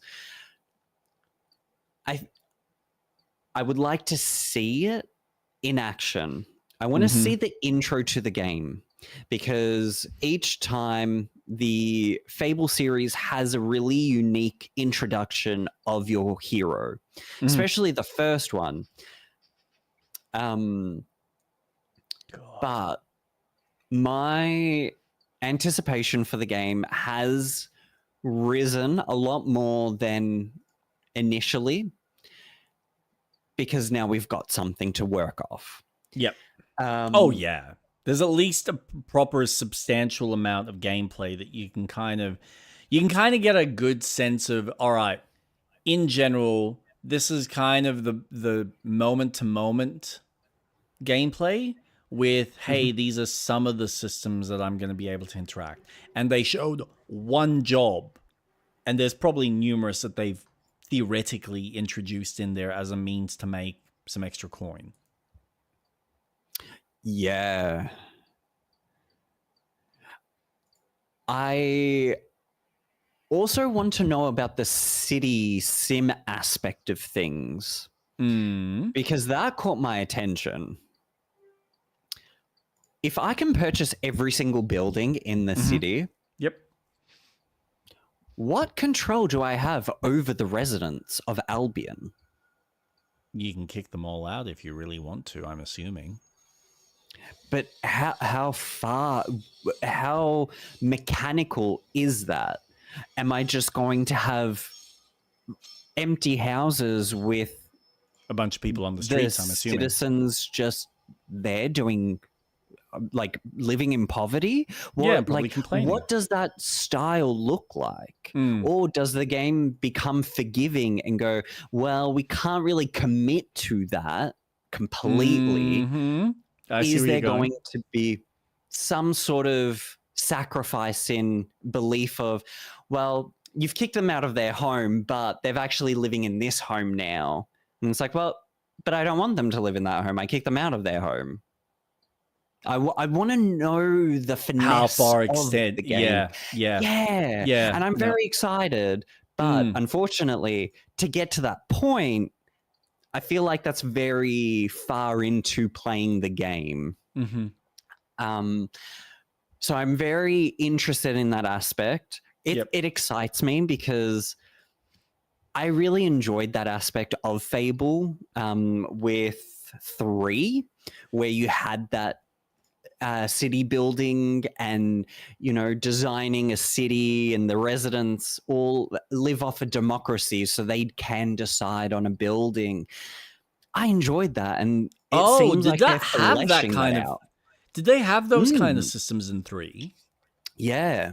I had no idea. See, this is the thing. I never really. So 2, I don't have much experience with. I didn't play much of 2, and 3, same thing.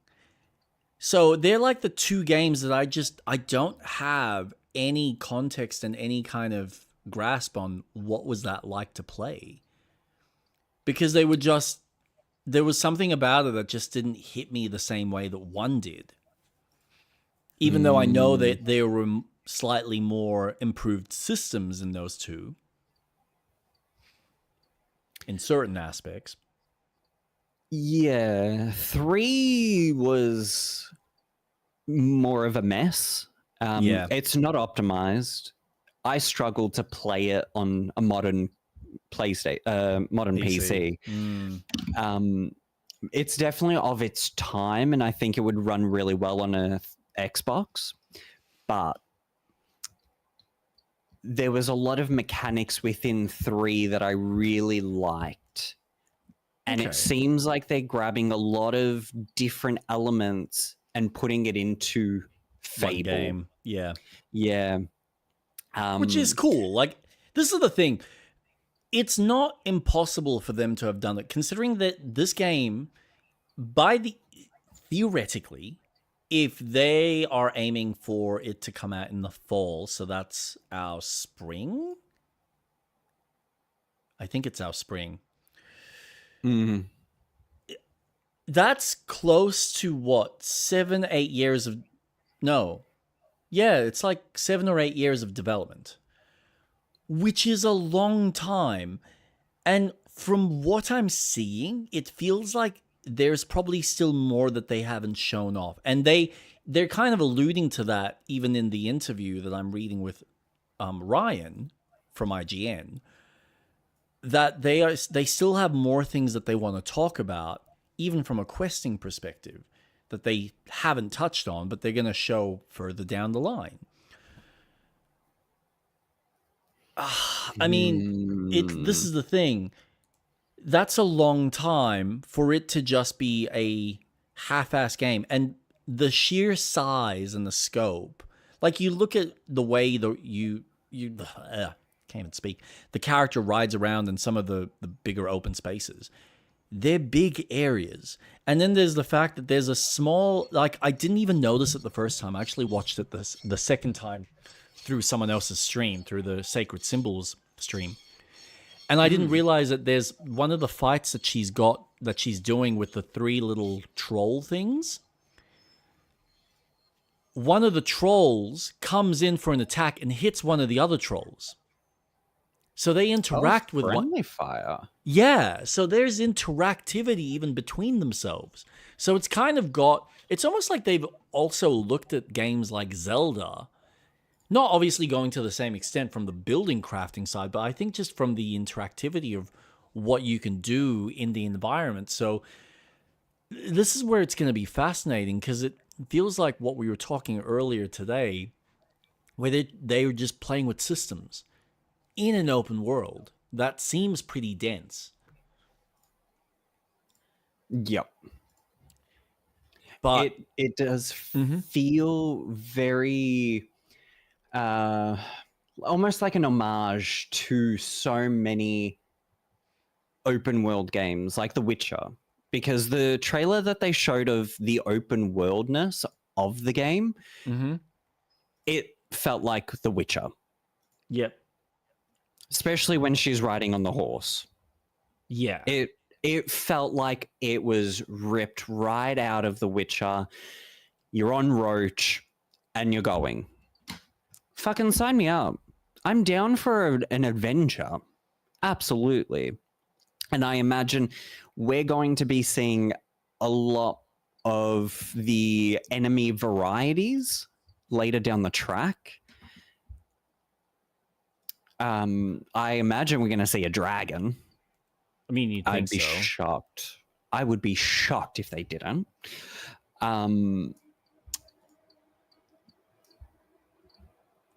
I do have my concerns.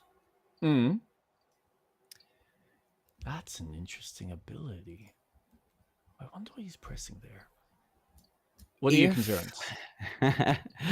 Well, Microsoft, being Microsoft, and their push for AI, I'm just worried about how extensive they're going to be using a lot of shortcuts to build their game. I'm just worried in that sense. I'm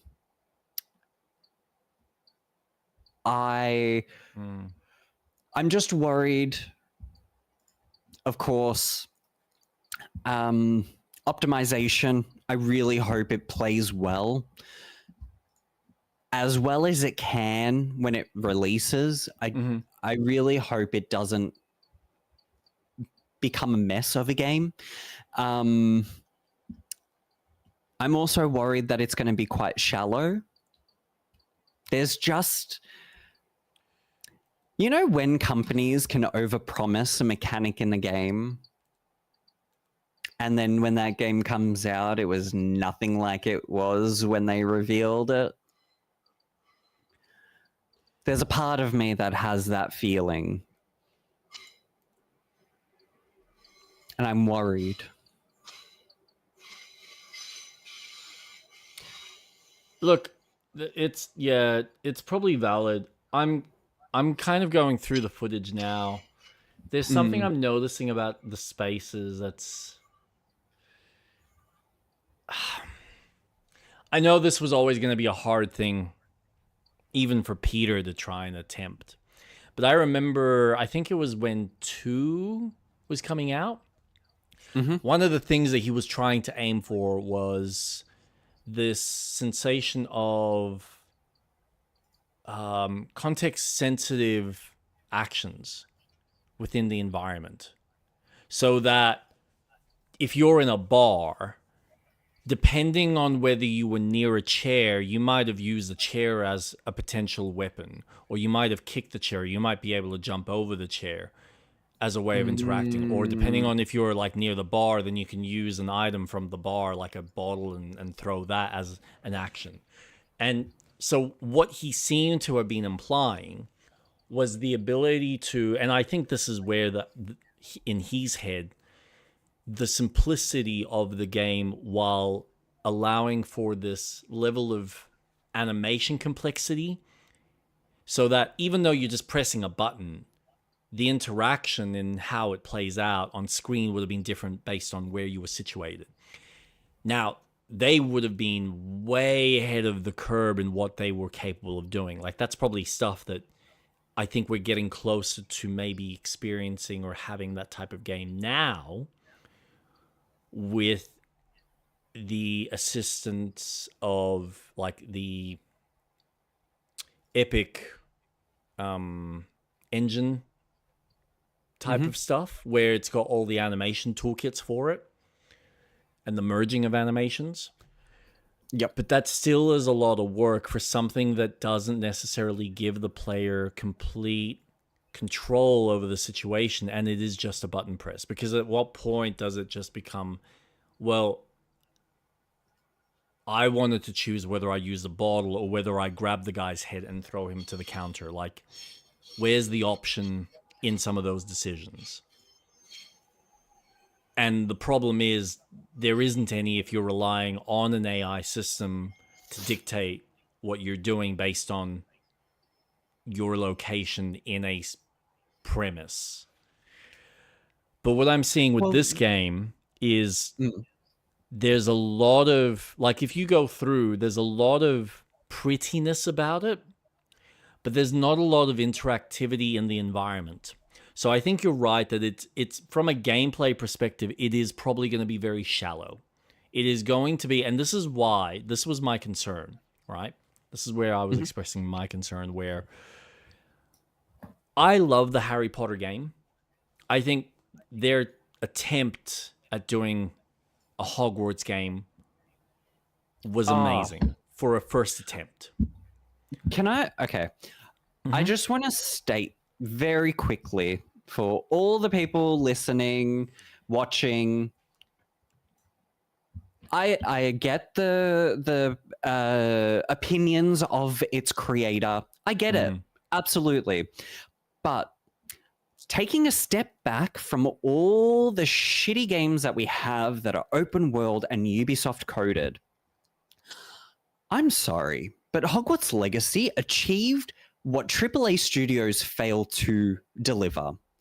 A game that is just a fucking game that offers no microtransaction bullshit other than, do you want a deluxe edition that you pay an extra $10 for? Fine. That offers different, unique, even though it's quite light, different unique experiences depending on which house you choose. A fully customizable minor, but MC. But it's refreshing because then you go and play a different house and you're like, oh, this is different. Yep. That's fine. Yep. An open fucking Scotland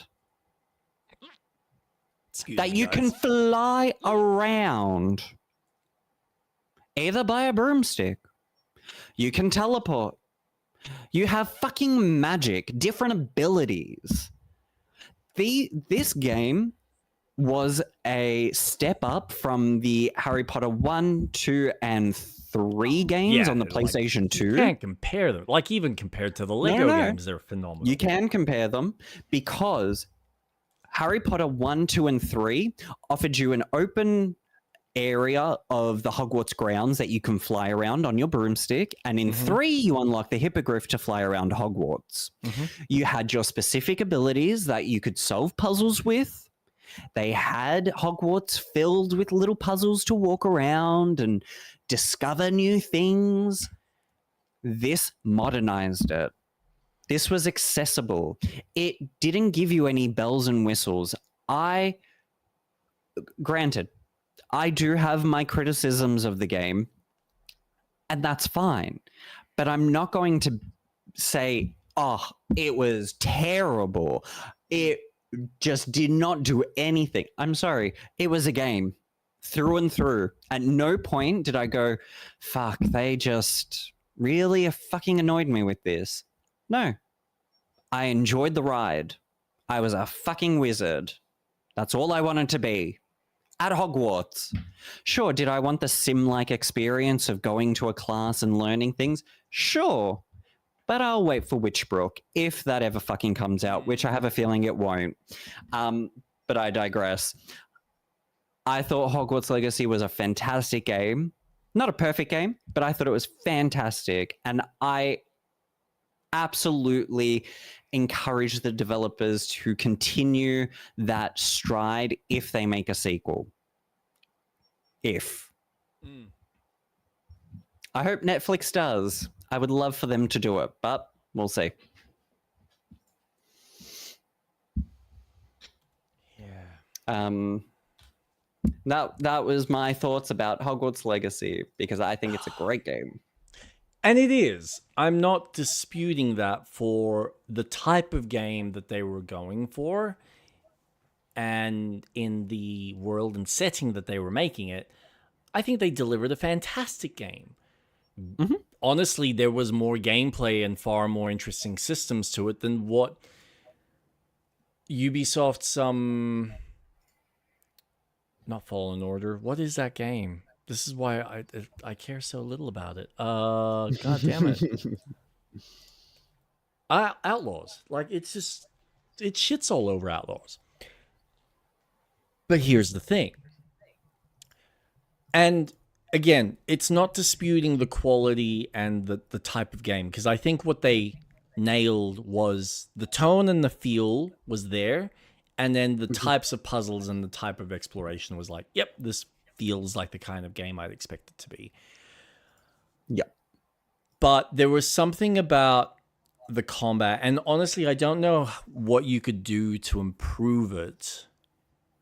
Well, I mean, I could think of a few, but it's almost like you would be changing the system so it doesn't play like a Batman game. I know it's not, because it's a different level of complexity when you're dealing with the types of spells that you're playing with. Like, you're using defense spells, and then you've got like certain curses or like certain kind of charms and stuff that you're trying to essentially weaken enemies and do certain things. So there's a bit of that rock, paper, scissors to it. Yep. Which makes it engaging, especially when you're dealing with multiple opponents because you're trying to defend yourself so it's on screen. It's really engaging because there's so much happening and there's so many little things that you have to be paying attention to, especially when you get into some of the challenges and optional things that you can do in the game, which I never even finished all of that because they get pretty fucking intense. Yeah. But it's fun. There's something about it that I go, this is simplistic, and I would like it to be a step above that. And then I look at some of the puzzles and I go, you're almost there. As a first iteration, this is great.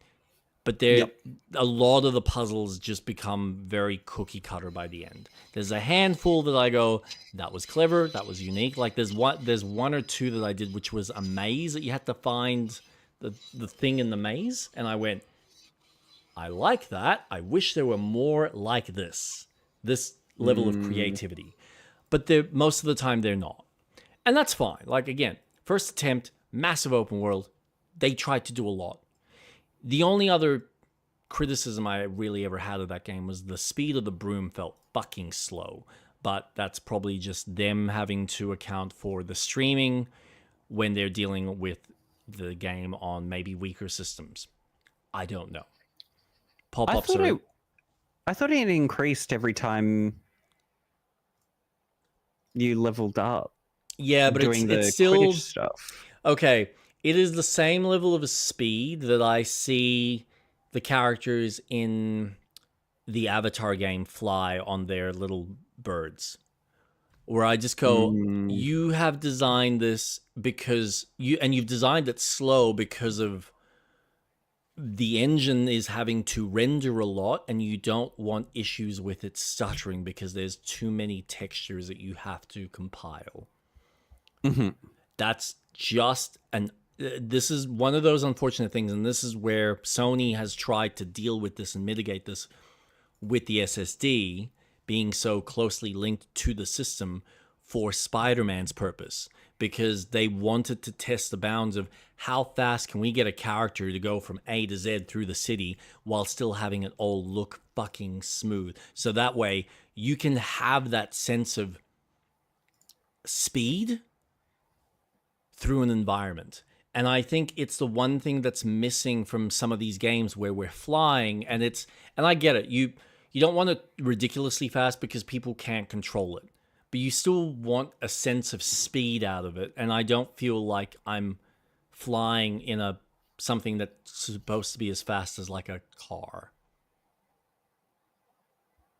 Does that make sense? Yeah.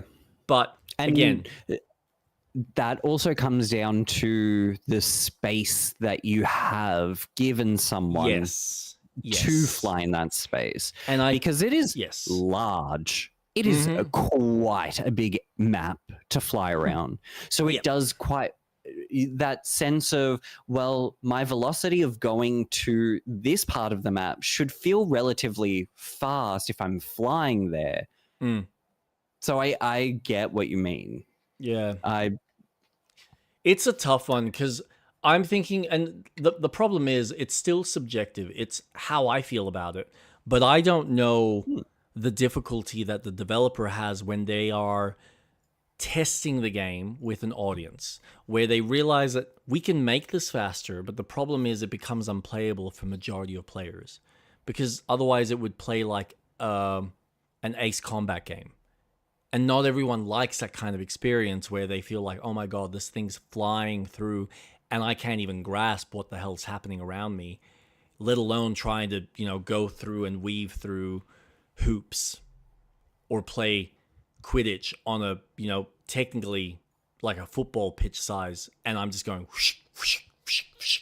So, yeah, it's one of those things that it'd be nice if they found a way to go, you can control the speed, and yes, when you're playing something like Quidditch, maybe when you're flying around, you don't want to be going too fast, but if you're, say, after the snitch, it's going to go further out, so you want to be able to try and catch it and be mindful of where it's going. and focus on. I again, pipe dream, best case scenario, but I realize that reality kicks in, and I go, yep. As a developer, they need to be mindful of the majority of people who are going to be picking this up, which a lot of them aren't necessarily hardcore gamers. And then you would probably have a bunch of kids that want to play. And this is my, coming back to this, where I look at this game, and you are right. It is meant to be simple. If you look at every single Fable game, it has always been, you have an attack button, you have a button for archery, and then you had a button for magic, depending on which magic spell you had equipped. That's it. It was never a complex game. And then the other complexities would come in what choices and decisions you made, which will then either give you access to certain doors. That's another question I have. Do they have doors in this game? I really fucking hope they do, because I hope so. Those doors were amazing. But yeah, are the systems in this going to have enough complexity that it's going to have a fun level of replayability, or a fun sense of, I could spend a little bit more time in this world? And this is my concern, is when I'm looking at this game now, when I look at the combat, it is way too simple for what I thought it could have been. It does feel like and it's not even a case of, I don't care that it's just a simple press attack, maybe a heavy or a light attack, because again, Zelda does that. But it almost feels like, why isn't there other things in the environment for me to maybe kick or throw or shoot? And that's something I'm really kind of noticing now, where I go, this is very much like and I would probably say, I think Hogwarts had a few more environmental things from my memory. Because, yeah, you could grab stuff and throw it at enemies, couldn't you? Yeah, there were barrels that you could accio and throw them. So this doesn't even have any of that, which is disappointing. As far as we know. And that's why I want to see a bit more. I want to see because this was very much a marketing thing, just to say, hey, the game is alive. But what else is there? So far, it's been very surface level. It's, okay, this is what you can expect. Okay, show me. Yeah. I just want to see things. So, and this is what also annoys me, is we have to then rely on the journalism and Q&As to get that information, but not see it. Yeah, I know. And it's like, well, what? I have to wait for an off-screen conversation that you have with one of the devs to then find out, oh yeah, so you can marry everyone. Okay, but why didn't you tell me in the video? Like, that's marketing. Yes, sell it to me. Yes. However, show me. When they're doing a showcase like this, it's about how much do we say that's we're just narrowing it down, and we're obviously going to go through the interview process of chatting to other people, which is what these outlets want anyway, because that's correct. Yeah, but so it's if you showcase your hero talking to a character and you drop the line of, everyone's got a personality, everyone, you're selling to me that, oh, everyone is going to be somewhat conscious or smart NPC. Show me. I don't care about the gender, the name. Show me how I, myself, am going to interact with these people. How are they going to interact with me? How do I flirt with someone? Is emoting back from Fable 3? Are people going to react to my emotes like in 3? If I dance, is someone going to dance with me? Am I going to have a press of a button, is it going to be like The Sims, where I have to build up a relationship bar to then get further? What is there? I need to see more. I need something. Yeah, it's a very well presented first showcase.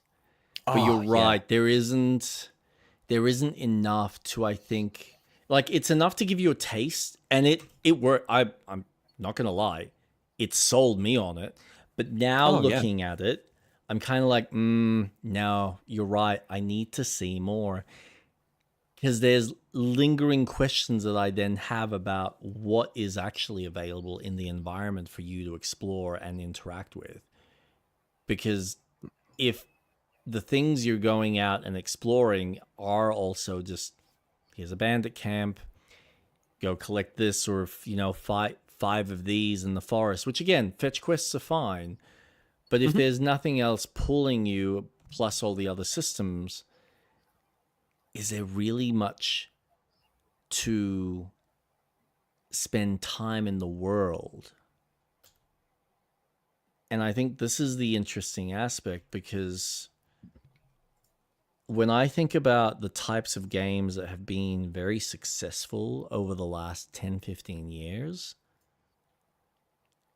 and again, there might be more to this game that we haven't seen, but having your own personal space and being able to customize it, design it, do all sorts of things to it, build it from scratch even, has been a massive selling point for people, that they feel like, I'm living in this world and I get to spend time into this world, and I can interact in a way that I can customize it to my liking.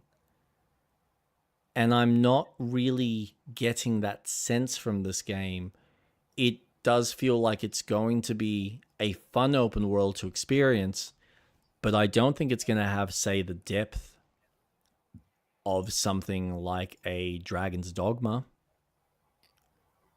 or the kind of depth that I'm getting now from Kingdom Come Deliverance. And granted, different games, different designs, but is it going to be enough for people to get that same satisfaction for the scope and the size of it? That's the thing, because at least with Fables 1, 2, and 3, yeah, they're open worlds, but they're still pretty tight. They're small. They're not massive spaces. This looks like it's Witcher 3 level of size, theoretically. If there's 1,000 NPCs, they've talked about Bowstone and then the other town, which theoretically you're going to have a decent amount of NPCs. There's probably other little villages scattered around, and there might be maybe another city there that we don't know about, that they haven't introduced yet. So, there would have to be many parts. There has to be other civilization around. There has to be. So, what are you doing in between that's actually going to be that engaging and that interesting to keep you playing more and more? Like, how does even the leveling system work? Like, what's the skill tree look like? What are the items that you're collecting? Like, there's still heaps of questions. Heaps of questions.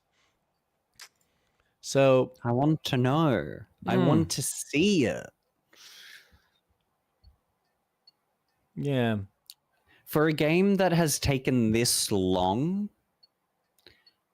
I truly thought we would see something more.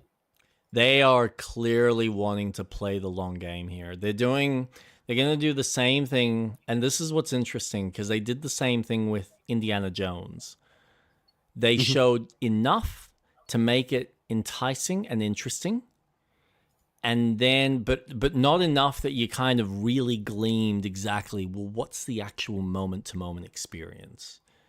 To then slowly deliver, and then we got to, you know, some of the game shows and people were playing it, and it's like, oh, so this is actually, now you're reading about it, or now you're watching a video and going, oh, this is now the moment-to-moment experience, up until when the game releases, which maybe their clever way of trying to entice people by not giving them too much, but then slowly delving out the content till it's closer to release to really try and maybe solidify people in a different fashion. I don't know.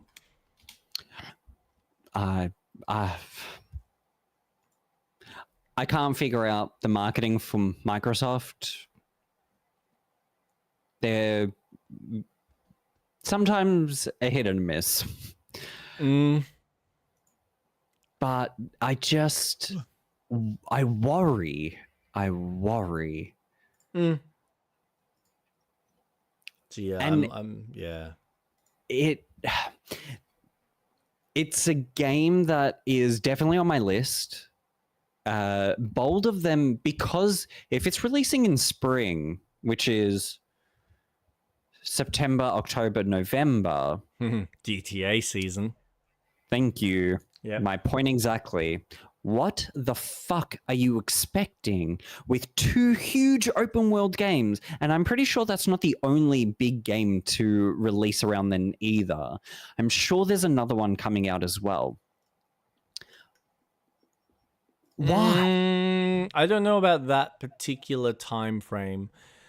I think there's one more. I think there's another open world game coming out in October. So their belief is that because... What is it? Unless it's a Nintendo game. I feel like it's going to be something else that's almost fantasy-based. But they must have some sort of belief that their game has a different tone that not everyone's necessarily going to go straight for the GTA. And this is the thing. They've put in... This is why they haven't put in an exact date. So they're being coy and clever about it. They put in a time frame, which is technically within 3 months. Now, like most smart developers, they're going to be waiting for the big boy to come out and flop his dick out on the table and go, that's the date we've got. Yep.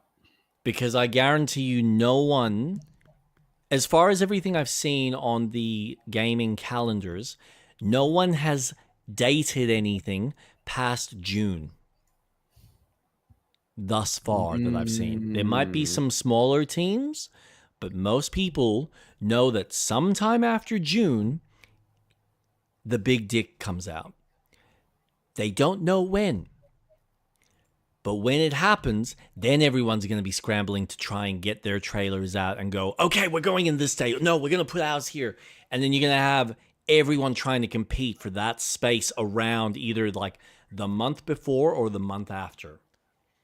Or you will have the gutsy ones that'll be like, we're pretty confident that anyone who's really going to play GTA will probably play it for a week or two. They might not have the multiplayer out straight away, so we can probably release like 2 weeks after. And they might be surprised that people are still playing the game because it's that meaty. I don't know. Yeah. So, yeah, that is a good point. There's no denying there's always going to be the handful of people that have no interest in GTA, because there are those people, and this would be a good selling point. Is it interesting enough in the grand scheme of things to then compete with something as big as that? That is going to pull, and this is the other thing, it's going to pull so much air out of the room that why would you even risk it? Like, we're talking about conversations that people are having day in, day out because everyone's playing one game. And then what, you're going to release yours around the same time and hope to God that it's going to sell? And then you'll be bitching about the fact, we didn't get the sales we thought. What did you expect? Everyone was focused on the big boy over here. Now, another aspect to this is your PC gamers. They're not going to have access to GTA 6. No, but this is why I said before. This is why I guarantee you. Naturally, you have patient motherfuckers like my friend Jason who Me. yeah, or like yourself, who are not going to go off and buy a console. That's fine. I understand that most sane people do not need to spend $800 and something for one game. There's However, too many games yes, to play. Yes. Yeah. Sorry. But we play them. The problem is I know of a lot of people that they will make their purchasing decision on a console based off one game. And if it's something like GTA, you're damn right they're going to pay $800 just to play that one. And then it's the hope of these console manufacturers to go, please, please, please, please, please just jump on our store and see if there's something that might pull you in that makes it enticing ever so slightly. And that also is dependent on whether that online component for GTA even comes out at the same time. Because if it does, oh boy, are people fucked. But I don't think they will. I honestly feel like it's going to be the game releases and it'll be, here's the timeline, and we're probably going to release maybe 2 or 4 weeks after the fact. Because I guarantee that people are... Rockstar is probably clever enough to know that people want to actually play the game, experience it, and if they've got a meaty game, they know that they're going to spend a lot of time fucking around in it before they go, right, now that you're familiar with the world, you have a good grasp and an understanding of the mechanics, here's the multiplayer suite and what you can expect for the first 6 or 12 months.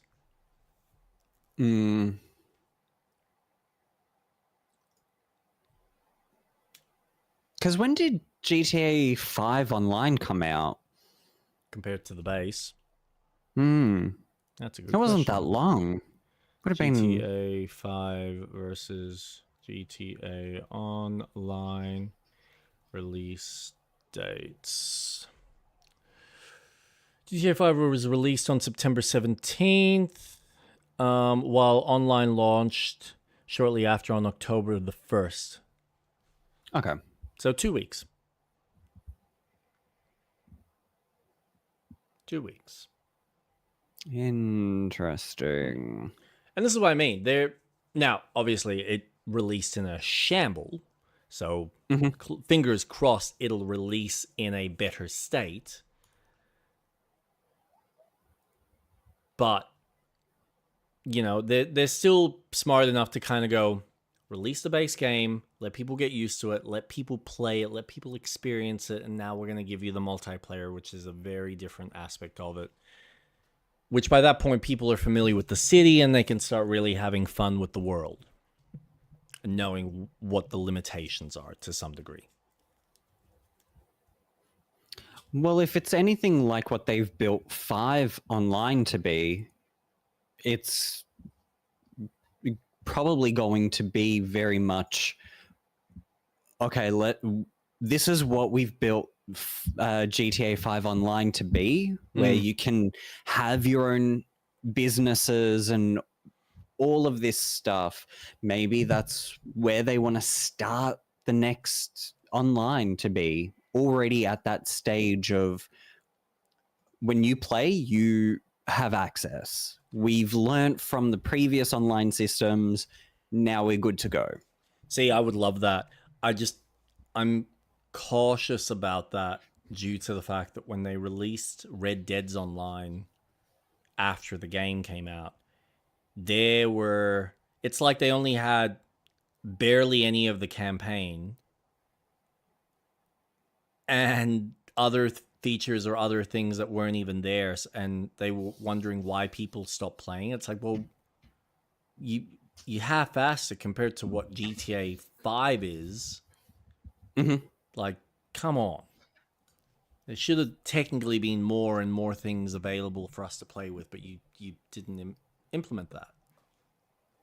And it could have just been that they were just restrained on making the game itself. Maybe that took so much time and effort that, you know, the multiplayer kind of suffered. Took a back burner on some regards. So who knows? Could have been anything, really. But yes, it's looking good. I get what you mean with the art style. I'm personally okay with the fact that it's got the realistic art style. I think there is enough character and enough vibrance to make it stand out. So it doesn't just feel like the Unreal Engine super realistic graphics, though it has those animations and those faces. So yes, you're not wrong about that. I mean, the British actor that I don't remember his name, but the British actor that they've got in this looks like him. So yes, I get it. I mean, yeah, I wouldn't want this to look like an animation, but I get that maybe it'd be cool if there was a bit more of a stylistic look like the originals, like a caricature of these people. Yeah, So like maybe I'm not that's what you're asking for asking like for. full cartoon, but just that stylistic difference. Go anime bofa. How you doing, Doko? Hi, Doc.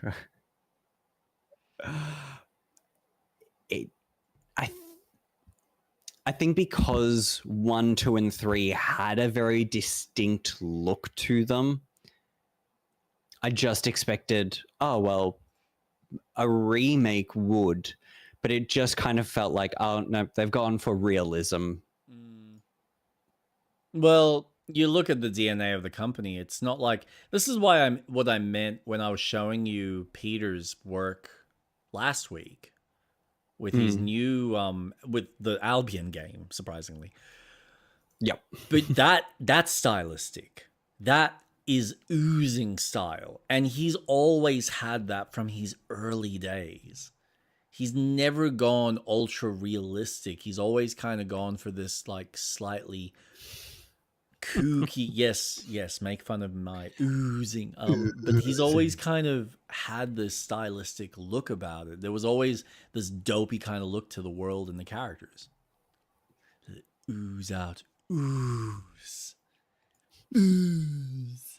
So, which I mean, this has character, but let's face it, Playgrounds has always been about realistic. I mean, they've been making car games for how long? So I don't think they've necessarily got in their ingenuity from an imagination standpoint to go, how do we make this look and feel like it's a Pixar experience? It's not their DNA.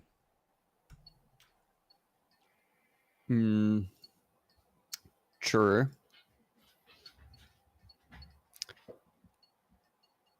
But that's probably also why it's taken them so long to make the fucking game, because they've had to sit there and go, we have to build an open world game that's fantasy based. Sorry, fairy tale, but fantasy. From the ground up, and have all of these other intricate systems that work against each other, as opposed to make car go fast.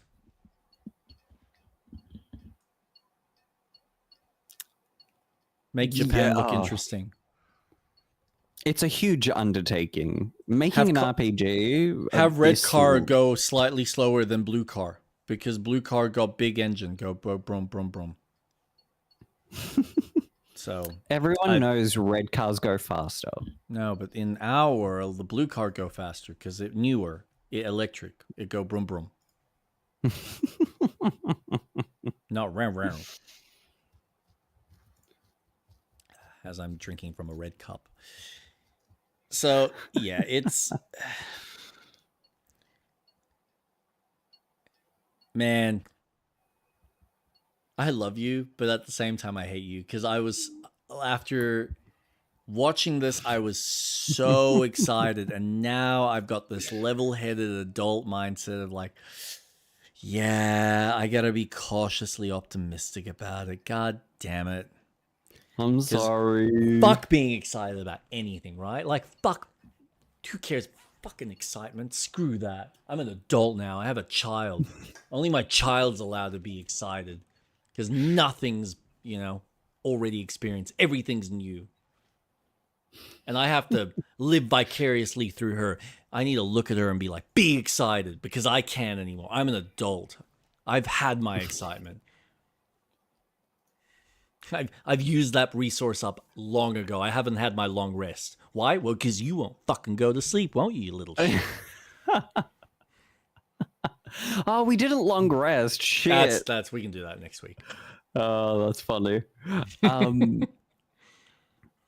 It's not that I'm not excited for this game. It's just there's so many moving parts that I'm now more conscious about. Mm-hmm. And I'm worried. Yeah.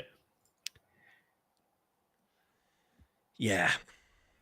But I'm still excited. There's still an element to the game that I'm looking forward to. The fact that we're getting Fable is incredible. Finally. Which kind of segues into another game that may finally eventually come out this year, which is Bizarre. And that would be? Beyond Good and Evil 2. Oh, you think that's going to come out this year? There's just a lot of things that are happening that have me thinking they're trying to get it out this year. Okay, hold on. If you love someone and hate them at the same time, fuck them violently. Show both of your feelings towards that person. That is very aggressive, Doco. I didn't know you had it in you, mate. You guys are late. You guys are late.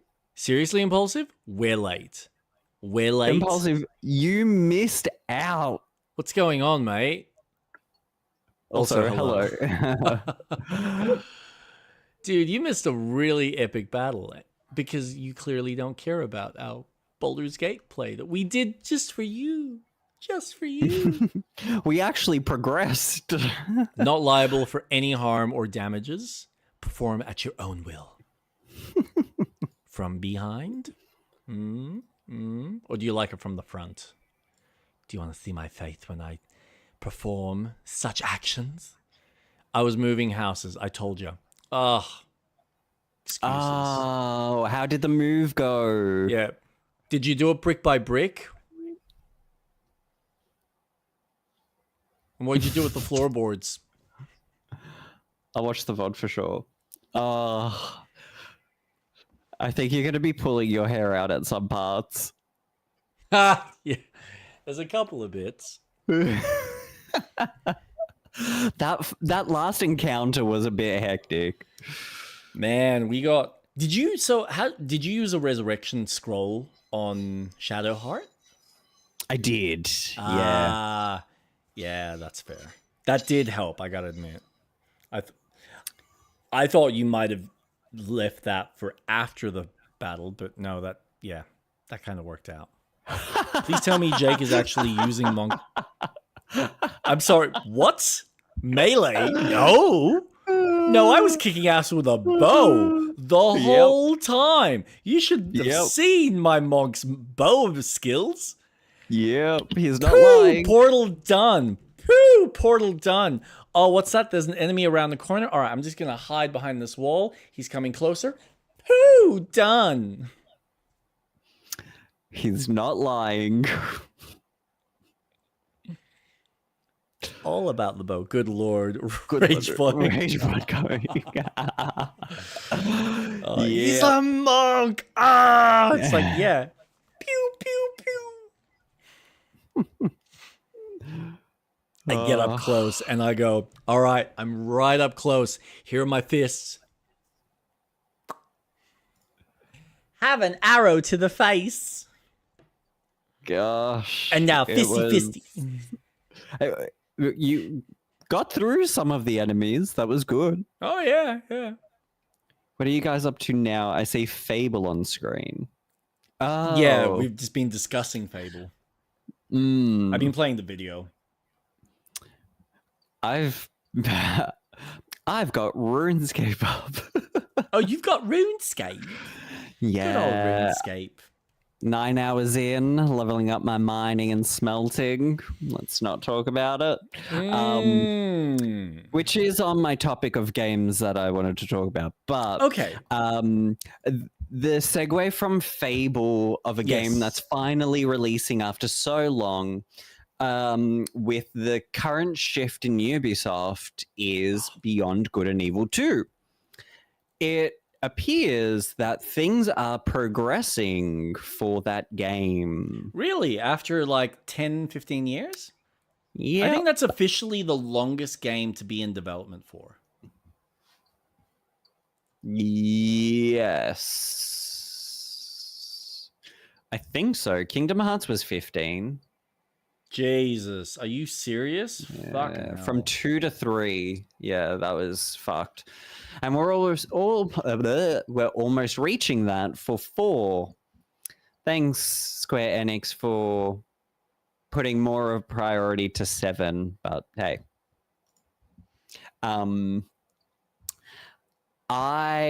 maybe not this year, but I think it's coming out much sooner than what I initially thought. Which no game with such a long development time can be good, sadly. I'm willing to bet on it. Yeah, that game has gone through development hell. And I'm kind of inclined to agree with Impulsive, because you look at Duke Nukem Forever, and that went through hell because of the changes in the engine, the changes in the development structure, until it went to Gearbox, and Gearbox just shit it out in a crappy state. It happened. Yep. I hate to say it, as good as the introduction was, Final Fantasy 13 as a whole package was fucking shithouse. And you can tell, because if you go back and look at the earlier footage of when it was 13 Versus, which I think became 15. No, I think you're right. It's not 13. It became 15. No. Yeah. It was, there were scenes in a city at night with like a restaurant fight. And none of that's in the finished product. And all we got was a really interesting open world with a fun, like, you know, boys to men. Stand By Me. Yeah. To then go into the large part of the last part of the game where it just turned into this linear piece of shit. That was horrible, with a really bad story. Interesting world building, but just none of it really came to mean anything. Oh, man. Yeah. We're getting 13 verses in Kingdom Hearts 4. The way Kingdom Hearts 3 finishes, he's making that into Kingdom Hearts 4. Look, Nomura made it up. It's Nomura, isn't it? Yeah. Yeah. He made it up for me with 16. But even when I look at 16, I kind of go... He didn't do 16. He was part of 16's development, I think. No. No, he wasn't. Wasn't he? Was it? No. That was someone else. No, that was someone else. Sorry, that's the guy that did the MMO.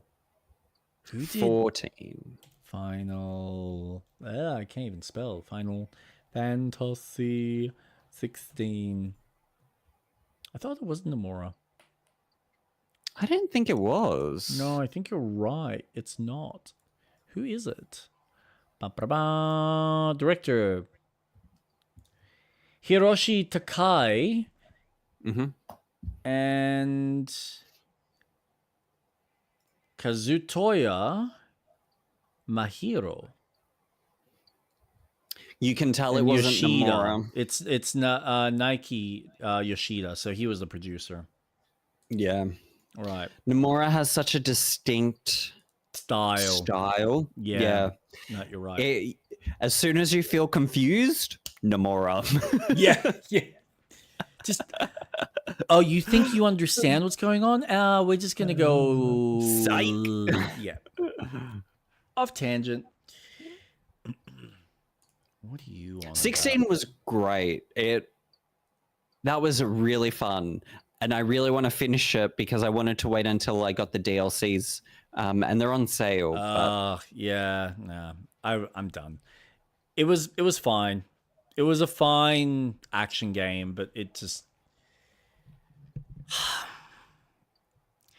it's such a step back as a Final Fantasy game compared to what they've done in the past. I think they brought the story back, but I think mechanically it's shallow.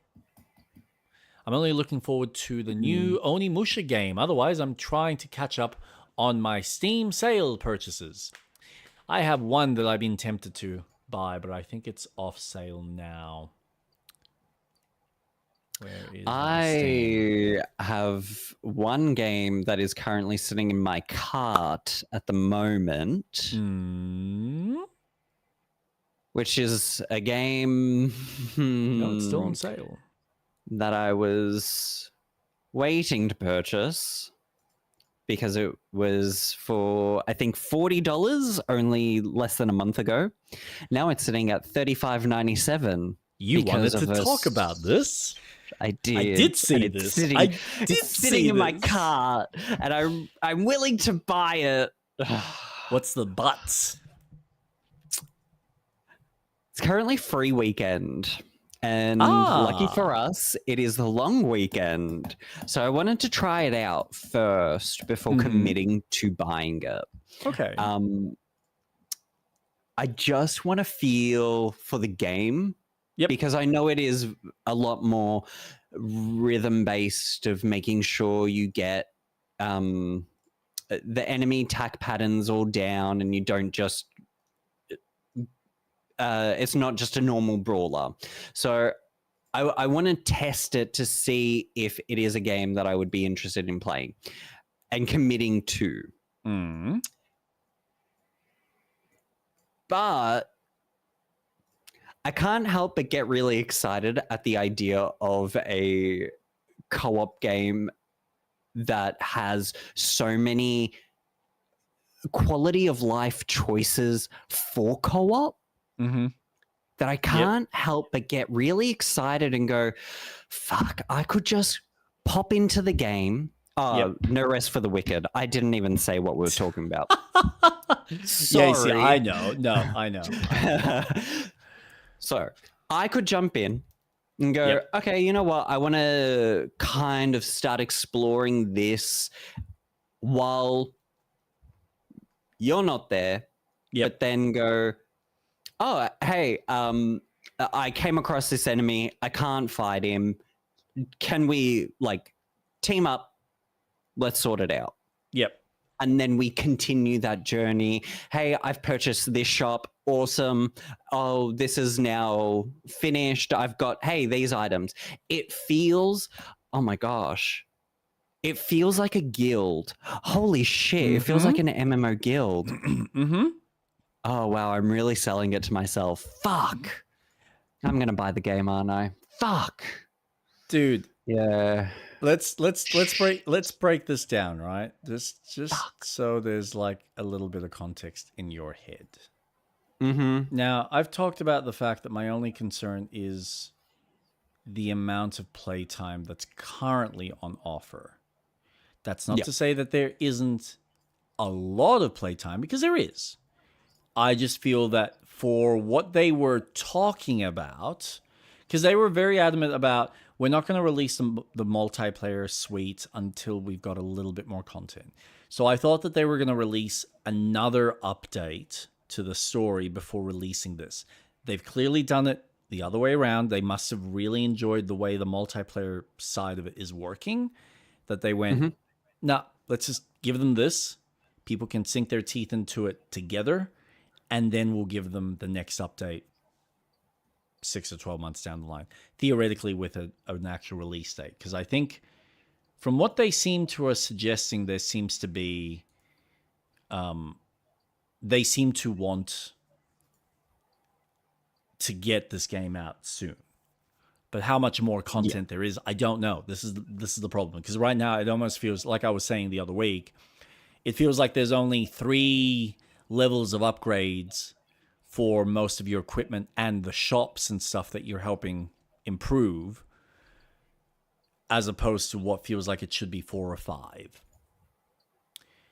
But for $35, right?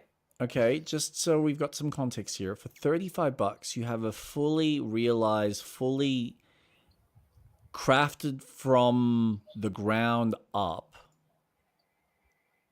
a 45-hour campaign so far. 45 hours of like campaign plus some grinding plus some other stuff that you can fuck around with. That's how much time I've sunk into it in total. And there's, like I said, you can probably piss through the campaign, do a straight run through in about 15, 20 hours. Jeez. It's not long to get to where the game is currently left itself right now, with a massive cliff, and it's a fucking sick cliffhanger, which I'm like, I need more of this. Please give me more. But it's $35. That's still a lot of game, and then there's all the other stuff, like the rogue element. What are they called? The Crucible in this. So there's plenty of game. And I don't think it's a bad price. I mean, unless you've got something else that you're looking at buying in the next couple of months. Well, a cup of coffee costs you $6. I mean, I don't buy Whitaker's has gone up to $10. Have you heard? What? $9.50 to be exact. What? Yeah, I know. What the fuck? So yeah, you can either have a night's worth of pleasure from a bar of chocolate. Well, maybe 3 bars. So okay, 3 weeks worth of pleasure. Or 3 days worth of pleasure. Depending on how often you eat. Unless you're one of those weird people that actually eats the recommended amount. So you only have like, what is it, 2 blocks? Or 4? I forgot how many it is. Is that it? I think, yeah, it's only like That the doesn't recommended. sound right. Yeah, no, that's right. That's what it is. I think it's like 2 or 4 blocks. Is the recommended amount. Oh. Which no one does that. That's stupid. You No. want more. Yeah, it's supposed to be, I think that's what it is. It's a row, which is 4. So yes. And how many rows are there? Let's see. I'll be the judge of that. 4, 6, 8, 9, 10, 11. I think it's 11. Maybe. So theoretically, if you were to do it, it'd be like 11 days worth, maybe. So weeks. Yeah, no, over a week. Anyway, doesn't matter. The point is, it's $35. You're not really breaking the bank. It's not like you're spending 110. And it's the prospect of knowing that eventually we're going to play this game together. Because I really want to play it with you. Up in price. Exactly. Because I guarantee you when the game actually comes out, I wouldn't be surprised if they bump up the game to $60.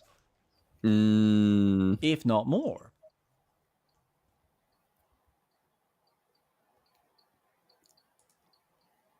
So, I mean, it's entirely up to you. If you feel inclined to try it, try it. But I guarantee... Have you played any of it? No. Have you got it installed? Did I play it at yours? I don't know. Have you got it installed? Have you downloaded the free demo? No, not yet. Okay. Because otherwise I'd say let's just chuck it on and you can see the intro and make a decision then and there, because that intro speaks for itself.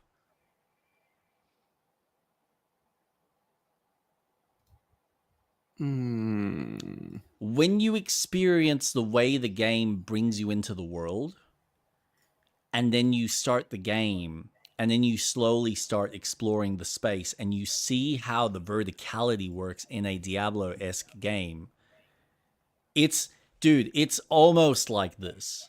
this being Baldur's Gate. Like Baldur's Gate is on another level, right? Yeah. But it's like Baldur's Gate where you just go, how is there still more that I can discover further down, or I come across, some other little chasm, or like I shimmy across a wall to get to another area, and all of a sudden I'm in a separate little dungeon that I've just found that I didn't even know was there.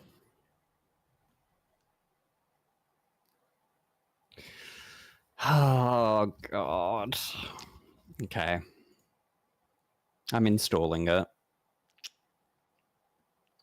That's my boy. That's my boy. Yeah. I mean, it's free for the weekend. Long weekend, so fuck it. Listen. I'm going to test it out. Test it out. Give it a shot. If you don't want to buy it, you don't buy it. But I got a feeling you're going to try it. You're going to play with some of the systems. And there's a crunchiness that you'll just be like, ooh, that felt so good when I achieved that one move or that attack, or I was capable of doing that, and watching everything just like melt. Ooh. Yeah. And there's like this Bloodborne-esque feel to some of the enemy types as well, that you'll just be like, oh my god, what are we fighting here? This is insane. Yeah, you can't use...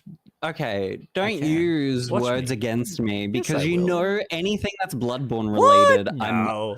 I'm not saying it is, but it's not Bloodborne. It's nothing like Bloodborne. This isn't yarn. If there's gothic shit, I'm into that.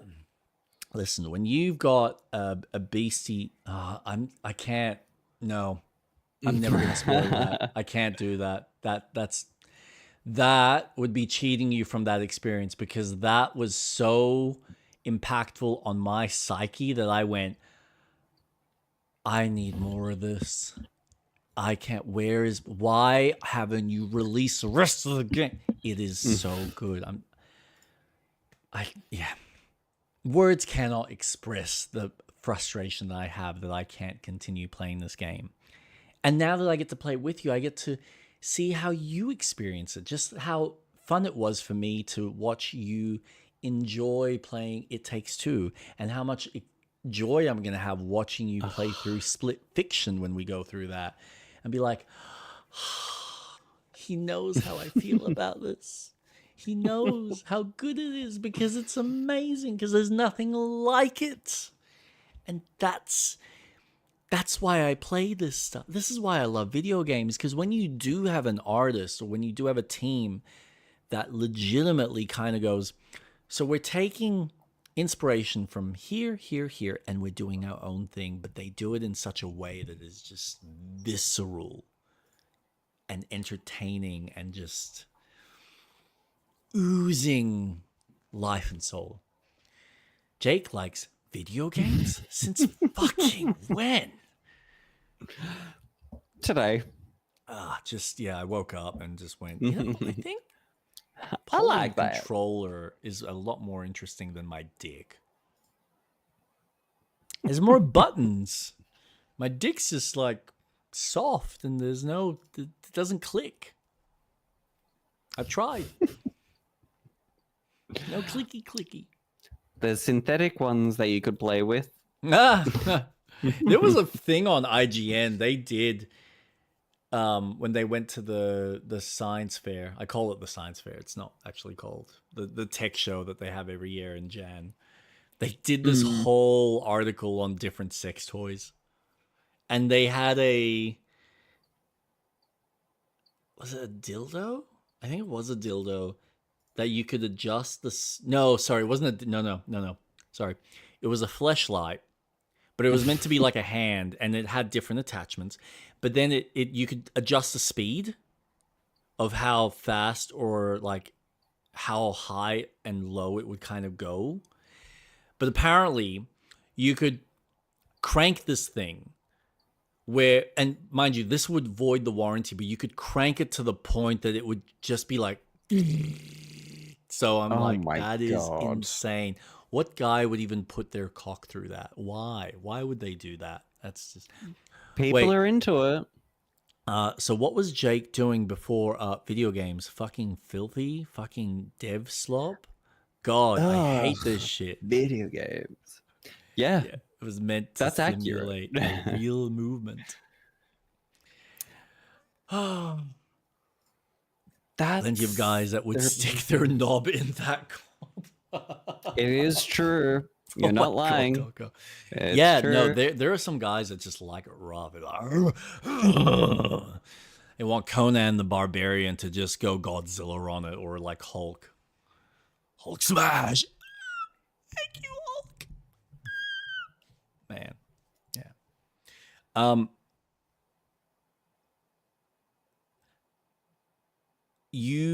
What games did you want to talk about? Because I've got one. Just one. I have 1, 2, 3, 4. Oh, shoot.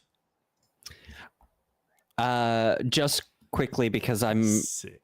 really excited about Nintendo Mm. and their updates to games. Super Mario Wonder is getting a Switch 2 update in March. It is.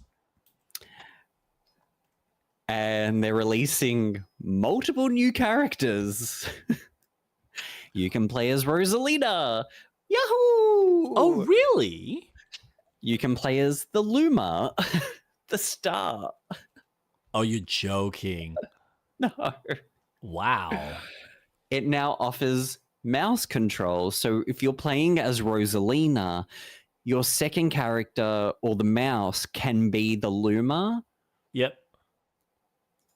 Which is fucking awesome. It's such like the idea of the accessibility. It's always, well, maybe the person playing isn't going to be the best. Maybe they're a little kid and they're trying to learn how to play the game. Awesome. That's so cool. like my daughter. Awesome. Cool. Yeah. So I'm very excited to see what they're bringing, considering that a lot of the stuff that they've got is new challenges. They're bringing all the Kooplings as bosses now. So it's not just the Koopa King, Bowser Jr. as the boss. You now have all the other siblings. So that's going to be awesome. I think they've increased the amount of players that can play as well. I don't know. Don't quote me on that. I think it's there's 8. Well, I haven't seen that, but there's a local multiplayer from one system. That looks intense. Fucking hell. But it looks good. I'm excited to go back and play that. Mm-hmm. Okay. That's all I wanted to talk about. I just like that Nintendo's going back to their older Switch games and making them relevant again. Okay.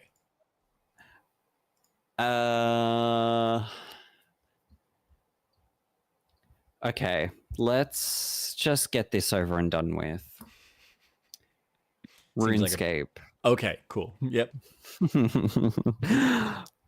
I feel like I'm back to my teenage years of playing RuneScape. You don't understand. I logged in and I habitually went straight to mining. Now, the last time I played, I was high-leveled mining, smelting, combat. Like, I was high-level for a freemium player. Is this the new one? No, I'm playing old school. Oh, shit. Oh, that must be nostalgic for you as fuck. Yeah. It is crazy. I have it on my screen. It just looks. Oh yeah, because you're literally playing it. Here we go. Hold on. Yeah. I'll even make it full screen. Twitch. So for fuck's sakes. Wrong street rat.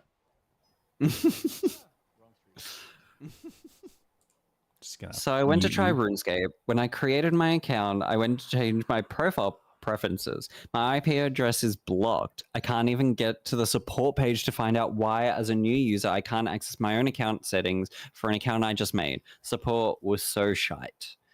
Yeah, sounds about right. Are you playing... Did you try playing through Steam or from the actual website? Because I decided to play through Steam.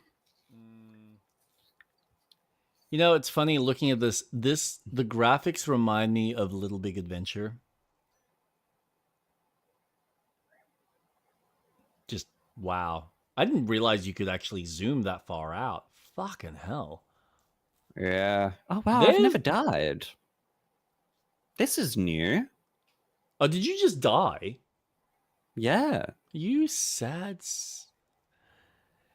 Their launcher, but I was trying to go to the actual website in my browser. I even got off my Wi-Fi, used my data, and it's blocked on a completely different courier. That sucks. Death looks awesome.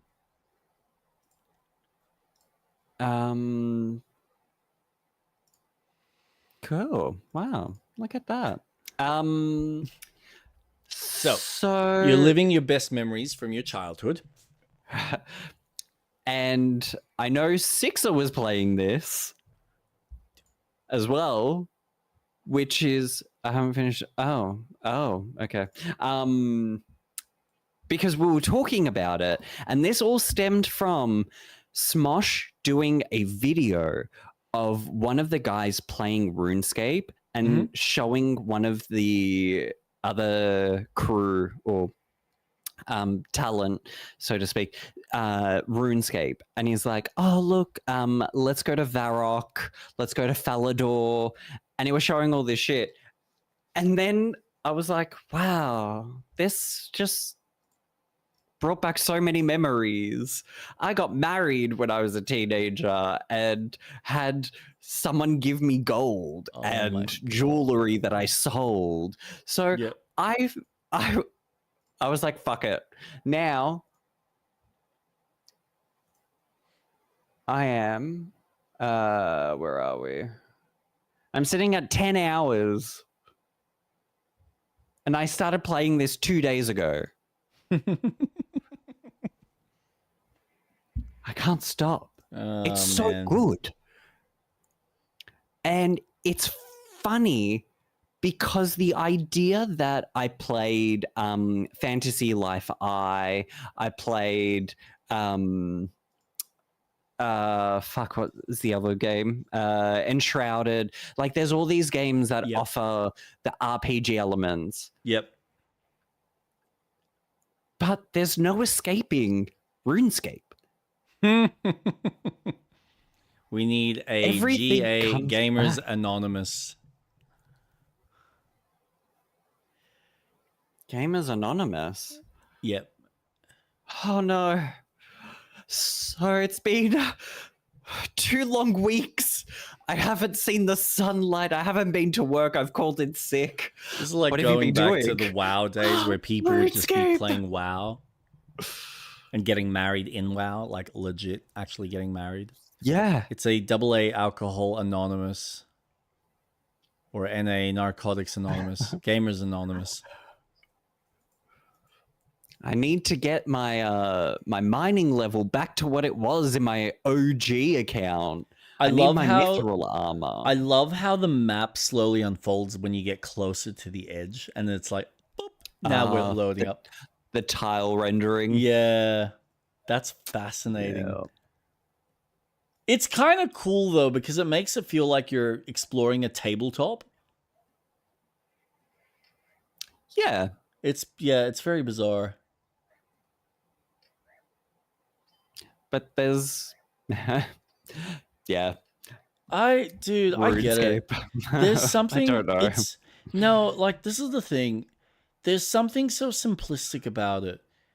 But there's also a sense of a world that you're exploring. I mean, this is probably why games like Ultima Online had lasted as long as it fucking did.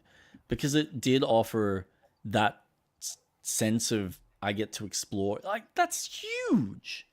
That is So- massive. And there's a bunch of players running around. This For free. current area of the map that I've got on the screen, that is the free area. I can't access anything outside of what I'm looking at right Just now. one more, man. One more. But then I zoom out. Yeah. No, that's huge, man. I just can't justify at this current stage paying for a subscription. I just can't. How much is the subscription? And what do you get? Um, So is it limited to how many levels you can gain, or? no, there's like specific classes that are only members. So herbivore, thieving, fletchling, slayer, hunting, sailing, farming. There's certain things that are locked behind A paywall areas, obviously the rest of the map, access to specific things. So my mining, I can mine blue ore, but I can't smelt it. That's purely just members. Limestone, there's specific things that are just locked. Yep. And then if I want to smelt things, so blue-rite, I have to be a member. Lead, I have to be a member. Lovakite, I have to be a member. Like, I was at mithril level, and for me, that was insane. Yeah. And I think I was about to get to, what was after that? The blue one? No, adamant. Fuck, I was so close to adamant. Ugh. But it's been fun. Just, this has been such a nice game to kind of just switch off and just play. And I'm also trying to clean out the free quests as well. So I've done them all. Yep. Because they just give you extra XP to level up your stuff. Okay. RuneScape done. Tick. I'm just going to quickly talk about it. Yep. Hytale's really fun. Yeah, I honestly thought you would have been playing that more. So the fact that you're even doing RuneScape was like, wait, what? Okay, cool. Yeah. No. I've been playing a lot of Hytale. Nice. Nice. I have 2 more unlocks until I've reached what is at this current update of gear. Nope. Muting, throwing a thumbs down when done talking about Hytale. Oh, why? He's just a hater. He's Doco just hates Why? everything. He But only 3D plays Terraria. No, because he only plays Fallout like a loser. Oh, he's the only person that's keeping that server alive. Yep. I might be playing it, but don't want to know anything about it. Oh, fuck you. Yeah. Fuck you. I think It's he's so got a bit of an good. addiction then, maybe. Maybe just a little It's bit. so much fun. The only issue I have is I really want them to prioritize taming, because fuck, it's so annoying when you're on a horse, you get off because you want to mine, and the horse just runs to the other side of the map, and it's like, fuck. Jake is getting very expressive with his hands, but no thumbs up yet. No, I was going to say, while I'm speaking really close to the microphone as I'm holding it, what's the word?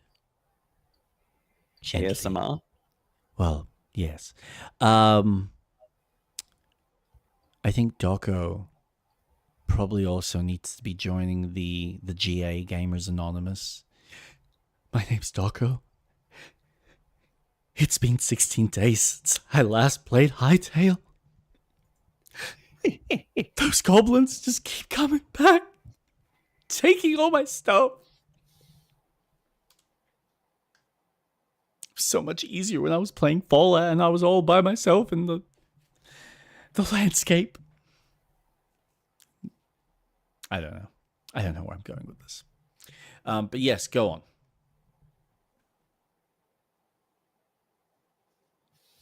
Sorry, I'm back. I'm changing my shorts. Oh, ooh, can we see some of that? Jake, stop deep throating and licking the mic. There's a blue page for that starts with only. Only pants. Only pants. Oh, I like only pants. Here, let me take my shirt off. Oh, okay. Oh my god, these shorts are so much more freeing. Oh, lovely. You want something blue? Here's something blue for you. Oh, yeah. It's my Xbox controller. Keep your pants on. Keep your pants on. No. No, I don't wanna. It's chafing. Oh, it's his Xbox controller. That's not Nintendo. Don't you want to play with my analog? I want you to rub that stick. Rub it. Do circles with it. Now click it in. Oh, yeah, click it in. But Hightail is for the release of what we have at this current stage. I'm thoroughly enjoying it. Yeah, good. Exploring feels so rewarding. The areas that I'm going and exploring to are now what they would consider the more higher areas. I found dinosaurs. There was a velociraptor. Oh, and I was really? like, what the fuck? There was a triceratops. I didn't even fucking know. And this just, okay, so I went to a volcano area because I want to move my base to a place that I really want to know. What they are talking about half the time. It's so fun because I went down a volcano and I was like, perfect, what the fuck is down here? Well, there was a pterodactyl flying around, velociraptor, there was a fucking triceratops. I died from the raptor, and I was like, holy shit, this is more than what I'm expecting. And I'm excited to see what's more to come, especially from the modding side of things as well, because of how accessible they've made it from the get-go.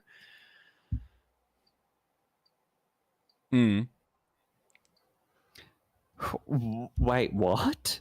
No one knows what they are talking about half the time. So then I question, are they on without an invite, despicable? What are you guys talking about? We don't do any illicit drugs on here. Though what you're talking about. Sixer and Day will say that they think I've done illicit things and I haven't. Sure. We don't. Sure. We're not stoned half of the time and off our faces. You have said it. No, I didn't. No. That was AI. Don't make me look for the VOD. No. That was Gemini AI. made me do it. It was Gemini. I swear it was Gemini. What are they saying? I'm still mute on my side. What are you saying? What are you saying? Why Sixer?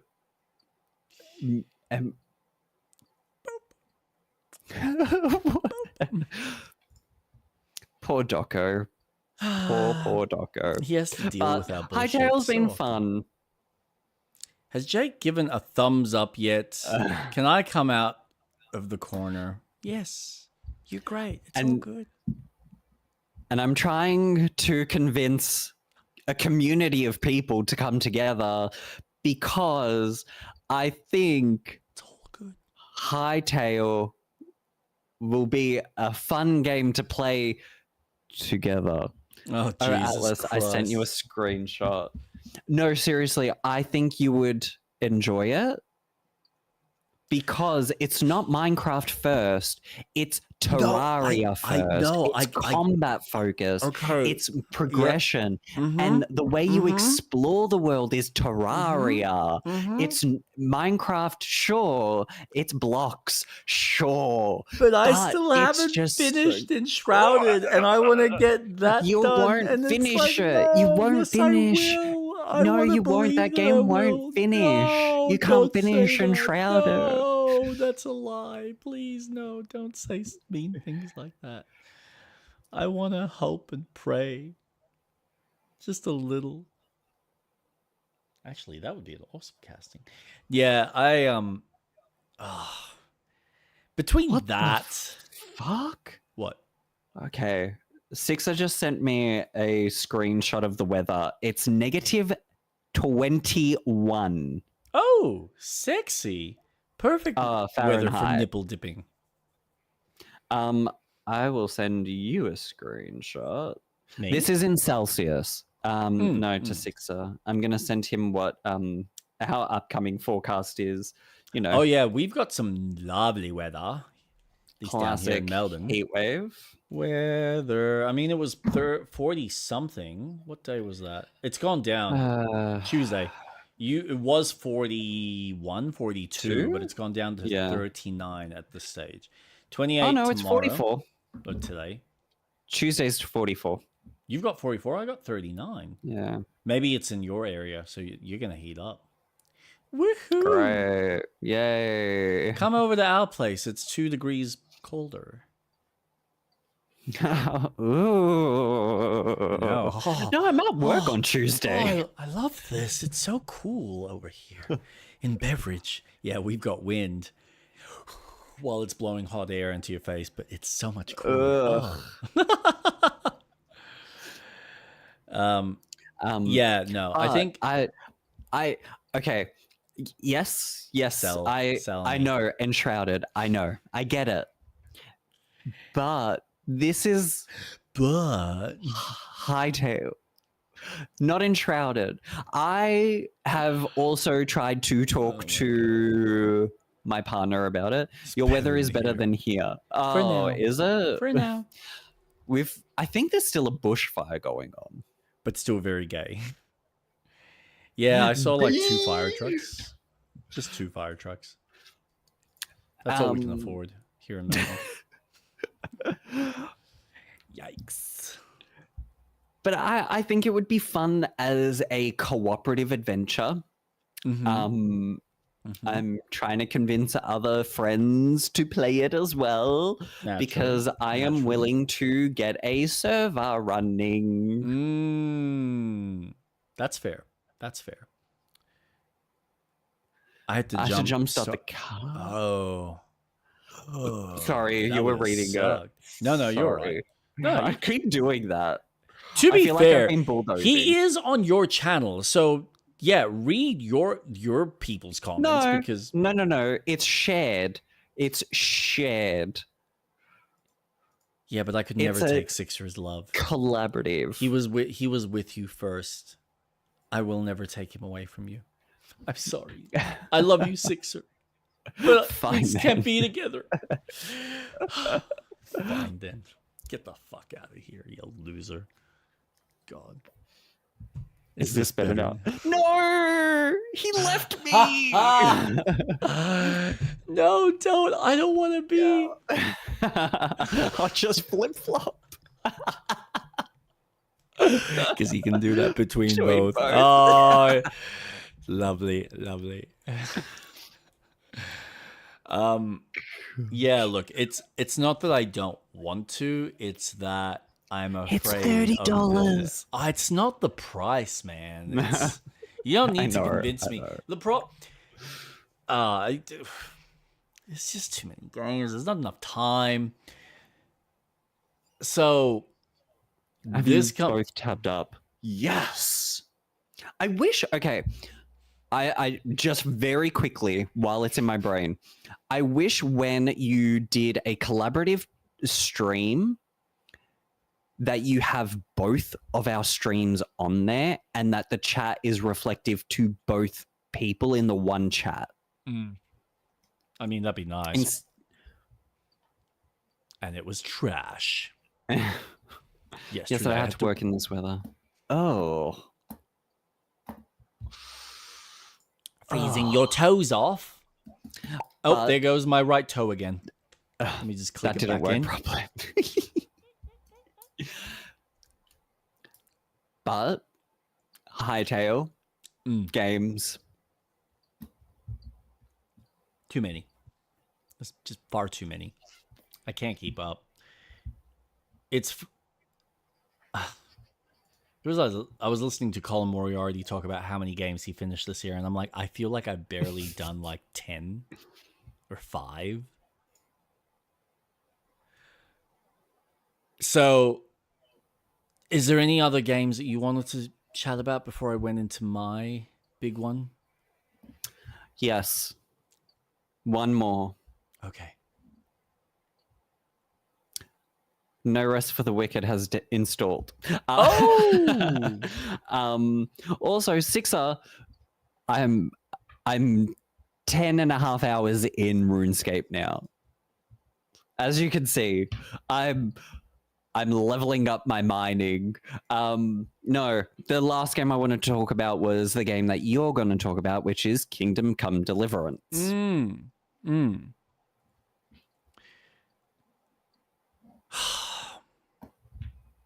Oh. How do I explain this other than to have you picture me in a hospital bed with morphine drip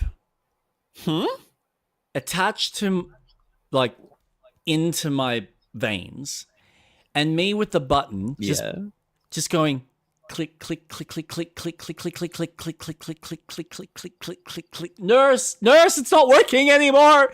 Nurse, I need more. Please give me more. This game is on a level that I... All right, I need to pause what I've just turned on. I haven't played something this engrossing in such a long time. From a world building perspective, from a gameplay perspective, and it's not without its flaws. So I'll go through the flaws very quickly. Okay. At least in this first game, hunting is abysmal. Hunting is a joke because it's either way too easy. Like, you can walk up to rabbits, literally fully geared up. And it doesn't matter whether you're like, stealth, maybe it kind of helps, but not really. And you can walk up to a rabbit, literally be like a meter or two away before he decides to scutter away. And you just shoot him with an arrow and go, and just watch him die. Versus a certain type of doe in the game that you can't even get more than like 15, 20 meters away before him and his mates go, woo, I'm bouncing around and off I go into the trees, and you can't fucking see them. Which with archery in this game, it's difficult because it doesn't, again, you don't have a reticle. You have to be mindful of how the bow shoots. What kind of arrows are you using? What type of bow are you using? Because the weaker bows pull back quicker, but they don't shoot as far, so you need to account for the height versus the stronger bows that take longer to pull back, but can shoot further. So you're then having to account for, like a real sniper, but again, it's a bow, so you're having to look down and kind of imagine where the shot hits. So hunting is a fucking joke. And like it's a joke to the point that if you go to, so there's like hunting spots in the game. See ya. Bye, Doco. There are points where you will go to, like, say you're hunting boar, and you go to the boar to like the creek, little lake. No, not a lake. What are they called? Like the water hole. It's a water hole. That's where the boars kind of hang out. Okay, cool. Yep. You go hunting. You see the boar. He scuttles off in the direction. Okay, right. You can try and chase him, or you just turn around 180, look at a tree for 1, 2, 3 seconds, turn back. Hey, the boar's there. Now he's not running. Awesome. I'm just going to shoot him. And, oh, look, that shot hasn't scared him away yet. I'll shoot him again. Oh, that shot hasn't scared him away. I'll shoot him. Oh, he's dead now. So the hunting side of the game is so fucking broken that it's a joke. It's abysmal. Compared to most other hunting games, it is like, what the fuck were you thinking? The other aspect, which is not necessarily a criticism, so people have obviously had issues with the combat because it is challenging. And I think the biggest issue with it is the fact that when you're in a group scenario dealing with multiple opponents, you don't really have an attack or an ability to attack more than one person at a time, because of how it locks on to each individual person so that you can do the combos for each individual person. So this is why the game works really well with one-on-one. But when you're dealing with multiple opponents, you're now heavily reliant on how the game tracks the enemy. So if you're like trying to move away to look at the guy on the right, sometimes you'll look too far and then you don't have anyone tracked on. And then you lock on, and now it's like it's almost like a hard lock on. It's not a soft lock on, which you kind of need because of how you're also moving the mouse controller or the analog to direct which part of the body you're going to attack. So it doesn't have a system for you to go, there's 3 guys, let me go out of focus combat to like group combat where I can do wide swings and just be like left, right, and then maybe up, down, or thrusts, and keep it simple that way. It doesn't have anything of that nature. So when you are dealing with more than like 2 opponents, you can kind of manage. It's tough, but it's as long as you're kind of pacing yourself correctly and you're trying to create a separation between you and, say, the second opponent, so that you've always got like one person in between you and him, you can at least focus on one at a time. But the AI is very good at kind of flanking you and finding ways to get behind you. So you need to be mindful and try and avoid that. So when you're dealing with multiple opponents, the game it becomes almost impossible and you get fucked over very quickly. Now, the upside to this is how the game is designed as a RPG. Because what it does really well is it makes it really fucking annoying and tough at the beginning, so that it gives you this sensation of how weak and how much of a peasant you are. Because you're a peasant, you're a piece of you are dirt. You're a blacksmith's son. You have no experience whatsoever. And the journey of the game and the brilliance of the game is giving you the sense of empowerment so that eventually the scales tip. And it's not that it tips completely where you feel like you're a god. So when there's a podcast coming, I've been thinking about that, but that's a different story entirely.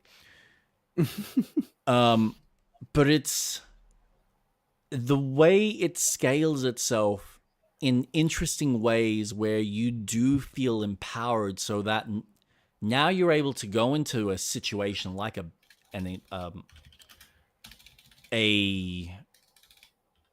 bandit camp, and because of a perk that you've upgraded through your skill tree, because you've spent so much time fighting in combat, so you've worked on your martial capabilities, you've worked on your strength, you've worked on this, you now have a perk that you walk into a camp and now you intimidate people. So when they see you, they just run the other way.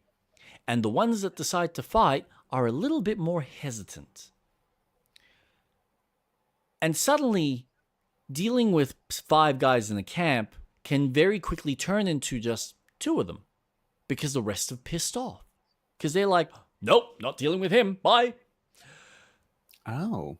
Yeah, so they do a great job of introducing these fun systems to give you a sense of we're going to make this easy at times, but in this really kind of unique way where it's you can still get your ass handed to you even by a single guy if you're not cautious.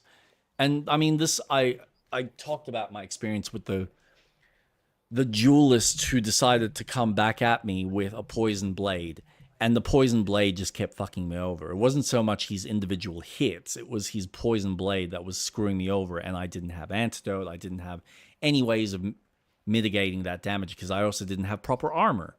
That was the other issue. I'm dealing with a guy that's fully armored head to toe, and I had 0 armor on me of any substantial capability. Now I've got the armor, now I've got the capability, now I'm handling myself like a champ. And I can still get fucked over, but I can deal with a lot of the situations, and I can find clever ways. Like, you can go into a bandit camp at night and take advantage of stealthily taking them out one at a time. So you might have one guy on guard. Okay, come up from behind him, provided he doesn't hear you. You know, and this is where the stealth works. So it doesn't work for hunting, but when you're dealing with people, you take off all the layers of anything that's going to make a sound. So you look at your stats now and you go, okay, I'm basically naked, but I don't make any sound. I'm going to be very noticeable to people, and they're going to be like, what the fuck?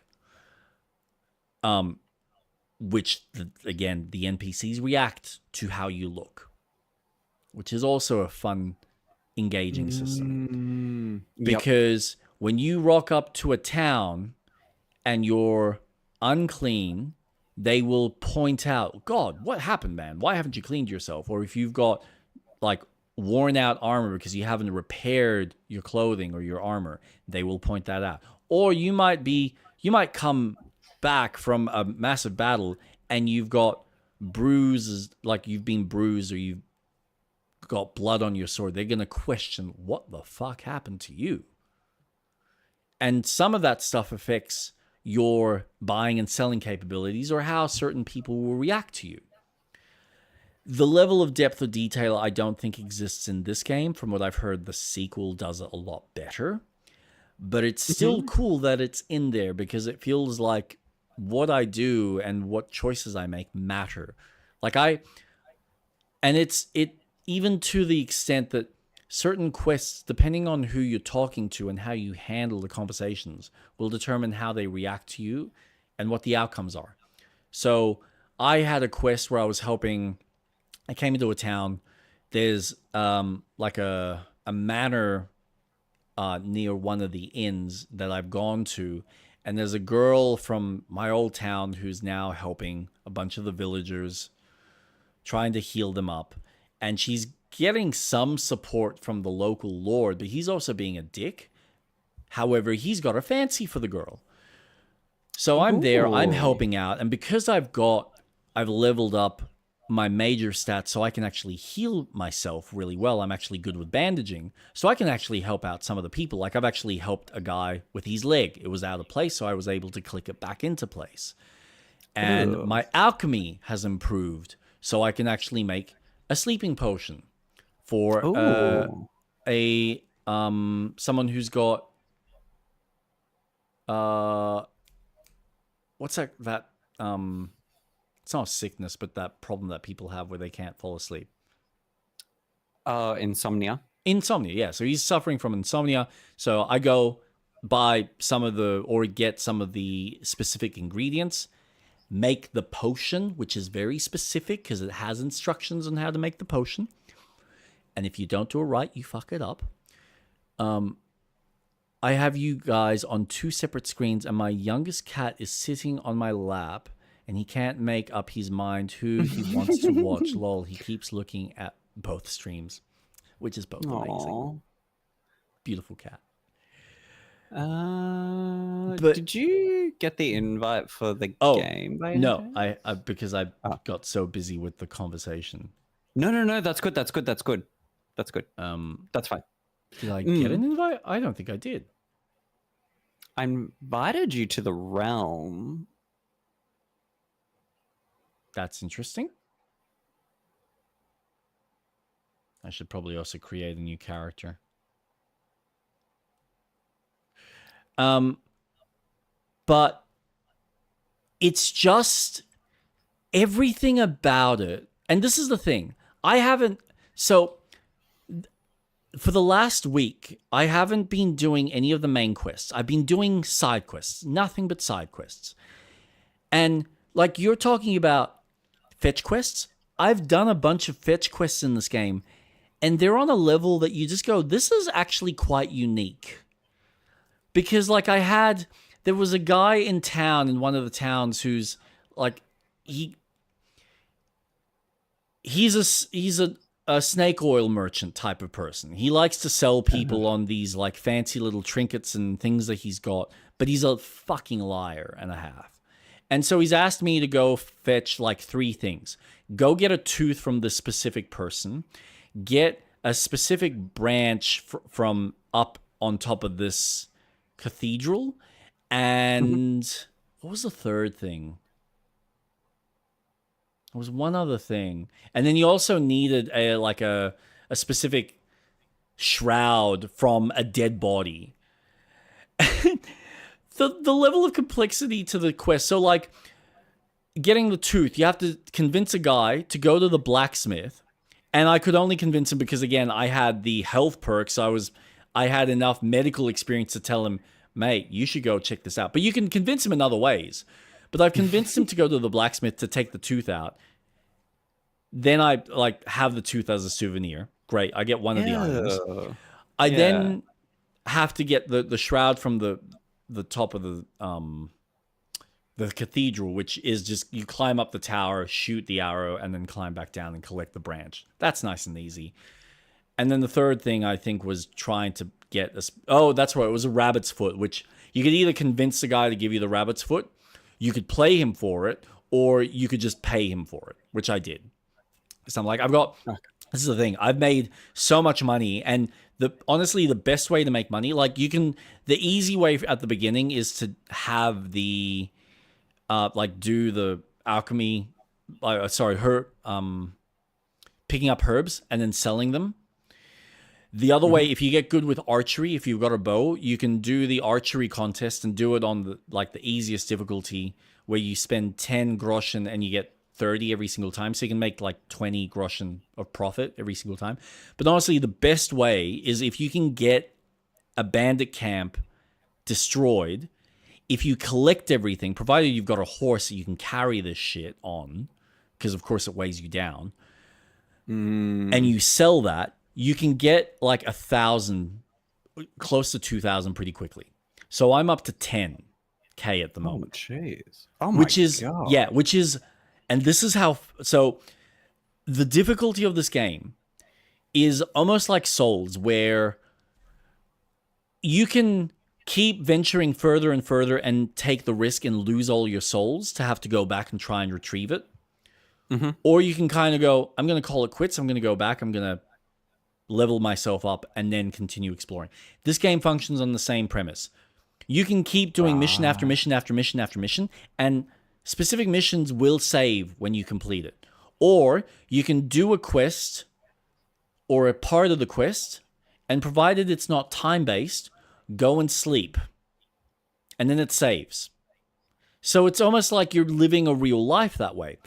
Now, because I finally learned how to read, I went out of my way and traveled to the location, learned how to read, because when you read a book, it's jargon. And then as you get better at reading, the jargon starts to make sense. So it's almost like you know when you've got those they do those kind of reading tests where they see that how well you can read, but they jumble the middle bits of the words, but you can still read it. It's that. Where you kind of go, Dyslexia. so I can kind of make it out. And then as you level up, all of a sudden that disappears, and it's like, oh, I'm just reading these books now. And then you've got skill books that you don't actually, you're not physically reading the book, because every book in this game levels up your reading capability. So you can just go through and buy every single book or steal books, and that'll level it up a bit. Or you get the skill books that are specifically designed to increase your alchemy, your hunting, your That's so strength, fucking whatever. cool. Yeah. And there's levels to them as well. So you'll be like, all right, I want to work on my reading. So I get book 1 of the reading that increases my reading skill. Awesome. Then I get book 2. But my skill reading ability needs to be level 5 minimum for me to even read that. So like right now I've done level 1 and level 2 because I've gotten my reading up quite high. I can't do level 3 yet because my reading skill isn't at 10 yet. So when I get it to 10, then I can pick up that book and read it. And it takes time. Like you actually, as you're you are to read the skill books, you are passing time in order to read it. Which is making you hungry and making you tired. So there's a limit to how much you can read in a day before Henry's like, no, I'm too tired. I actually need to rest. So then you need to wait 24 hours before you can read another one of those skill books. But then you get perks in the reading chart that you can put a point in where now when Henry reads, he reads quicker. He gets a bonus for reading if he's seated and he's comfortable. And he can read quicker. So now you're not wasting as much time reading those skill books. Instead of taking 4 or 5 hours to go through a whole book, it might only take you 2 or 3. That's cool. So all of these systems improve and they build on top of each other. And some of the skills or some of the things that you're doing interact. So like I was saying last week, where herbology, you level that up and you're picking up plants, it's just leveling up herbology until you can add a skill point where it's now every time you pick up a plant, you're also leveling up strength. Awesome. But then some of the skills and strength might help with combat. And then some of the combat stuff helps, with something else. The fact that like now every time, and I think this was through the conversation tree, I've now got it that when I barter with people, my conversations improve with people. So you've got all these different layers to the game that are constantly building on top of each other. Everything you do is increasing your ability to be better in the game, which makes you feel more empowered and makes you feel like you can go further and last longer in the game. So like my alchemy now, because I can now read the books, the alchemy books. So then, okay, I'm now looking at alchemy. What do I need in order to make this alchemy potion? Well, I need nettle, I need some other plant, and then the rest is all in the alchemy table. So then you're reading the alchemy table and you're having to go, okay, so I got to use, and you have like 4 bases. So you've got like water, oil, alcohol, and something else. So you got to start with the proper base, put that in. You got to put the first ingredient in, and then it tells you, do you need to heat it for 2 turns? So you turn on the heater and then put the timer on, like the little, the sand clock over, and then let that go until the sand's done. And then if it says, well, you need to heat it twice, so you heat it again, put the sand clock a second time, while you're then putting in the 2 bits of the next ingredient into a grinder to grind that. And by the time the clock is done, you've now put the second ingredient in, heat it a 3rd time, because that's what the recipe says. Put the sand clock, wait for the sand clock to finish before you now pour it into the vial. Now you've got your Snapple, which allows you to save. And if you do that enough times and you do it successfully, you might get 3 of them instead of 1, like I'm getting. And then there's a perk as you get further into the alchemy where you can now, instead of just getting the 3, you can get a bonus one if you successfully brew the potion. So you can get 4, or you can do auto brew, and you can just auto brew 1, or there's a perk that allows you to auto brew 3, but it won't give you the bonus of having you brew it yourself, and now you get 4 instead of, for the price of like 1. That is sick. It's I love the intricacies of an RPG, of the realism of, well, you've got the role playing And this is so cool. And I get that it is quite a not everyone's going to enjoy that type of aspect in the game. But realistically, you start off as, well, you need to learn these things. That's why we go to school, to learn, even though English is a shit language to learn because it's so fucking broken. When you go to school, words to you don't make sense. You don't understand how the language works.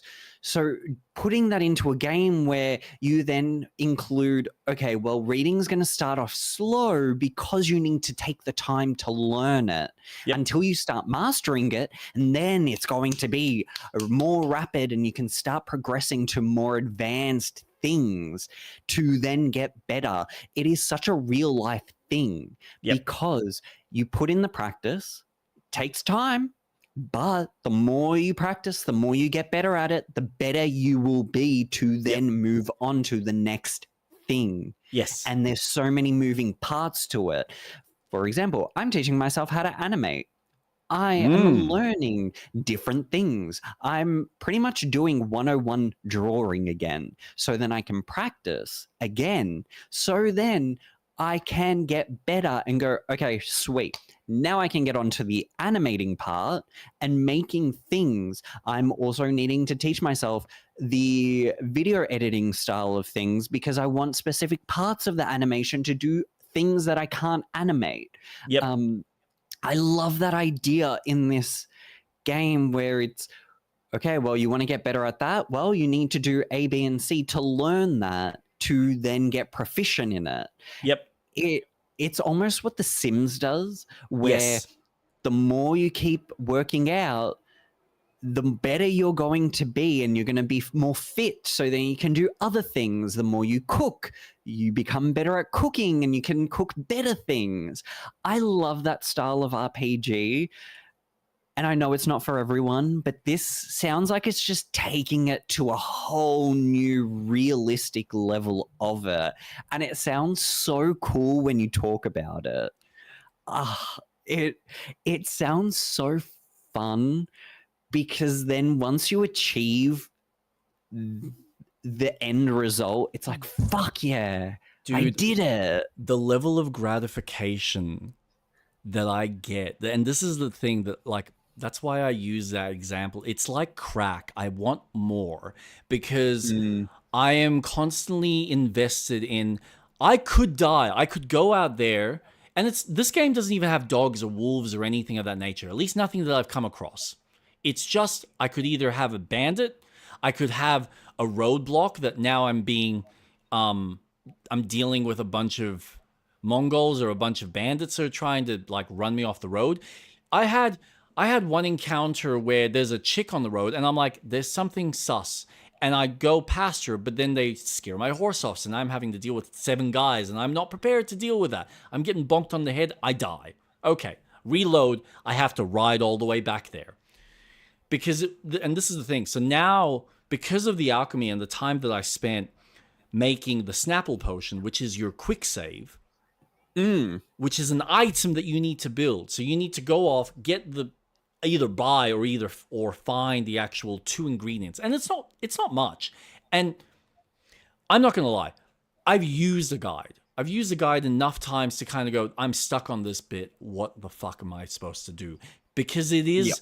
it is the kind of game that if you're someone who's dedicated to figuring it out and hitting your head against a wall, you will have fun doing that because it's even doubly rewarding kind of being lost and uncovering the fact that, oh, yeah, I fucked up. That's fine. Let me start the day again, or let me start from that last sleep that I did and see if I can figure this out for myself. Or use a guide to get you grips with the game where you kind of go, I know enough that I can just play this and I don't need to, I feel safe. I've kind of got some of the things that I need to function. So like now, because of the potions, I've got I think 40 or 50 stashed in my inventory, and this is where it gets really fun. I've got 40 or 50 stashed in my inventory that is accessible in any place that you would have your inventory accessible. So this is where I find that the game is actually, even though it has like these life systems, it is still treating itself as a game. So all the criticism that people had with the save system being like, oh, it doesn't let you save anywhere you want unless you make this item. It's like, yeah, because they want you to have that experience of make the day count. It's like a Souls game. I'm out there. I could die. A lot of the time you won't. If you're in a town or a city, the chances of something actually going wrong is really fucking slim unless you piss someone off. So yeah, it's annoying if you go around stealing shit and you get caught on the first go. That's bad luck. Either reload or deal with the consequence. That's the beauty of the game. It makes each encounter actually mean something until you've developed enough skill, enough capability where, all right, you've now gone out of your way, you've done the hard work, you've learned alchemy, you've mastered reading, so you can actually make these potions, and now you can go, all right, well, let me save before I try and attempt to steal this key from this guy. So if you want to play the game like that, you can. But it's going to make you work for it. It's like, it empowers you to play it how you want, and it gives you all the tools, and it's not like it makes it any more harder. It's like, okay, I went and picked out every single one of these plants in the field just so I can make all these potions. And it's time consuming because at the moment my alchemy isn't at a point where it's going to be like I can just press a button and have it auto do it for me. Okay, that's the long-term progression. And I know that eventually I'll get to the end of that tree and it'll reward me by saying, as long as you've made this potion, you can just auto brew it. We won't give you the bonus of having 4 for the price of 1, but you can get at least 3. Awesome.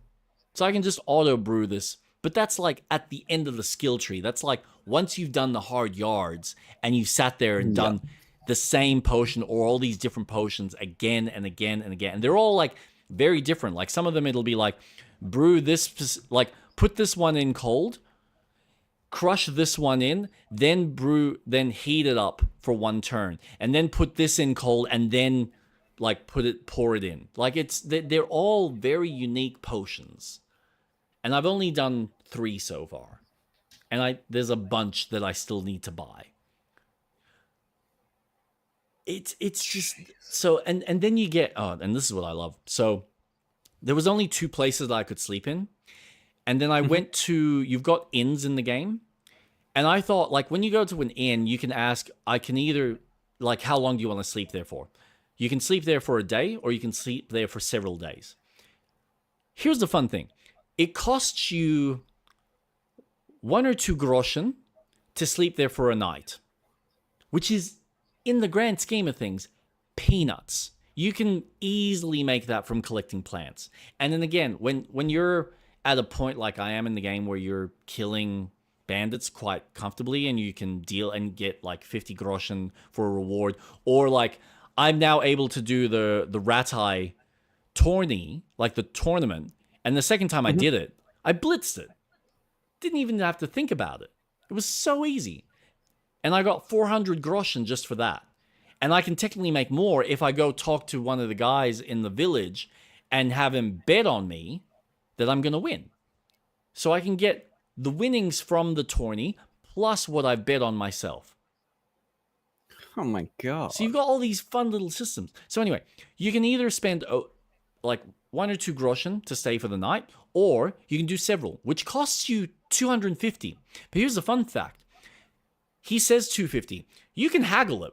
So you can haggle him down, and depending on your charisma and your ability to haggle and some of the other perks that you can get, you can basically say, no, I'm only going to pay 150. And you'll be like, oh, that's preposterous. You're trying to rip me off. So he'll meet you somewhere halfway. So now you might only have to pay 200. And now that place is yours to sleep at whenever the fuck you want for the rest of the game. Which means the chest that you've had in the start of the game is now accessible in that inn. And if you do that at every single inn, now you can sleep anywhere you want. You have a place that you can sleep comfortably. I don't necessarily have to buy food, even though food is actually cheap in this game. it's dirt cheap, I can just find pots in places and just eat from the pots. And it takes a day for that to respawn. So there's all these little, or you can just go hunting. Like if you're out in the wilds and you're not near a storefront and you need to eat, all right, that's fine. As long as you can find some sort of game and you've got a campsite that you can light a fire at, or there's a fire that nearby, cook it.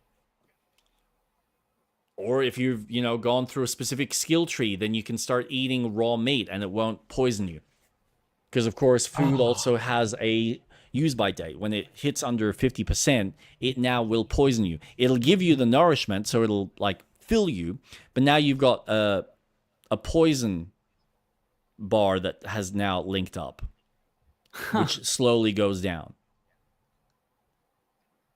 Yeah. There's drinking in this game, and drinking is like its own skill, because how often you drink will determine how well you can drink and how well you can hold your liquor.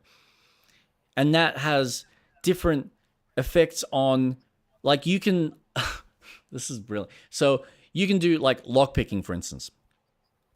A weird minigame.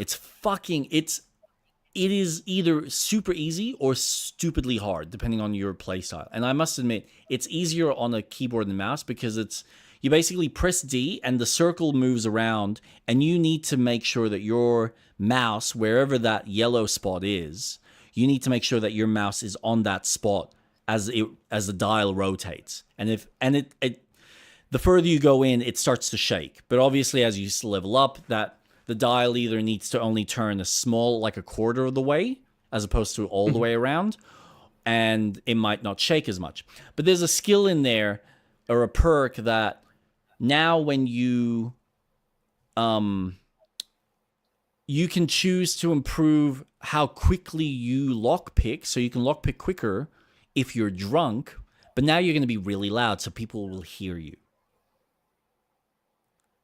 So there's all these things that you can play with, that you can add in order to change the style of game or change how you're playing. So if you want to get through areas quickly, you can quick, I'm going to just quickly get through this. But if there's someone nearby or they're sleeping, they're going to fucking hear you.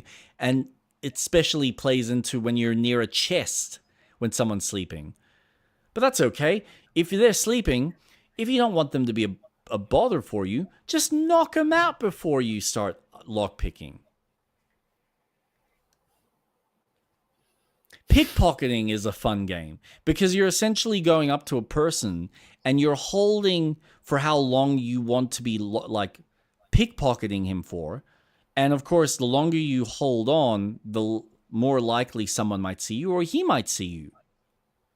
And so you're literally holding a button to increase the timer so that when you then are pickpocketing him, you now have a new reticle with, so say you press the A button next to him for 10 seconds. So now you got 10 seconds to go through this large circular dial that's got 12 spots with only 2 or 3 of them that have a random item. You don't know what it is because you haven't leveled up your pickpocketing yet to uncover that stuff automatically for you, and you slowly go through tick, tick, tick, tick till you get to the spot that you want to see what you can steal. And you got to steal it and then get back to the 12th dial, back up the top where you started within 10 seconds.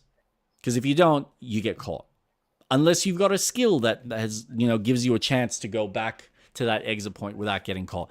So again, the more you do this stuff, the more of these perks you get to make it easier and make you feel empowered. It's not that we're making you so empowered that you feel godlike and it's stupidly easy, but it makes it easy enough with enough of a random chance that, hey, I actually feel like maybe this time I have a chance at doing this and actually maybe being successful. And if it's not, okay, cool. Well, reload the save or reload the last, sleep that you had. Try it again. Maybe try a different approach.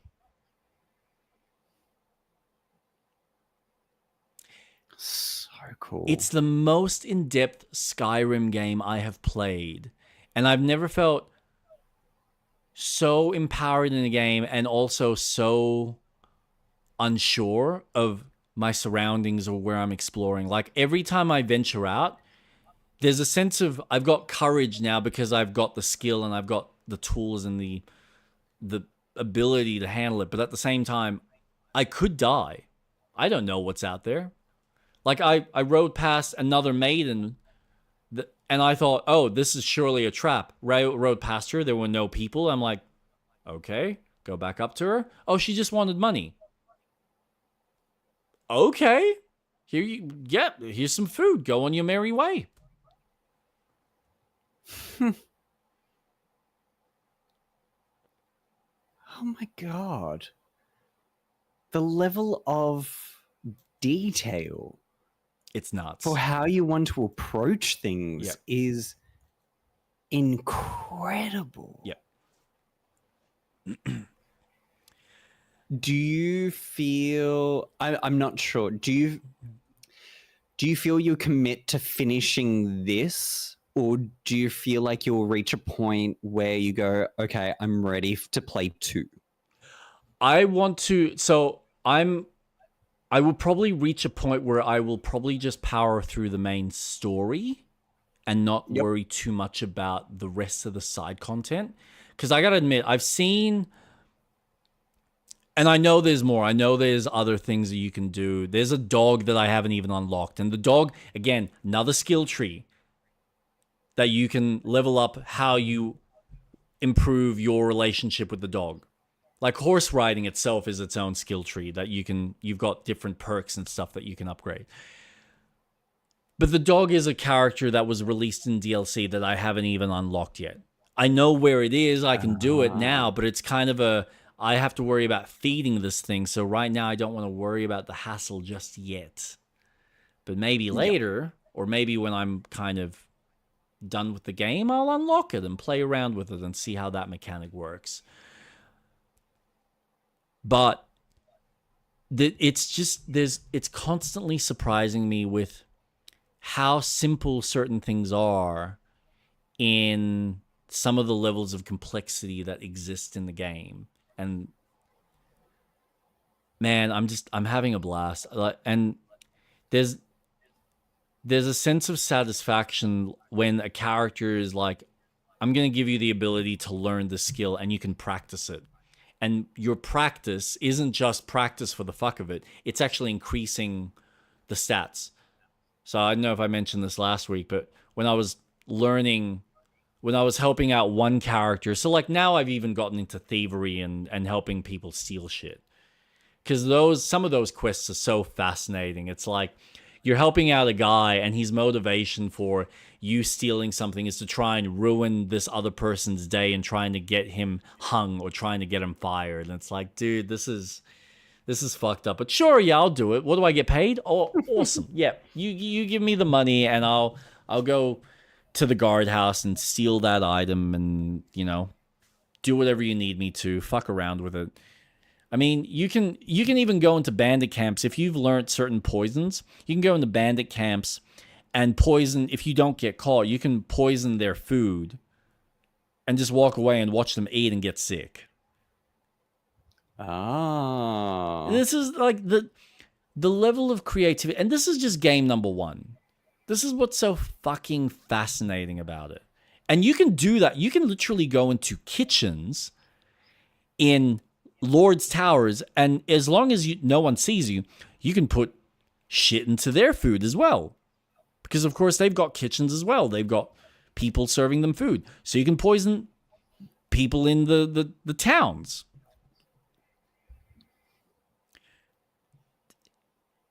What's really fascinating, and this is the mind-bending part of this game, and I get that Skyrim is built on an engine that is heavily predicated on you being able to pick up every single object in the world. So it needs to track every single XY axis of every single item that you have, and that's a lot within an open world space.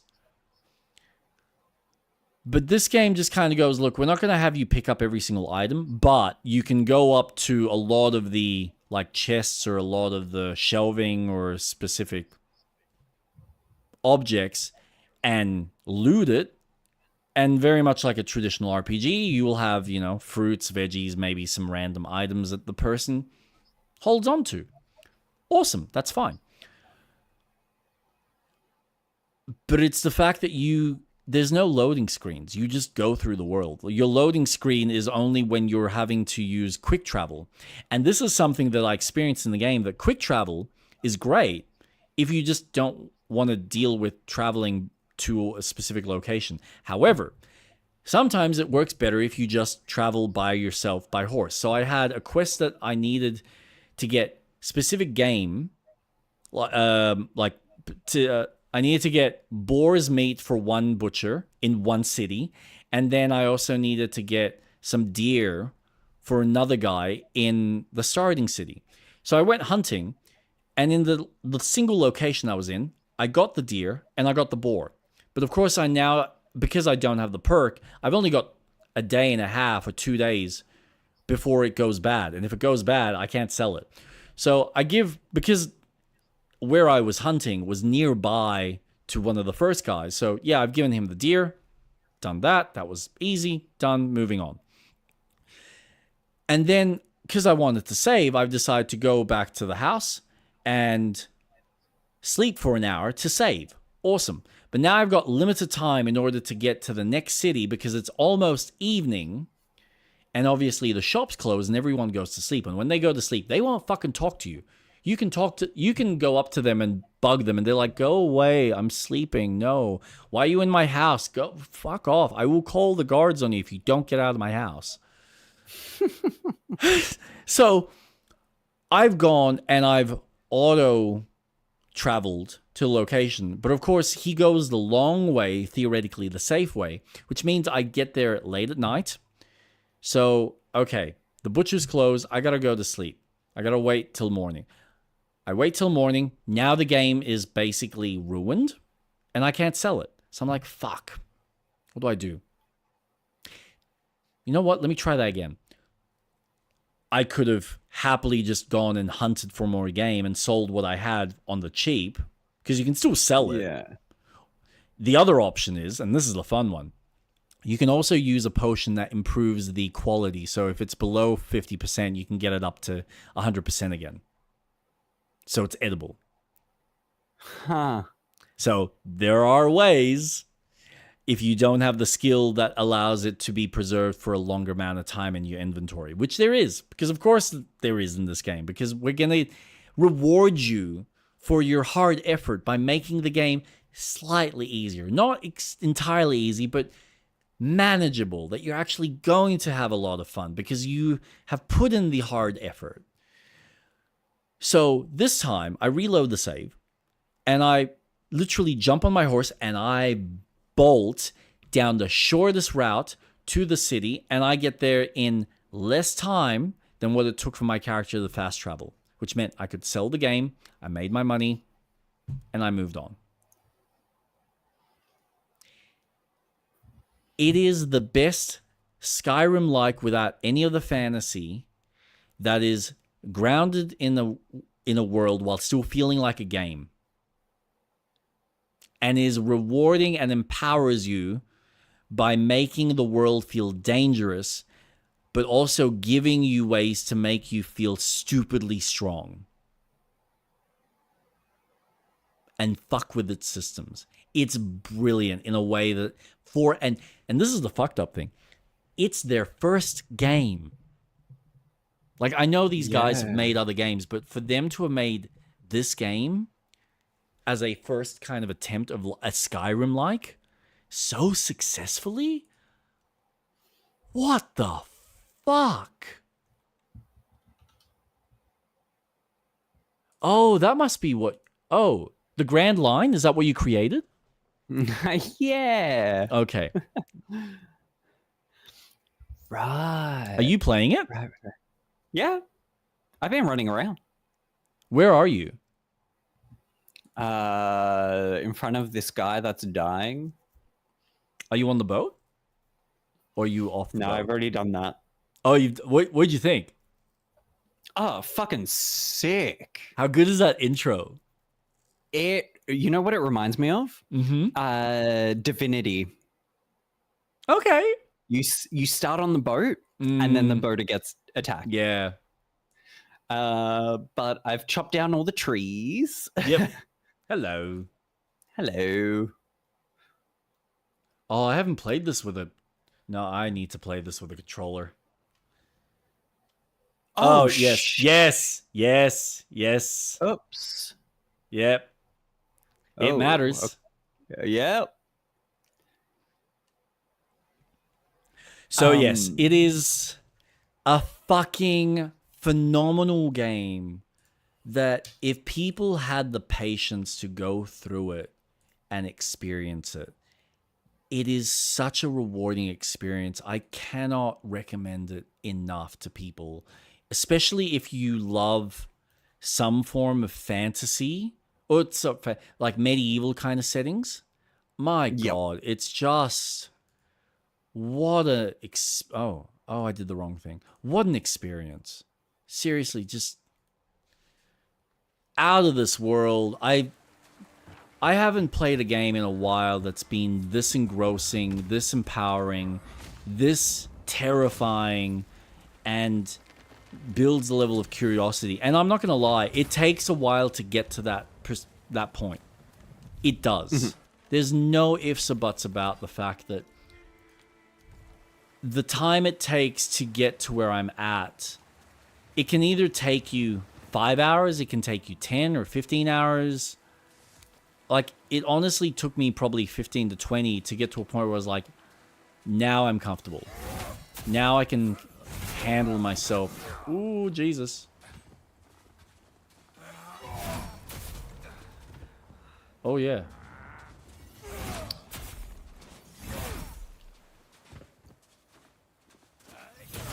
There we go.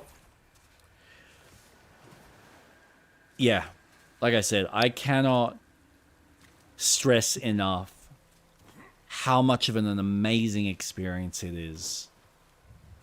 And if you're the kind of person that you have the patience to play this style of game, and even if you just play it for... And this is the other thing. If they are... Because I know that they are technically planning to make this like it's a trilogy. Oh my fucking God. This could shit all over... As far as the games that have existed in our repertoire of video games, this could potentially be the most fully fleshed out, fully designed trilogy from start to finish.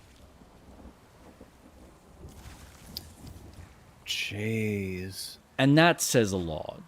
And I know the sequel does... It does a bit of an insomnia... Not an insomnia. Insomnia? No, not insomnia. Where you forget. Oh, amnesia. Amnesia, yeah. It does a bit of an amnesia thing in order for you to obviously reset the playing field. Mm-hmm. And have you kind of build all your stats and skills again. But I think for the kind of game that they obviously have designed, I think it works. Because it's like... Otherwise, it would be like starting Skyrim 2 with all your stats and all your abilities. It's like, no.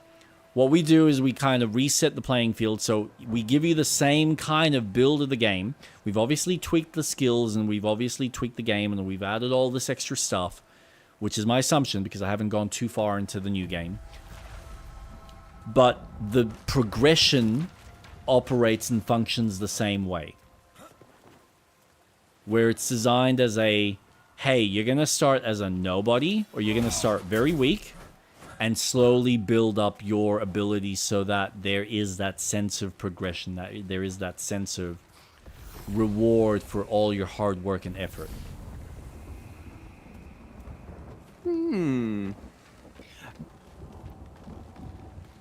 So yeah, I don't know if it's necessarily something for your liking, but I'm about to die, by the way. I died. Yep, I'm dead. Interesting. Yeah. So, it doesn't... Okay. Because 2 carries on the... How did you get a weapon? I found one. Ah, lucky bitch. Yeah. We can... This guy... He's also got a lot more health because there's the 2 of us, so that's something to keep in mind. Wait. I'm just gonna sneak, grab everything, and run. Yay! I just He's wanted to manageable. get the loot. Oh, yeah, that's fine. I mean, we can fight him. Oh. Did that actually burn you? Oh, yeah, you're burning. Yeah. Yeah, that's an item that you want to...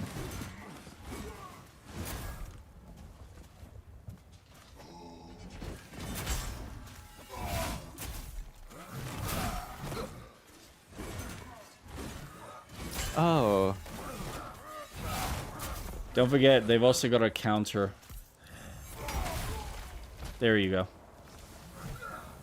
Oh. Nice. So this game has like a Sekiro or a Lies of P. So if you get the block on or the parry, you stun them. And if you do it enough times, you can go up behind them and do a visceral. Oh. You can cheese the first boss in this game that way. It's very cool. It's very rewarding. It's intimidating. It's very intimidating, but fuck is it fun.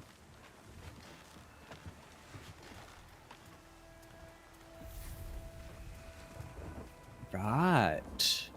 Oh. Yep. So, yes, you can go in this. Go on. Whee! See, this is fun for me. Because you get to experience what I already know. Oh, yep, no, you're right, you're Sorry, right. No. Actually, this is perfect. Because... Yes, I can now make some mushroom soup. Which is healing. Because you don't have to worry about X amount of potions. You just make as much food as you want. How do you make food? Go in... So when you cook, it's got recipes, provided you've got the right ingredients. Cook. I'm making some mushroom soup. Yep. Right, so recipes are on the other side while you've got your ingredients on the left side. Yep. Gotcha. All right.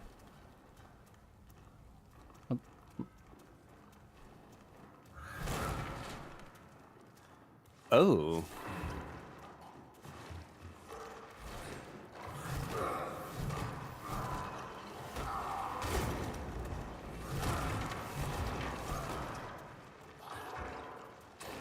Oh, me. Bye. Because we're definitely not meant to be here yet. Oh, they've got red skulls. Yeah, there you go.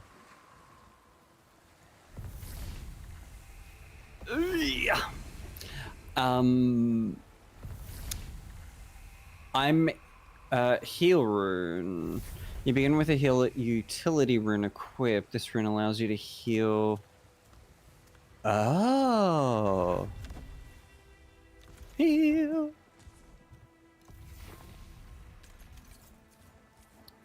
Right. Does that become a fast travel point? Yes. Okay. From memory, yes.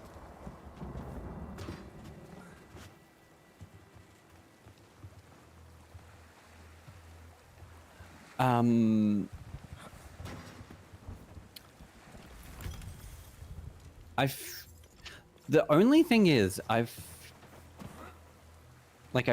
picked up... actually, technically I should be wearing this. So I've got attribute points. Mm-hmm. I've got... how do I see my weapons? So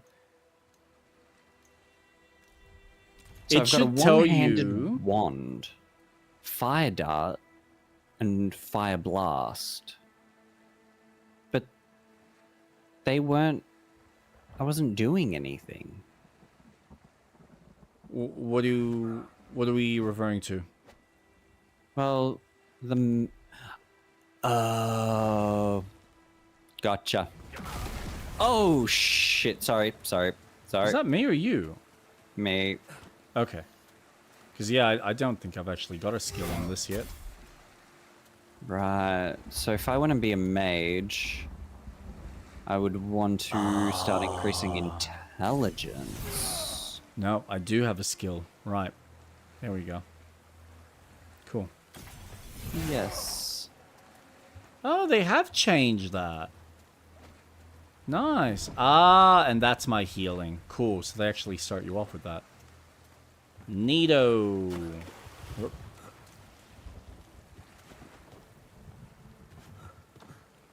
Oh. Yeah, it's a thing.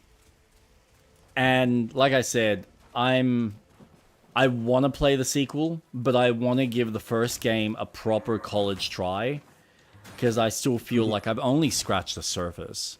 Like if you see how much of the map I've explored, it's like maybe a quarter of it, but that's in 26 hours. And there's still like all these little side quests and things before I can, or I just go and do the main story and just follow that, which is its own little path and its own direction and has its own thing of I need to go and investigate and talk to a bunch of people in order to get information on a specific target that I'm trying to chase down.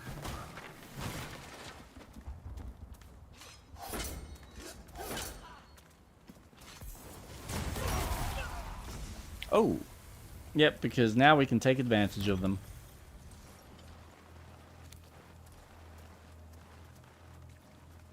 If I do that. Huh. Oh, no, I wasn't going to reach that. No, there's another way around to that. Oh.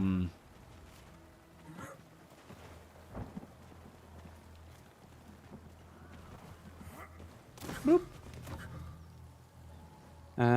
When multiple Oh, it's the... Bam. More enemies will spawn, and okay, so Dark Souls style. Yep. Oh, if you see another Cherum portrait and they're not close, then the enemy changes. Okay. So if we're far away from each other, then it's less. Oh, cool. So it actually scales based on how the proximity to us. That's cool. Oh, that's really... Oh, dude. This... Man, they've really thought about this.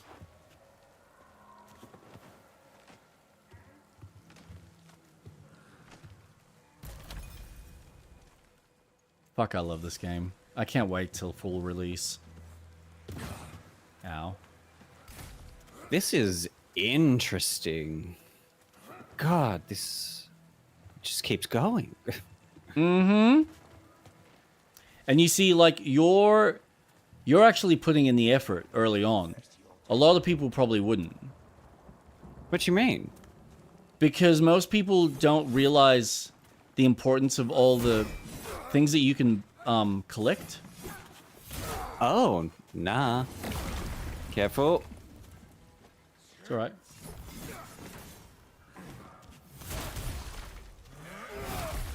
Bye-bye. Take that. Because, like, yeah, all the wood, everything that you're collecting right now is going to have its usefulness later on. Ow.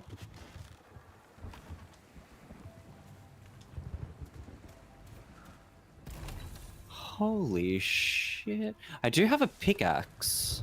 Research paper. Ooh. Yeah, Yeah, pickaxe will be useful. We need shovels.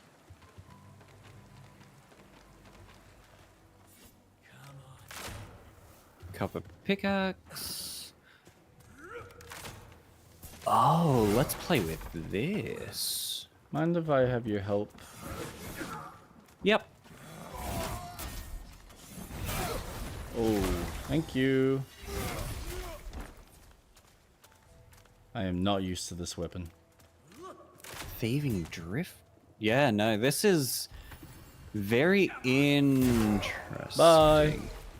Nice.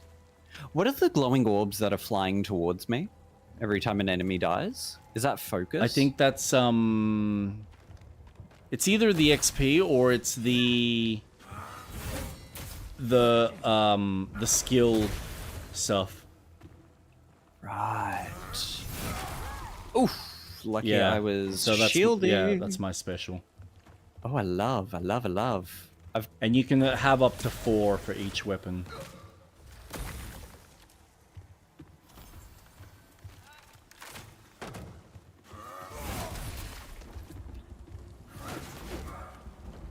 Okay, one thing. So come down here before we continue.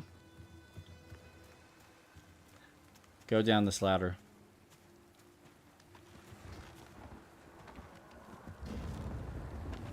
Kick. Shortcut. Yep. I don't have a shovel.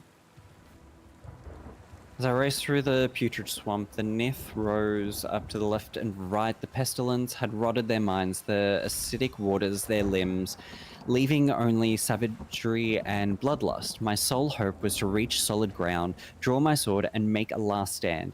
Even if I were to die, I refused to surrender my corpse to these noxious waters. Oh, a key! Oh, do you want me to? Is there no? more to I'm this? just looking because they've updated some of the menus, so I'm just admiring some of the changes that they've done. Oh, here you go. What did you give me? I just gave you mitts. I think. Thank you. Did you trade?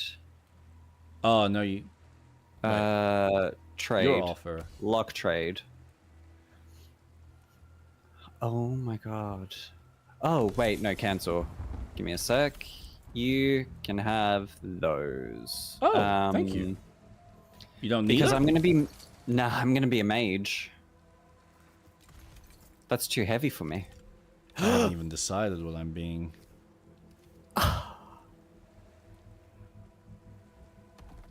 Oh my god. What? Okay. No, I just sidled to this side.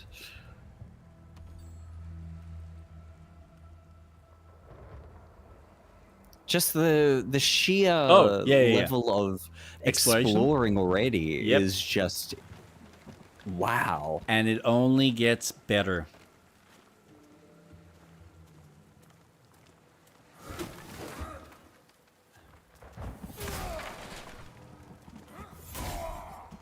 Here's your pickaxe.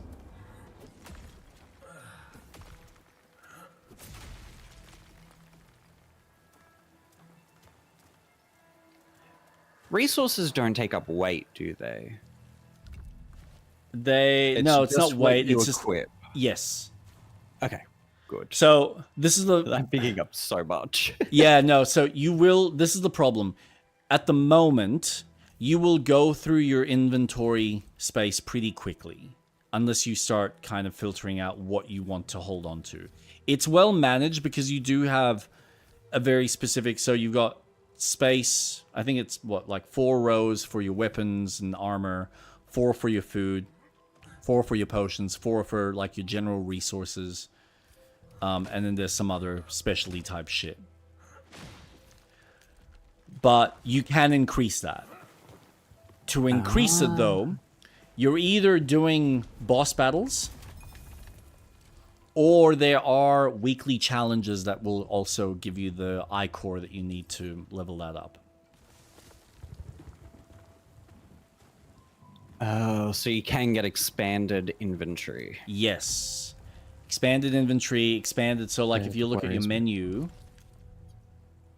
in your inventory, so, like, even the weapon slots or the armor slots, there's multiple, but they're locked. Yeah. So, you can unlock those with an eye core so that you can have 3 different weapons equipped. And, say, have your fishing, pickaxe, shovel. There's, I think, another item of various quality. All just in that inventory. Oh, torchlight. Because you need that in certain areas that are dark. So, yes, all of that's expandable. All of that grows. But it does require eye core, which, again, you only get through main bosses and through the weekly challenges. But of course, here's the fun thing. Because the game allows you to just keep the character and continue re-rolling realms if you want to, you can just re-roll a new realm and just keep fighting that first boss. As that character? As that main character that you want to play and level up. If you want to.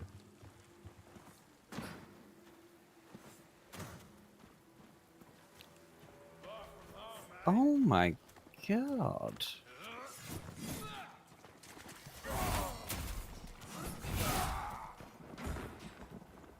Oh. This is not what I thought this game would be like. What did you think it was going to be?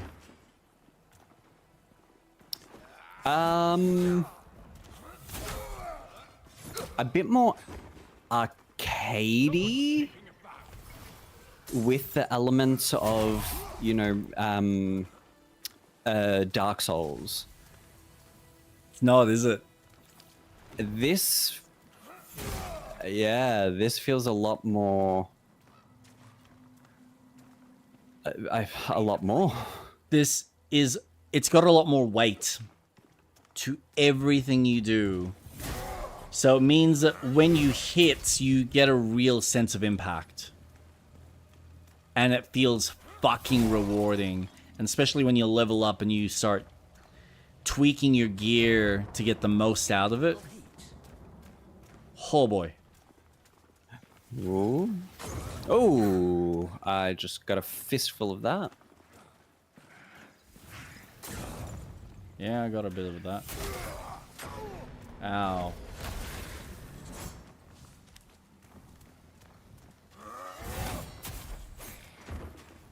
I gotta be mindful of this asshole. Oh!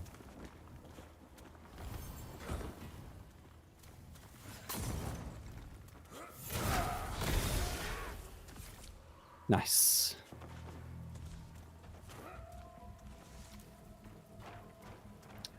Now, how do you feel playing this in co-op?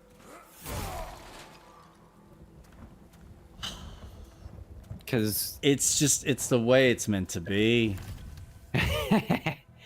And I'm so excited by the fact that they made it this. Oh man, I don't even care. I just the interactivity, it's fine. You later on, you'll have so much food that it won't even matter. Yeah. So I'm not too concerned. Plus, technically, as long as I'm attacking. Like, this is the thing. The game doesn't punish you too badly if you die. No. At least not from what I've noticed.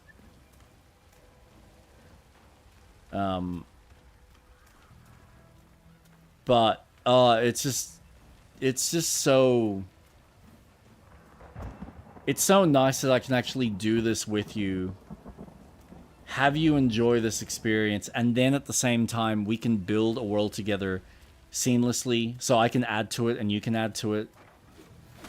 That for me is fun. I love that idea, and That's why I was confused why I didn't get an invite in the traditional sense, because I'm like, where's my invite? And it's like, well, because it's not that kind of game. Doesn't have that invite system.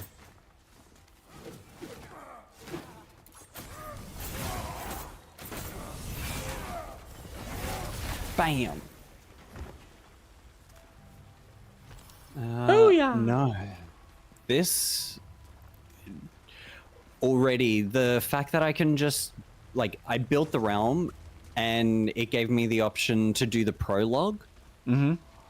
And I was like, okay, well, I might as well do that because the prologue is going to be a tutorial. Oh, and the prologues, dude, that intro with the ship, it's so dope. So much fun. Especially when it's all falling apart. You're like, dude. Dude.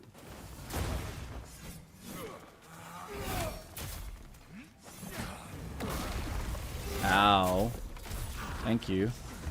Oh, nice. Perfect timing.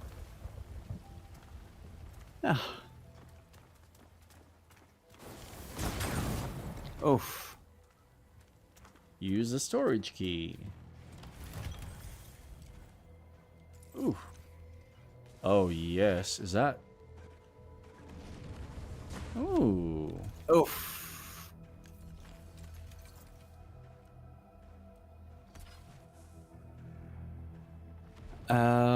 Awful, only sunrise. Okay. Oh my gosh. You're finding all the cool shit. I wouldn't have known that there was a hole there. Oh, it was a door. Huh. So what's This that? is awesome. Yep. What's the... Oh, because I haven't got a bow. Okay. So once I get a bow. So wait, there's now quivers? Oh, that's crazy. Oh, they didn't have quivers. They've changed that completely. That's awesome. So does that mean... Okay, he's dead. Oh, well, technically I want... that? Yeah, I do.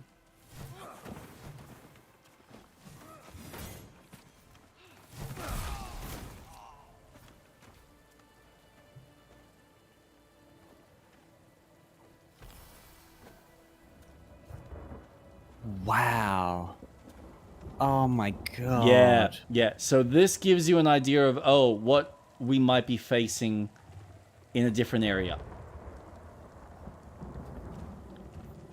So this is how the game shows you parts of it. Oh, do you have your pickaxe? Oh, I do. Yeah, that's how it shows you these parts that you can explore, or how you look back at older areas and you go, oh wait, that attaches to that? I had no idea.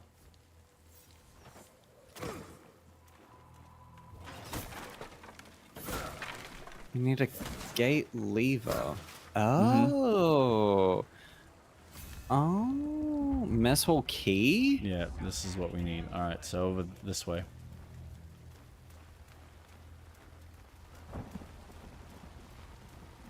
I know I should be going to bed, but I want to see if we can at least get...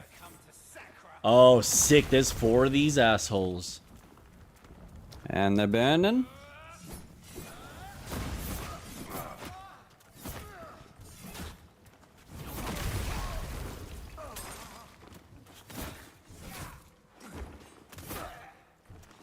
Okay.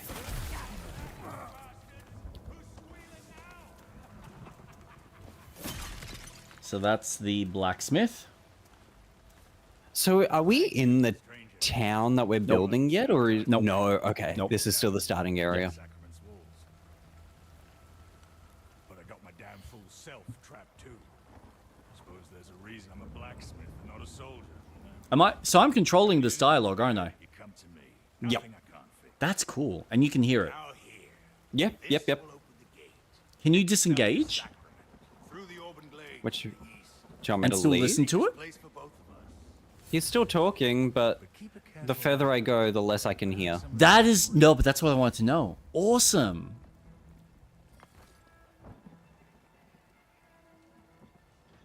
I'm just going to repair all... Wait, repair? Yep. Oh. Yeah, you can repair. You can buy stuff. He's got some stuff you can buy. It's expensive at the moment, but...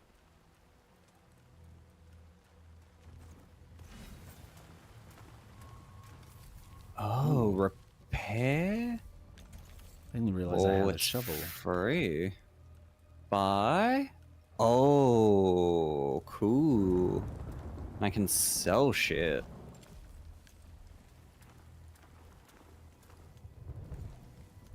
Great hammer, frost wand. Yeah, I think that's what I'm gonna scale. I want to see how that works. That's the shit I want. I want a staff. Fishing rod, a shovel. A shovel would actually be handy. Helmsman's jacket.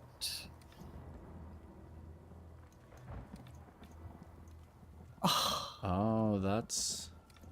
Oh, it's both.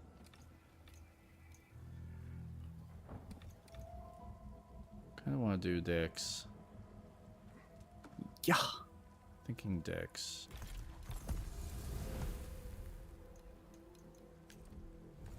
Equipment load's probably also going to help.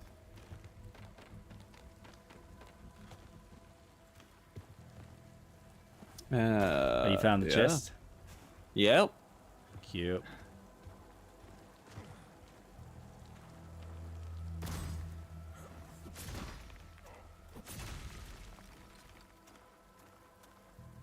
Oh my god. This and then we're is back here. Fun. Oh. Oh, you got a shovel. Sick. Ah, too late. Oh. Because you can do this quickly if you get the timing of it right. Yeah. I haven't quite figured out the timing yet.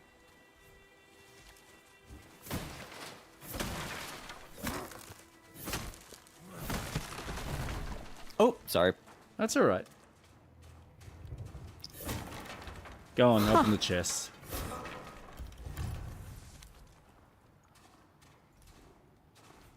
Oh, here's a question. Is our gold shared? Our money? I think it's separate.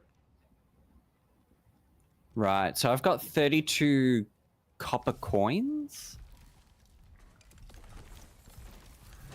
What am I? I got 34. But I think if I store it, or store certain things, you can technically take it from me. Ooh. I tipped my hat to the Shirley innkeeper, for I wouldn't be needing her service. I hadn't come to Sacra for creature comforts. No cold ale nor warm bed for me. I'd come to sink my teeth into the Isle wilderness and see if it would bite back. Ancient ruins loomed. Unseen birds called out to one another. The sun set over the ashen sea. I shuddered my pack and set out through Sacrament's gates. From Adventures in the Wild by Sulin Froth.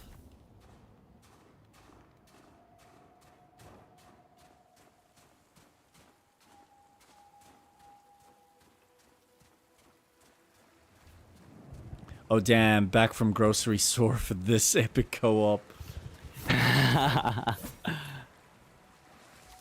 Yep, but now we're playing it together. Because Street Rat wanted to give it a try. Yeah, $35 is going to be well spent. I'm telling you, man, it's well worth the price. Yeah. This has already made me feel... giddy. Mm-hmm. And so it should. And am I... Oh, that's how I do it. What's that? Where did you go? Can I see you on the map? There's an... Oh, I pressed the wrong button. No. I wanted R and then X. There's an arrow that points, so you're just below me? There is a There you are. map. So I can do if you.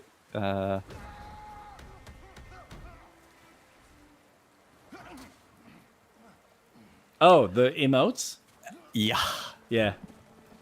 I love this.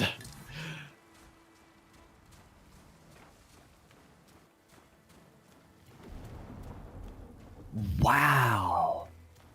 It plays so well. I mean, I've got no context to what it would have been like by yourself, but the feeling of having someone with you. Oh, this is just, yeah, this is immaculate. Oh, that's you. Let's try this. Oh, it's that one. Oh, shit, you can jump. You can jump. Oh, shit.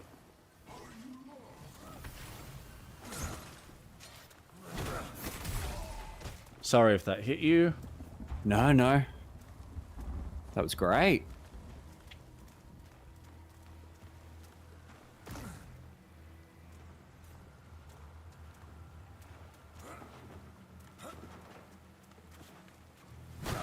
Oh, this is so cool. You're falling in love with it, aren't you? I've been using you Maybe. guys as background noise. Aww. Yeah.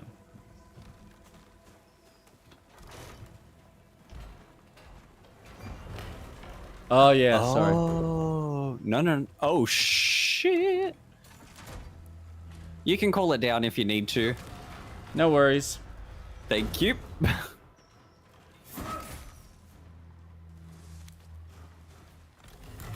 Hey, I was glazing both of you guys the other day. Why would I stop now? So true. How much I enjoy listening to both of y'all. I'm glad we can be of some entertainment.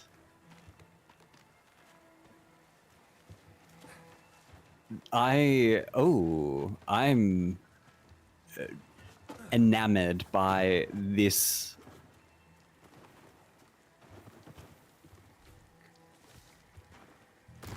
Copper. Oh, careful. Oh, it's You all good, die? I went in water. Oh, No, thank no. God. Jesus. I fell into the water.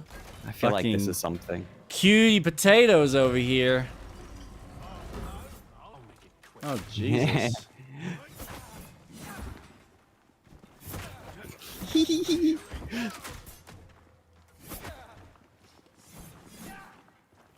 Ah, you can't tell, but I have a huge grin on my face. No, I can hear it. I can hear the fucking grin, man. Ah, this is the type of co-op I enjoy. Yep. This is what I look for us to play. Yep. This This is what I've been saying to you. This is what I've been trying to like get you on board for this. I wanted more content before we'd start, which is why playing Baldur's Gate is not such a bad idea right now, because I need something. This is what annoys me about when they said, "Oh, we're doing co-op." I'm like, "But there's more content, right?" And there was no more content. It was just we're adding just co-op. I'm like that, but it's too soon. It's too soon, guys. There's not enough I need. Please give me more content. I need something new. You can't hold me on. Like I'm not taking my friend through all of this and then he has to get to the end like I did and go, but I want more. I thought it's like we're both gonna be like, I know. Where is it? I gotta wait 6 months for the next fucking drop? Fuck you. It was bad enough that you made me wait 12 months just to get the damn co-op update. You know how shitty I was when, like, there was nothing for 12 months? Apart from a couple of little patches? I'm up the top, by the way. Damn. Oh, did you die? Yeah, you die. I didn't realize it was a Dark Souls elevator, and it took me down.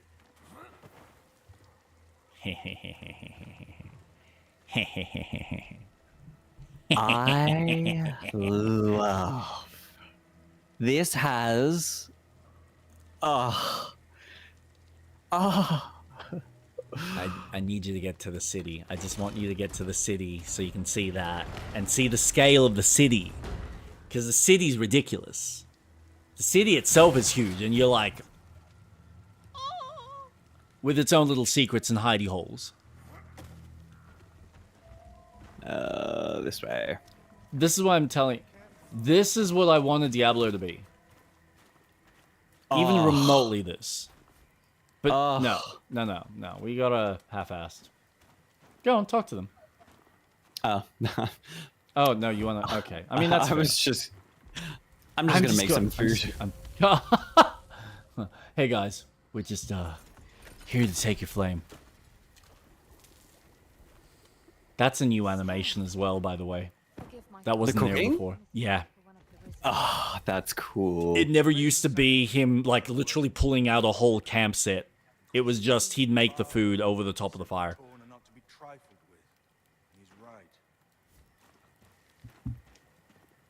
So I get to see the incremental changes.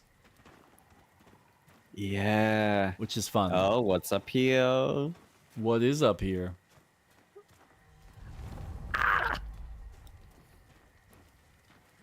Up.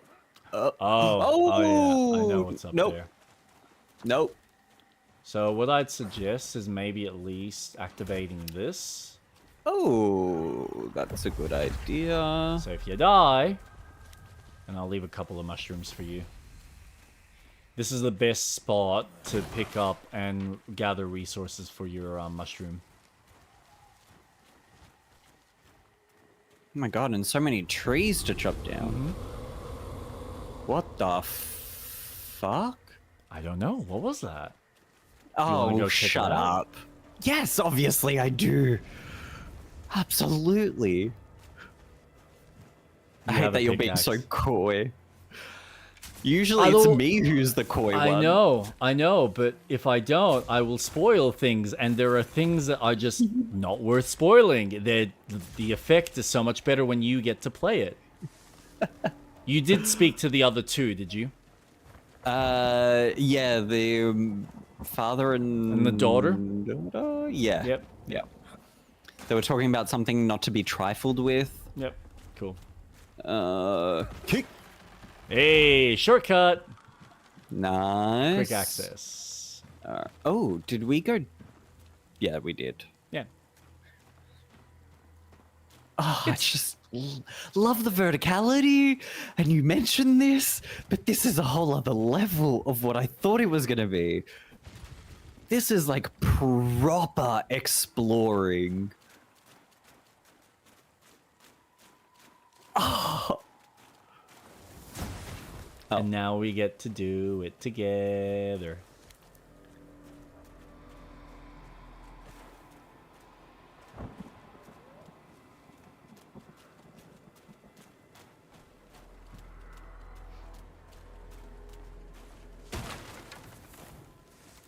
And there are like things that we've actually missed a bunch of stuff.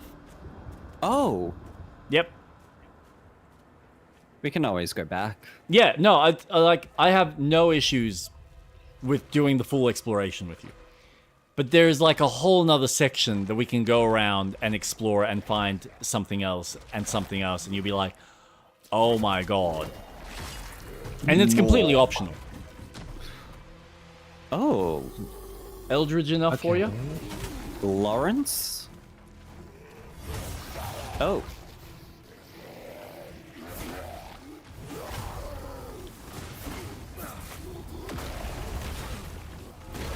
Ooh, fuck me. Oh. Wait, what's my block? Oh, that hit. 8, 8, 8. 1, 2. Flame. Alright.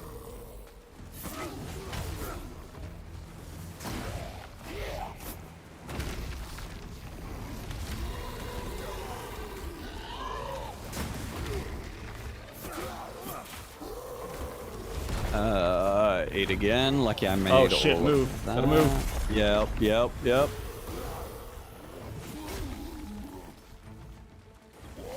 Oh, that was bad timing. I shouldn't have done that. He's nearly dead. Oof.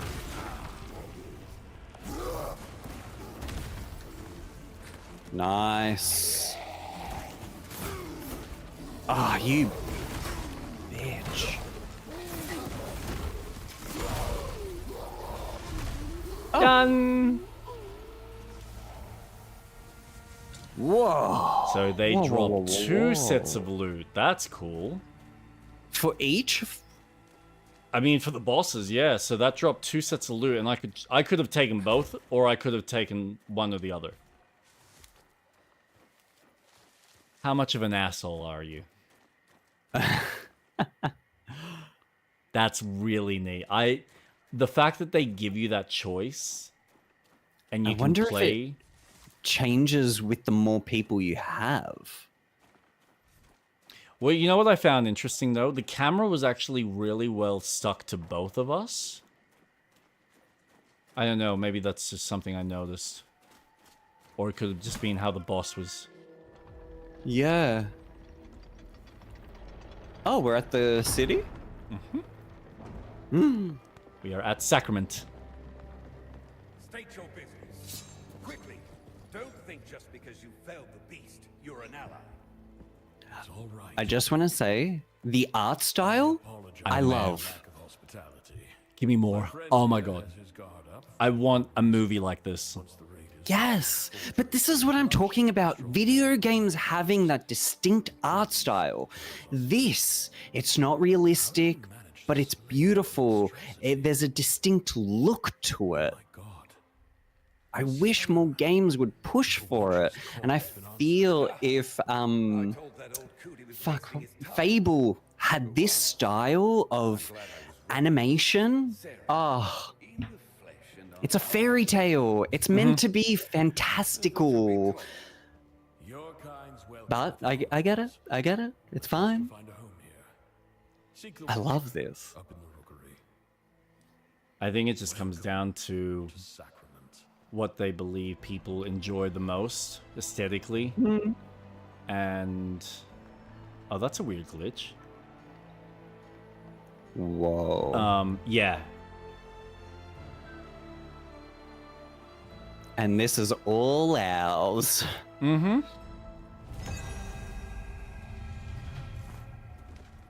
Fast travel. Amazing.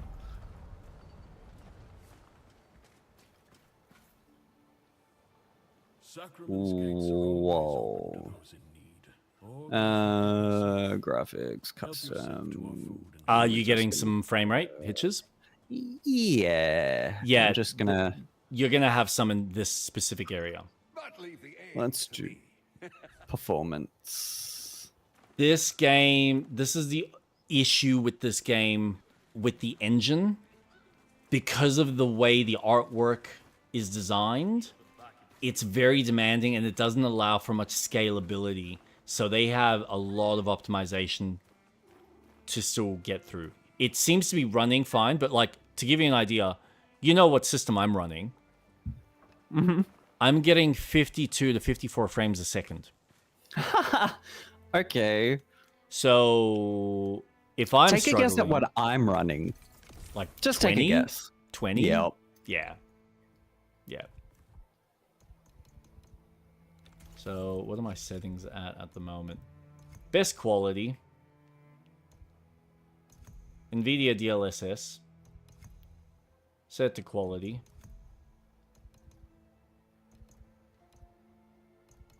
So yeah, there's... And it's funny, I can have this game running on the Steam Deck. My problem is it looks like butt cheeks on the Steam Deck. It's not...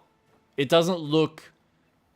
Like, this has this crispiness to the artwork. And you put it on the Steam Deck and it just looks pixelated. In an ugly way where you're like, I don't want to play it like this. And along with the frame rate, which doesn't help, it's like, nah. You want a decent system for this.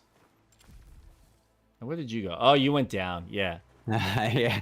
I Yeah. natural Bye. explorer. Yeah. Bye-bye. Oh my god. Okay, so this is a fishing area.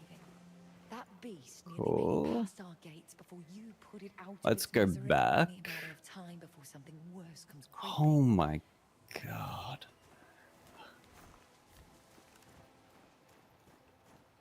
If you make for the rookery, it lies This behind the is... town square. Oh. This is not BG3, is it? Nope. You know this, Kefta. Isn't it? No, this is... We technically supposed to be finishing up.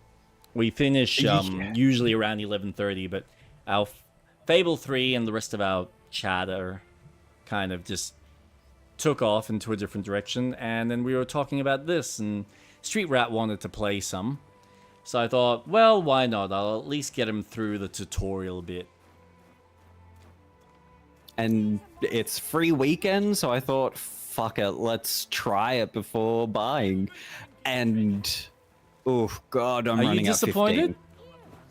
At 15. No. Oof. Frame rate's an issue, huh? Yeah. Damn. That sucks.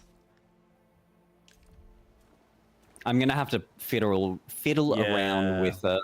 At least in this area, this is again the most demanding, and it's the same issue that I think the Souls game has, where it seems to be wanting to render everything, or at least keep it in the memory.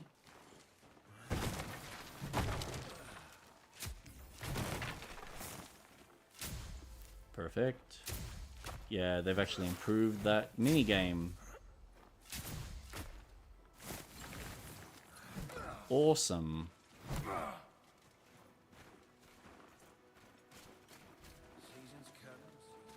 Oh my gosh. There's just so many branching paths. So, I'll just give you a brief. This is where your shopping will happen. But you can see the kind of quality of the shops here. Vendors. Are run down. Okay. Yep. So these are the kind of spaces that you're going to be improving. Okay. So the this will community change. centers. Yes. Yep. So this will all change. Which is really cool to see. Later on, you'll have a guide down here that'll provide some of the like optional quests that you can do, like the hunts. And then up here is your main town square. With the world map. So I take it this is where we are now. Oh, I never noticed that. That's cool. Huh. Yeah, I wonder... interesting. And then there'll be another shopkeep down here that provides the upgrades to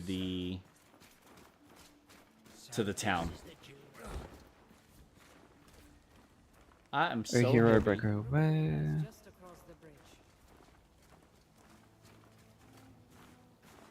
What's cool is if you talk to all of these people, they all have unique voice actors doing their dialogue and their lines. Are you heavy? Yep. Very. Okay. Can I test something? Sure. Stand next to me. We're going to run across the bridge. We're going to sprint. Okay. Yep. 3, 2, 1, go. Oh, yeah, you're going to be faster. Right. So they have taken into account so if you actual run, weight. Yeah, you can see you're So already... I'm more agile. Holy shit. But if I now remove...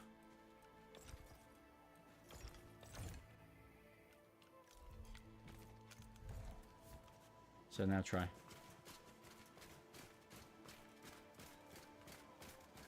You're faster. Yep. Oh my now I'm gosh. like very light.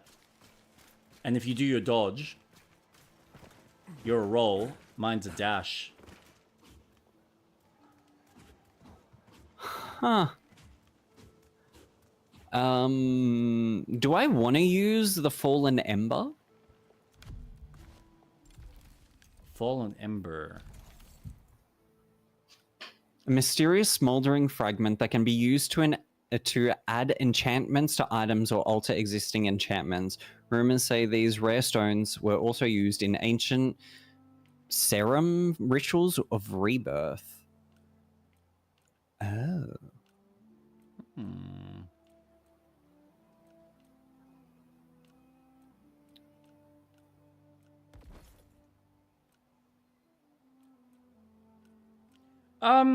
I mean, you can. There's nothing to say that you can't. Yeah. Mesh cloth.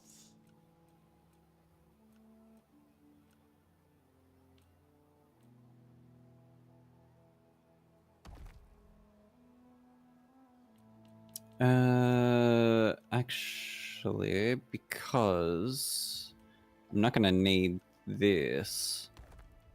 Trade. You can have that.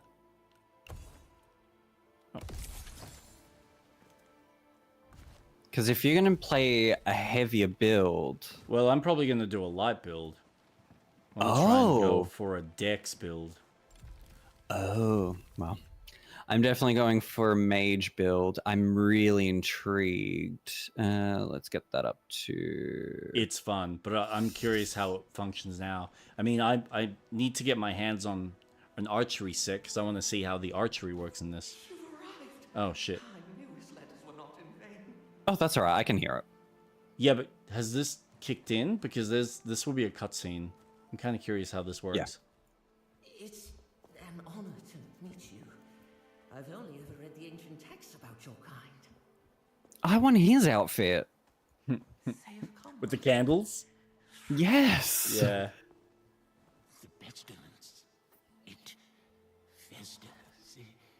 Okay, Bloodborne. Did you not hear? The serum have arrived. Oh my god, I know what this looks like. Arcane. Yep. I apologize. He is Yep. a brilliant That's why I love this. It's been so long. God's reach. I love the way they move, that animated look and... Painted. Oh, yeah. Okay, What's her name, Cersei. Cecil? Yeah, Cersei. Yeah, yeah. No, she literally is. Yeah, 100%. Celine. Celine, yeah. Celine. She cleans me. Madrigal. A welcome sight, though, aren't they? About time Phelan sent reinforcements. My inquisition is here as an act of mercy, Baron Winnick. There is an unholy presence on this island. You're right. I have come. I would love a movie or a TV show. And yet we get to play a game even better. And we have the control. Forgive me. I thought you had heard. Your The king is dead.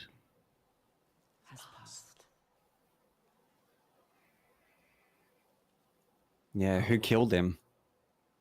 It will be a week tomorrow. You should return to Phelan, Governor. Your nephew has extended his hand. He invites you to rejoin the family. Thank you, Madrigal. But Sakura... Nice color change there. In capable hands. My inquisition have quartered us. Oh, from the dark blue to the light. Will remain for as long Yep. as it takes to heal this island. For reach. It shows what her allegiance is. My outfit encountered a group of Ah. rebels as we came ashore on your I coast. We sent I orders cannot to wait to God, play this. Save one. I thought she might be of particular interest to you. Oh, the girl from the boat. With Yep. the other animals. What's the Consider this relation? An offering of goodwill from the church. Oh my god, she's the true heir. This is a Jon Snow situation. She's a bastard. People were sick and starving. But she's not a bastard. We're done begging for scraps. We take what we need. Odessa. Don't. Odessa. She's royalty. Well, she is the brother's daughter. I'm sure the governor can properly discipline his own daughter. At least as well as he governs his city. My apologies, Madrigal. It's... She does not stand for sacrament. Damn right I don't. Guards, take her away. This way, Rhythm. I should have never taught you that little move. You will arrange an escort for the vanguard to Kalen. Kalen? It will be done. Is there anything else we can do? You can rejoice, Governor. Your salvation is at hand. Oh, the Inquisition at our gates. Interesting. We've prepared lodgings below. A humble room, to be sure, but safe and warm. I hope you've arrived in time to save our fair island. Not only in time to witness its ruin.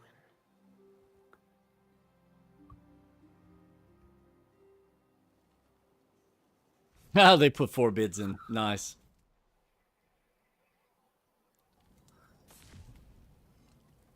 So this is where you start until you can afford the first place.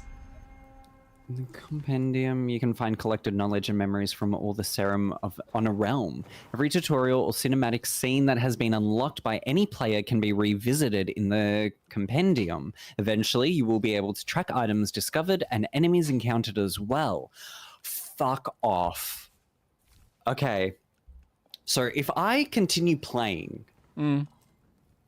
and I get cutscenes and stuff, you can then rewatch what I've experienced. Yeah.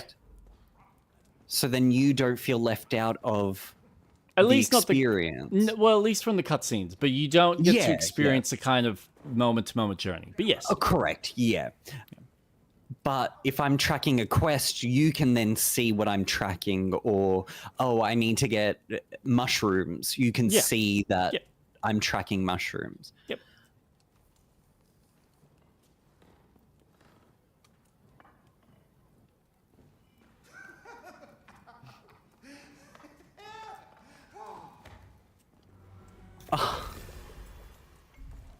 Lodgings. Welcome to your new lodgings. You can stash your items and share them with other players in the community chest. Every player on the realm can place and remove items from it.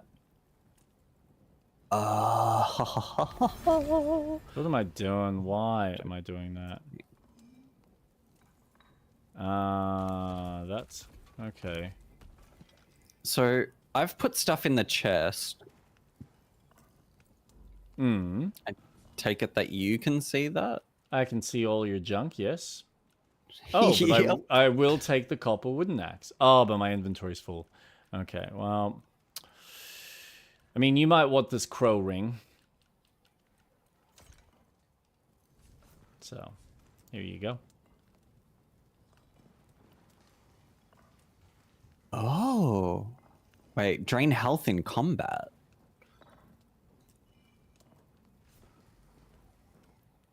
Wait, does it drain my health in combat? What I do like is the fact that I can also put in that, and that. All our building supplies in there so you can access and use for your personal use. Oh, deposit similar. All.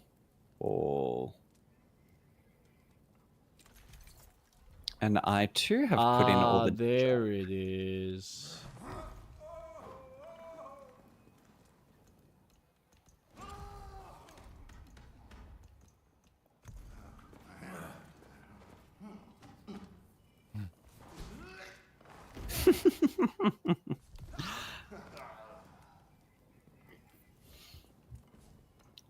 How does saving work in this? Do I have to go to the...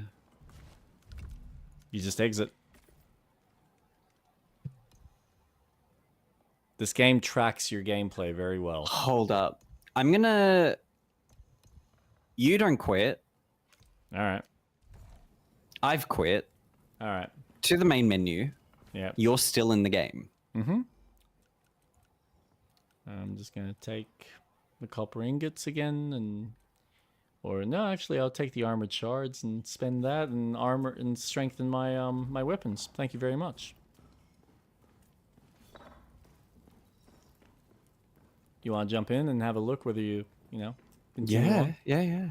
I'm rejoining.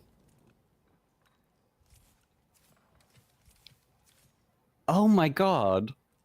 Fuck me, I wish more games were like this. How much?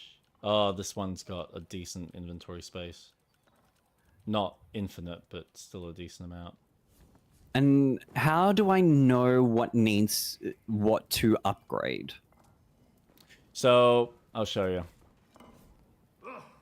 Who's that? Oh. Visitor. Of course. I'm told the watcher this tower's not fit for livestock.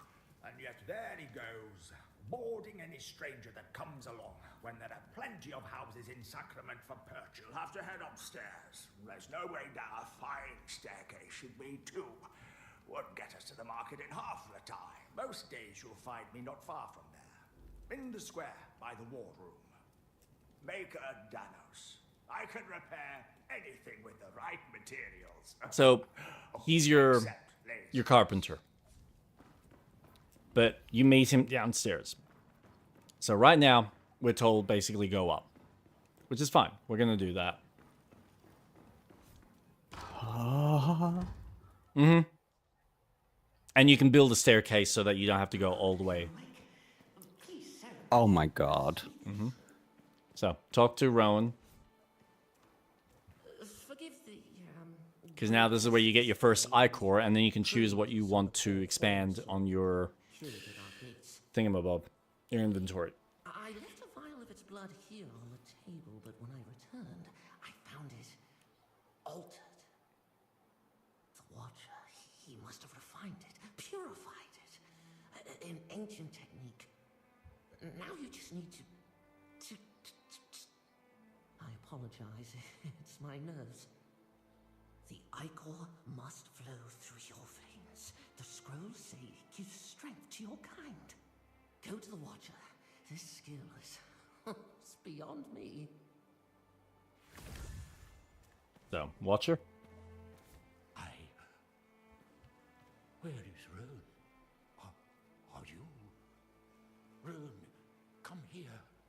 There's a stranger in the rookery. Why have you come? Plague ichor? Oh. So I can choose what I you would want to like. expand. Mm-hmm. You can either get a row of one of your different inventory slots, whether it's food, whether it's resources, whether it's your items like your weapons and armor, or you get one of either rings or one of your tools or one of the weapons or one of the shields, your secondary. Ooh. Well, I might... Oh, gosh, I don't know what to pick. I'll get a second main hand slot, I guess. There. Now, if you should encounter any more of the Torn, collect their ichor and bring it to the Watcher. And if you ever want to know the comings and goings within our fair city's walls, I'm your man. Roan, scholar, guide, inquisitive soul, unrepentant gossip, at your service.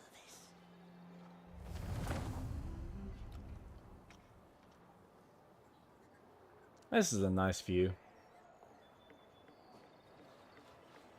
Man, if I...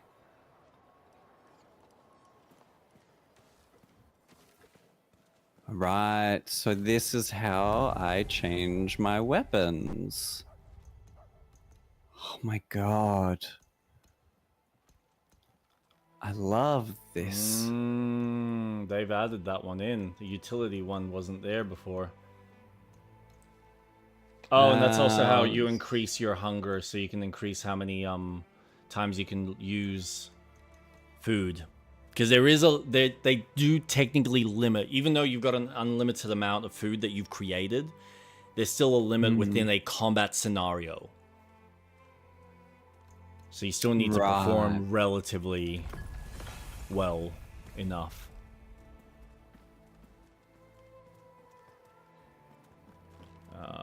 That's not running yet. That's okay. Alright, so I'll just show you this bit. Is it true? There is The pestilence. So now we come down here. Alright, yeah, so you can go up to places like this and you can see how much it costs. This is the more expensive one, so it's 35 silver. Oh, we don't right now have we're only because it's like 100 bronze to get 1 silver, 100 silver to get 1 gold. So you've got an idea of how it scales. So the cheapest one's actually like further down in the slums. But this guy, so if you talk to him, that will show you what resources you need in order to fix the staircase, which is highly recommended to begin with until we build our own place. And then you can start improving the carpentry, which allows you to build chests and build other things and so on and so forth, things for your little base. Oh, I see. So, where is the staircase? Lodging staircase? Yeah, that would just be this door here. So this will open up. I think it's that or this one. One of these. No, this is proper lodging. 13. Silver. Which staircase? Did that level up? Yep. Lodging staircase. Structure repaired. I thought it'd be here. Because that's the war room. That's not what we want.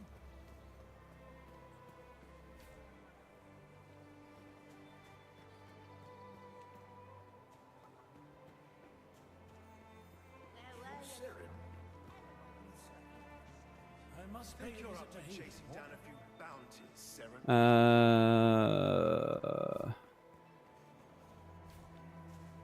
Is he access to Sacrament's marketplace?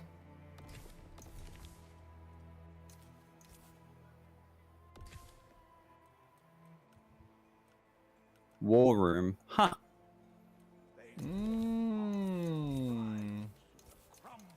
That's cool. Housing. You can now purchase a house in Sacrament. There are several houses in the city to choose from. You can buy or sell a home by interacting with the sign posted outside. Once you own a home, you can buy furniture, crafting equipment, and decor to customize your space. So we can have individual homes. Yep. Or we can have one shared together.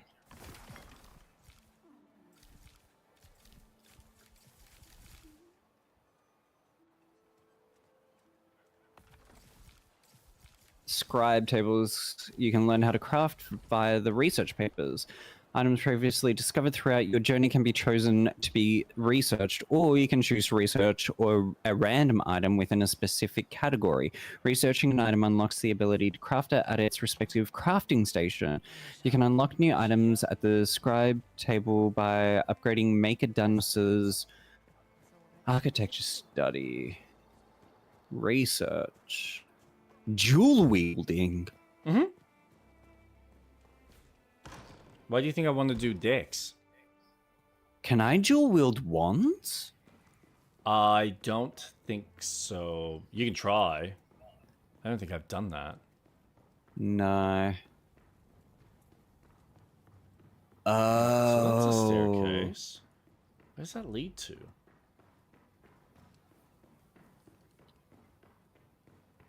What's this? 30 silver, the homestead. Oh, it's here. Wait, where's that? Did they move that? Oh, it's there. Okay. I found it. So this way. Mm-hmm. This guy's the bounty guy. Okay. So if you talk to him, he will give you bounty. And one of the weekly bounties are worth doing because they actually give you ichor. Everything else is just dailies, which, yeah, they might give you some items. At the moment, I've never really seen much use for them. If you want to serve my... A jester, are you? My patience is shorter than my blade, Serum. What in the foul reaches was that? I warn you, stranger. Vulgarity has no place in... I just went through a door. Oops. Yep, and that's the bottom of the staircase.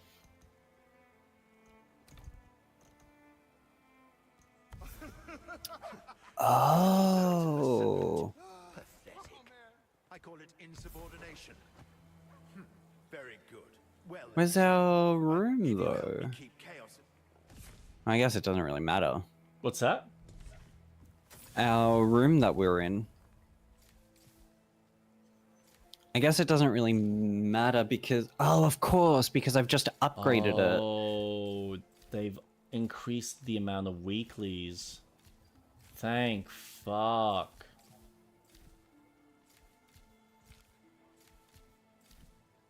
Wanted dead. Name: the Red. Assassination, robbery, kidnapping.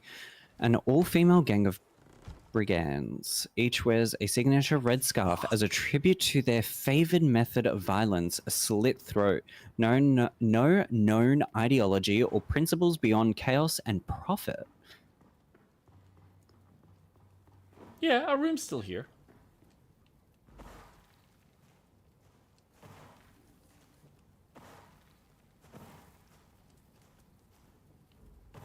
I think the... Wait. Oh, it's higher up. Yes. I thought that was it. No. Yeah, you go up the staircase. Because it's a big space, isn't it? I thought it got rid of the bedroom to make that bottom part open. No, because the staircase, he was pointing out the fact that the staircase needs fixing. So now that staircase is there. So that's how he's fixed it. And then depending on where we want to exit from... Yeah, you can either go up the top or you go up the bottom. And I think, if I'm correct, there's also an elevator that takes you up. But I don't know if you can just access it from here or whether you need to fix the elevator itself.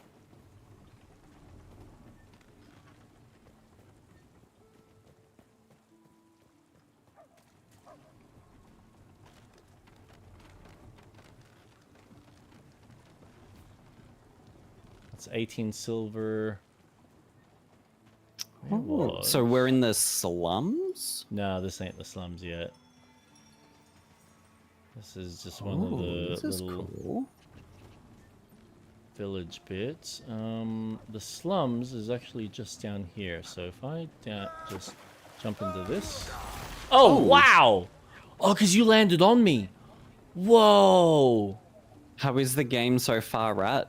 It is fucking sick. Dude. Wait. Okay, so don't land on you. Can I resurrect you? Oh, okay, let's try it again. That's what that was. This... I'm really surprised by this game. 15 silver. I know there was a cheaper one here. Maybe this is considered cheap.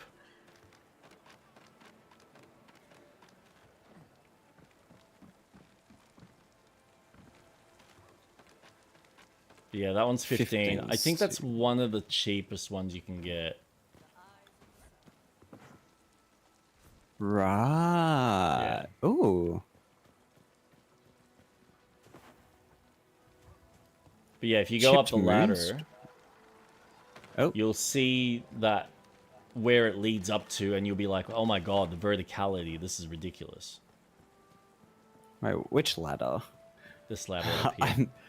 Yeah, you're lost, right? I don't know where oh, there I am. This one? Yep. So if you go up that way. Oh my god, it just keeps going. Mm-hmm. Oh, and now it's connected me up here. Mm-hmm. And now I just keep going up and up.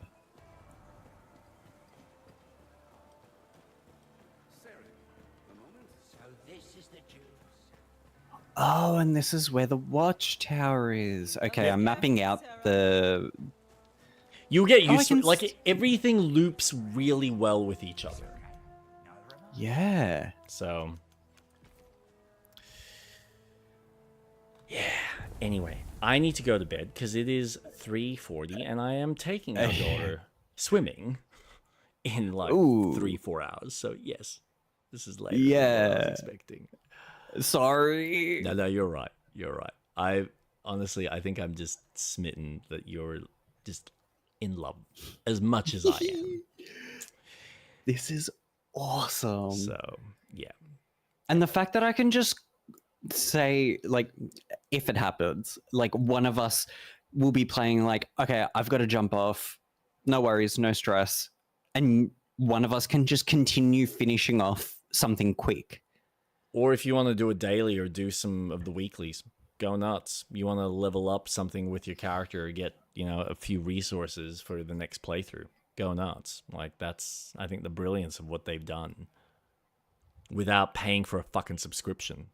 Or having it be always online.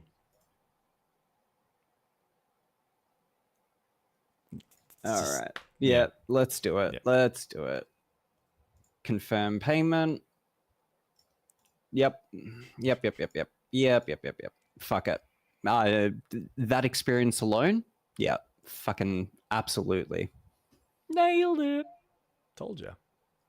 Fucking told you. That was 2 hours of us playing that. 2 hours. I know. If I bought the game and I needed to refund it, fuck. That sold me. Mm-hmm. And co-op solidified it.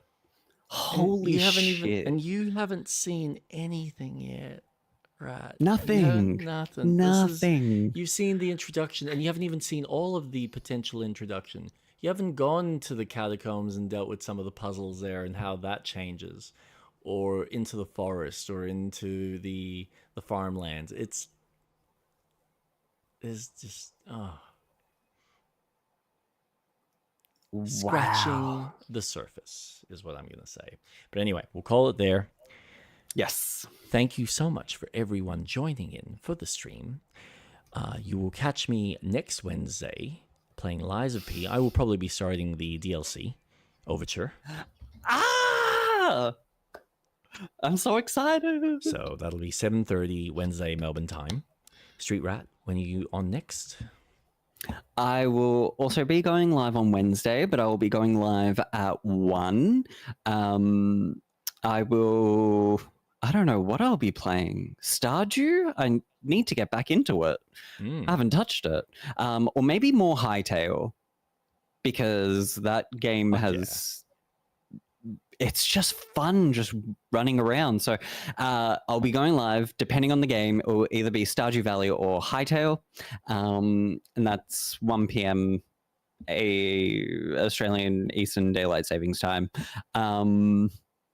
But I am terrible at socials, but I do have a Discord server that is live. It does have my schedule on there and everything.